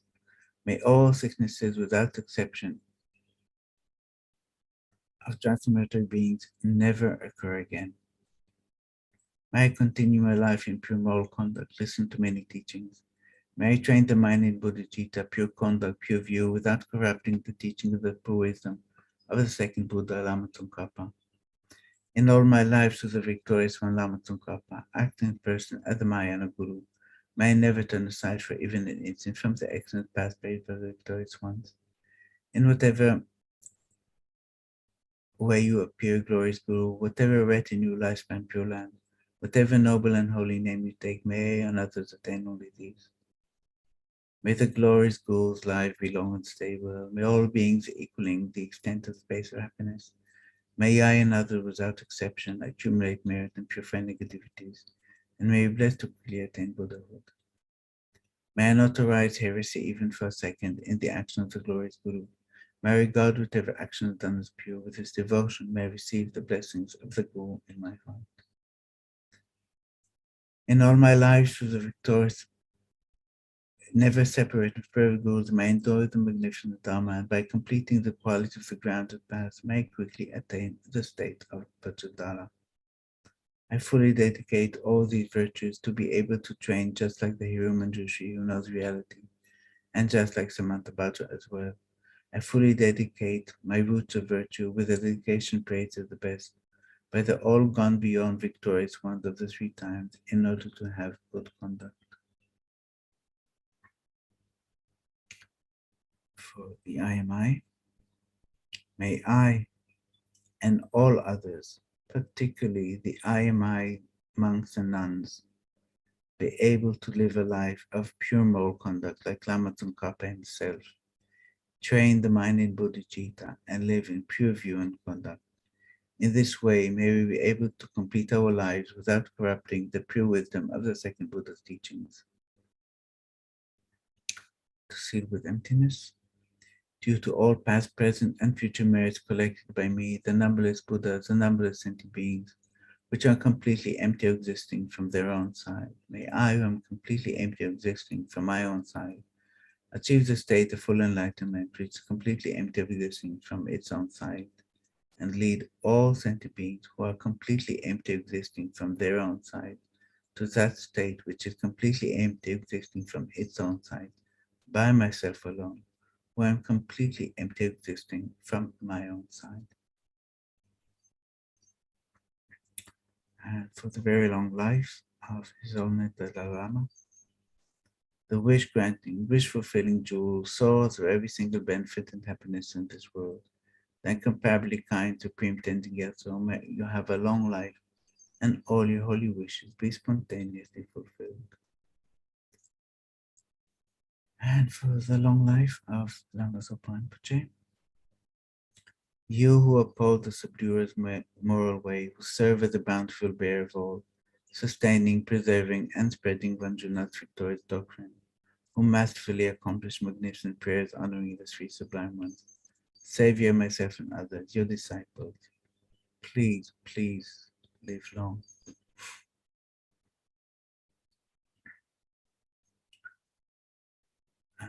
And until Siciliana is in Mongolia, some yurts are all around her. This is so nice.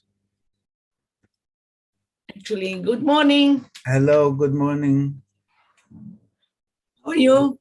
Good. Where is your picture from? I think is maybe. It looks like Mongolia. Maybe Tuva. Ah, okay. Maybe Tuva. Anyway, it's a kind of one of the federation, Russian Federation that is Buddhist, you know, Tuva. Okay.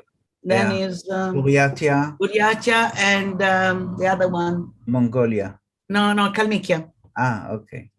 Now, of course, they are actually coming from Mongolia, those people that they put this. Yeah. Okay. Thank you very much. Thank you very much. See you. Ciao, Thank ciao. you. Bye. So first of all, I'd like to thank the people at Chenrezig Institute that have been so supportive all this time in helping us to have this marathon all the weeks since two years of mine. Ciao. And so thank you very, very much. Quindi ho ringraziato le persone del Chenrezig Institute che ci hanno aiutato, che ci stanno aiutando già da 2 anni a fare questa maratona di preghiera, che è stata ispirata da Lama Zopa Rinpoche quando c'è stato praticamente lo scoppio di questa cosiddetta pandemia, che ha coinvolto così tutte quante le persone a generare delle menti abbastanza negative. Quindi lo scopo di fare questa maratona è proprio di far sì che le persone potessero sviluppare compassione, perché la compassione si contrappone appunto alla mente negativa dell'odio, la mente negativa del rancore, la mente negativa dell'insoddisfazione. Invece riuscire a riconoscere, diciamo, prendere più contatto con quella che è la natura fondamentale dell'essere umano, che è l'amorevole gentilezza, è proprio praticando Chenrezig, facendo la pratica di Chenrezig e recitando il mantra di Chenrezig, si scioglie un pochettino questo velo di ignoranza, questo velo che impedisce proprio lo sviluppo o la manifestazione di questa naturale gentilezza che abbiamo dentro. Quindi non è un qualcosa che noi dobbiamo cercare tanto lontano, è qualcosa che noi abbiamo dentro perché effettivamente siamo dispiaciuti e abbiamo delle sensazioni di disagio quando vediamo che gli esseri umani si trattano male, quando vediamo gli esseri umani che danneggiano gli altri, si sentiamo male quando vediamo un essere umano che tratta male un animale. Quindi vuol dire che è la nostra natura fondamentale di gentilezza che è infastidita da questo, e le persone che si comportano in questo modo, che fanno sì che i sentimenti, diciamo, distruttivi dell'amorevole gentilezza si comportano così, hanno la mente, hanno una visione completamente distorta, perché credono che agendo in quella maniera hanno una maggiore soddisfazione, agendo in quella maniera potranno essere felici, quando in realtà sappiamo benissimo che, come mi sembra sia una frase di Tolstoi che ho detto la settimana scorsa forse, che non si può asciugare l'acqua con l'acqua, non si può spegnere il fuoco col fuoco, non si può fermare la violenza con la violenza, e quindi soltanto con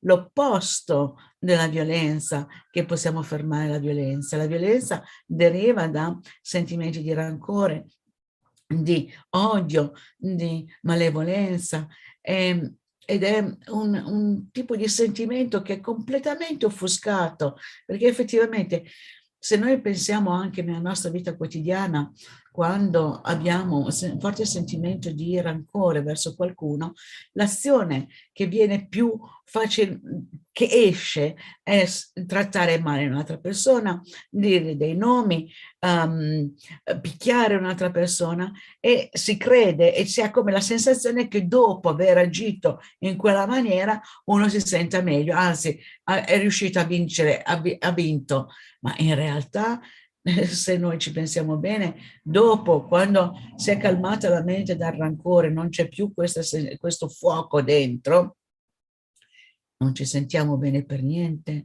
abbiamo una sensazione veramente di disagio e di come insoddisfazione, perché siamo andati contro la nostra naturale, fondamentale natura di gentilezza. Quindi è importante riconoscere questi, però siccome abbiamo l'abitudine da tempo senza inizio ad agire e lasciare andare le nostre azioni e i nostri modi di agire completamente spinti da queste emozioni distruttive, vengono fuori spontaneamente, non c'è nessun freno in questo, quindi quando ce ne rendiamo conto, delle volte è un po' troppo tardi, però con la meditazione, con le preghiere, entriamo in contatto con quello che è la nostra natura fondamentale di gentilezza. Infatti non è che possiamo metterci a meditare o cercare di recitare dei mantra quando siamo completamente arrabbiati. Prima dobbiamo calmarci. Infatti quello che si fa normalmente è prendere consapevolezza del respiro, osserviamo il respiro che entra e che esce, inspiriamo luce, ed espiriamo fumo nero che va oltre l'universo, che sono tutte quante le nostre frustrazioni, i nostri problemi, le nostre angosce, le cause di malattia e soprattutto tutti quanti i pensieri distruttivi. Immaginiamo che vanno via da noi nell'aspetto di fumo nero che va oltre l'universo e inspiriamo luce bianca. Possiamo pensare che viene dal nostro maestro, da Chenrezig, da Buddha Sakyamuni, da Thangtong Gyalpo, dalla Madonna, da Gesù, qualsiasi essere che ci dà questa ispirazione di amorevole gentilezza, che in realtà, quando noi pensiamo all'amorevole gentilezza e pensiamo alla luce che entra, in realtà è che attiviamo la nostra amorevole gentilezza. Queste figure esterne ci fungono da specchio delle nostre qualità interiori. Quindi dobbiamo prendere una forma, un qualcosa che ispiri questi sentimenti dentro di noi. Quindi non è che dobbiamo avere e mettere sulla nostra mente dei sentimenti che non ci sono semplicemente dei sentimenti che devono essere riscoperti, che devono essere risvegliati, che devono essere coltivati, farli crescere dentro di noi, perché la natura fondamentale della nostra mente è amorevole gentilezza, la natura fondamentale della nostra mente è chiara luce, è senza, non ha colore, non ha forma, non ha limiti, è semplicemente coperta che si manifesta in modi diversi, con l'attaccamento, con l'arroganza, con la malevolenza e soprattutto con questa ignoranza che crede assolutamente vero e fermo, esistente in un modo concreto, questo io, questo egoismo che la vuole sempre vinta. Mi sembra una canzone di forse Francesco Guccini che diceva: nemmeno dentro il gabinetto possiedo un mio momento, che vuole sempre vinta, vuole tutto, anche il caffè. Ok? Quindi è questo ego, questo mostro che mi porto dentro, e questa è una canzone di Battiato, il mostro che mi porto dentro, che non mi lascia mai in pace. Ecco, dobbiamo riconoscere questo mostro che ci portiamo dentro, che è la causa di tutti quanti i nostri problemi. E il mostro è semplicemente non dargli corda, non essere incatenati da questi difetti mentali e far sì che la nostra natura chiara, limpida, possa manifestarsi al massimo, ok? Ok, basta. Ho dato già un po' di come si dice, di gocce su cui pensare, e soprattutto ogni volta che abbiamo qualche tipo di sensazione di disagio, fermiamoci un attimo, guardiamo il respiro, facciamo entrare la luce e buttiamo fuori le negatività. 1 minuto, 2 minuti, niente di speciale, e lo possiamo fare durante il giorno. La mente ce la diamo 24 ore su 24, non solo quando meditiamo, sempre. E quindi sempre dobbiamo cercare di avere consapevolezza della nostra mente, che non sia sotto l'influenza delle emozioni distruttive, perché le emozioni distruttive non fanno altro che nutrire il mostro. Effettivamente le nostre emozioni distruttive non fanno altro che mettere dei veli sempre più grossi sulla natura chiara della mente. Quindi non è che dobbiamo acquisire delle cose, come non so, dobbiamo imparare una lingua, imparare delle formule, eccetera. No, non è così, è che dobbiamo entrare sempre più in contatto con dentro di noi e far sì che questa chiarezza si possa manifestare sempre di più, perché c'è già, è lì, è solamente coperta, è completamente coperta, e noi dobbiamo semplicemente piano piano lasciarla uscire. Ok, quindi con la motivazione di fare questa pratica di Thangtong Gyalpo non soltanto per noi stessi, ma per il beneficio di tutti quanti gli esseri viventi di questo mondo, tutti gli esseri viventi di tutti quanti i vari innumerevoli universi. Immaginiamoci, sono degli infiniti esseri come che vivono negli inferni. Inferni vuol dire che l'essere sta sperimentando delle sofferenze così atroci che sono insopportabili. E l'immagine di questa sofferenza è come essere completamente nel fuoco, che non si riesce a trovare un attimo di respiro. Poi ci sono i preta o gli spiriti famelici, che sono quegli esseri che non riescono a trovare neanche un po' di cibo, che anche se trovano il cibo li causa delle malattie, non riescono a trovare l'acqua. Quindi immaginiamo anche tutti questi esseri. Sulla nostra terra, sul nostro mondo, possiamo vedere che ci sono tantissimi esseri che stanno sperimentando queste sofferenze, soprattutto quando abbiamo un forte squilibrio degli elementi nel mondo, quando ci sono gli incendi, quando ci sono gli uragani, quando ci sono le carestie, e vediamo che tutte queste sofferenze sono sperimentate sia dagli esseri umani che dagli animali. Sono quegli esseri che noi possiamo vedere. Gli animali, vediamo, sono completamente pervasi dall'ignoranza ne permette di decidere di praticare un sentiero spirituale o di migliorare la loro condizione. I miglioramenti che fanno sono sempre spinti ovviamente dall'attaccamento di un benessere, che effettivamente alcuni possono essere addestrati a fare determinate cose che gli permettono effettivamente di stare meglio. Poi gli esseri umani, poi ci sono i Sura e gli Asura, che sono degli esseri che hanno praticamente tutto, però arrivano alla fine della loro esistenza e si rendono conto di aver sprecato tutti quanti la loro energia positiva soltanto nel benessere, e quindi sperimentano una sofferenza atroce perché hanno degli attimi di chiaroveggenza e vedono dove rinasceranno dopo, quindi sperimentano una sofferenza incredibile. E gli Asura o i semideva sono quelli che sono continuamente sopraffatti dalla gelosia incredibile, e questo li fa soffrire terribilmente, anche se sono a dei livelli, diciamo, di un'esistenza dei reami superiori, ok?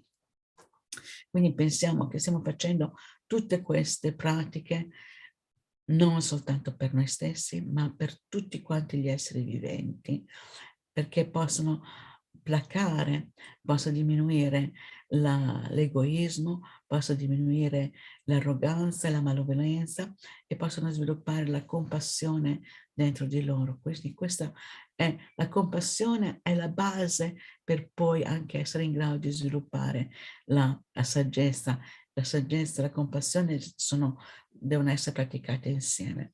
Quindi pensando agli infiniti, innumerevoli altri esseri viventi, in questo modo noi allarghiamo la nostra mente, la rendiamo più vasta, la rendiamo molto più recettiva e quindi per comprendere l'interdipendenza dei fenomeni e la legge di causa-effetto. Quindi in questo modo pratichiamo sia la compassione che la saggezza. Quindi con l'intenzione, assolutamente la fortissima intenzione di non essere più intrappolati dai difetti mentali, non essere più intrappolati da queste cause di grande sofferenza dal profondo del cuore. Prendiamo rifugio pensando appunto alle qualità di Chenrezig, le qualità di Santità Dalai Lama, le qualità di tutti quanti gli esseri santi. Pensando a queste qualità, praticamente noi prendiamo rifugio nelle nostre stesse qualità. E se noi ci prendiamo rifugio in queste qualità che sono dentro di noi, in quel momento lì siamo di beneficio per gli altri esseri viventi e coltiviamo così l'amore e la gentilezza. Quindi è importantissimo avere questo sentimento di voler emergere dalla sofferenza e di voler ottenere lo stato dell'illuminazione per essere di beneficio per il maggior numero di esseri possibile. Ok?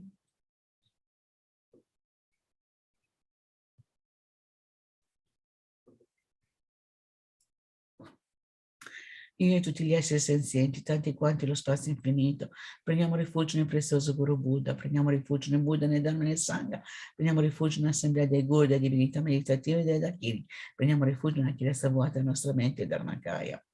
Io e tutti gli esseri senzienti, tanti quanti lo spazio infinito, prendiamo rifugio nel prezioso Guru Buddha, prendiamo rifugio nel Buddha, nel Dhamma e nel Sangha, prendiamo rifugio nell'assemblea dei Guru, delle divinità meditative e dei Dakini, prendiamo rifugio nella chiesa vuota della nostra mente e Dharmakaya. Io e tutti gli esseri senzienti, tanti quanti lo spazio infinito, prendiamo rifugio nel prezioso Guru Buddha, prendiamo rifugio nel Buddha, nel Dhamma e nel Sangha, prendiamo rifugio nell'assemblea dei Guru, delle divinità meditative e dei Dakini, prendiamo rifugio nella chiesa vuota della nostra mente, il Dharmakaya.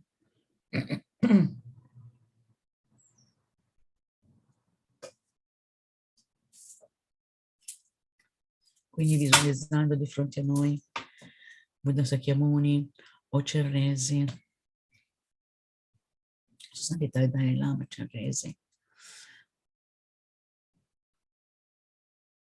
Immaginiamo che luce, nettare di luce entra dentro di noi e anche in tutti quanti gli altri esseri viventi, che immediatamente tutte quante le oscurazioni, gli ostacoli si dissolvono completamente. Mentre recitiamo il mantra, recitando il mantra purifichiamo tutte quante le impronte mentali negative, dell'ignoranza, dell'attaccamento, della malevolenza, della gelosia, dell'invidia, dell'arroganza, dell'orgoglio e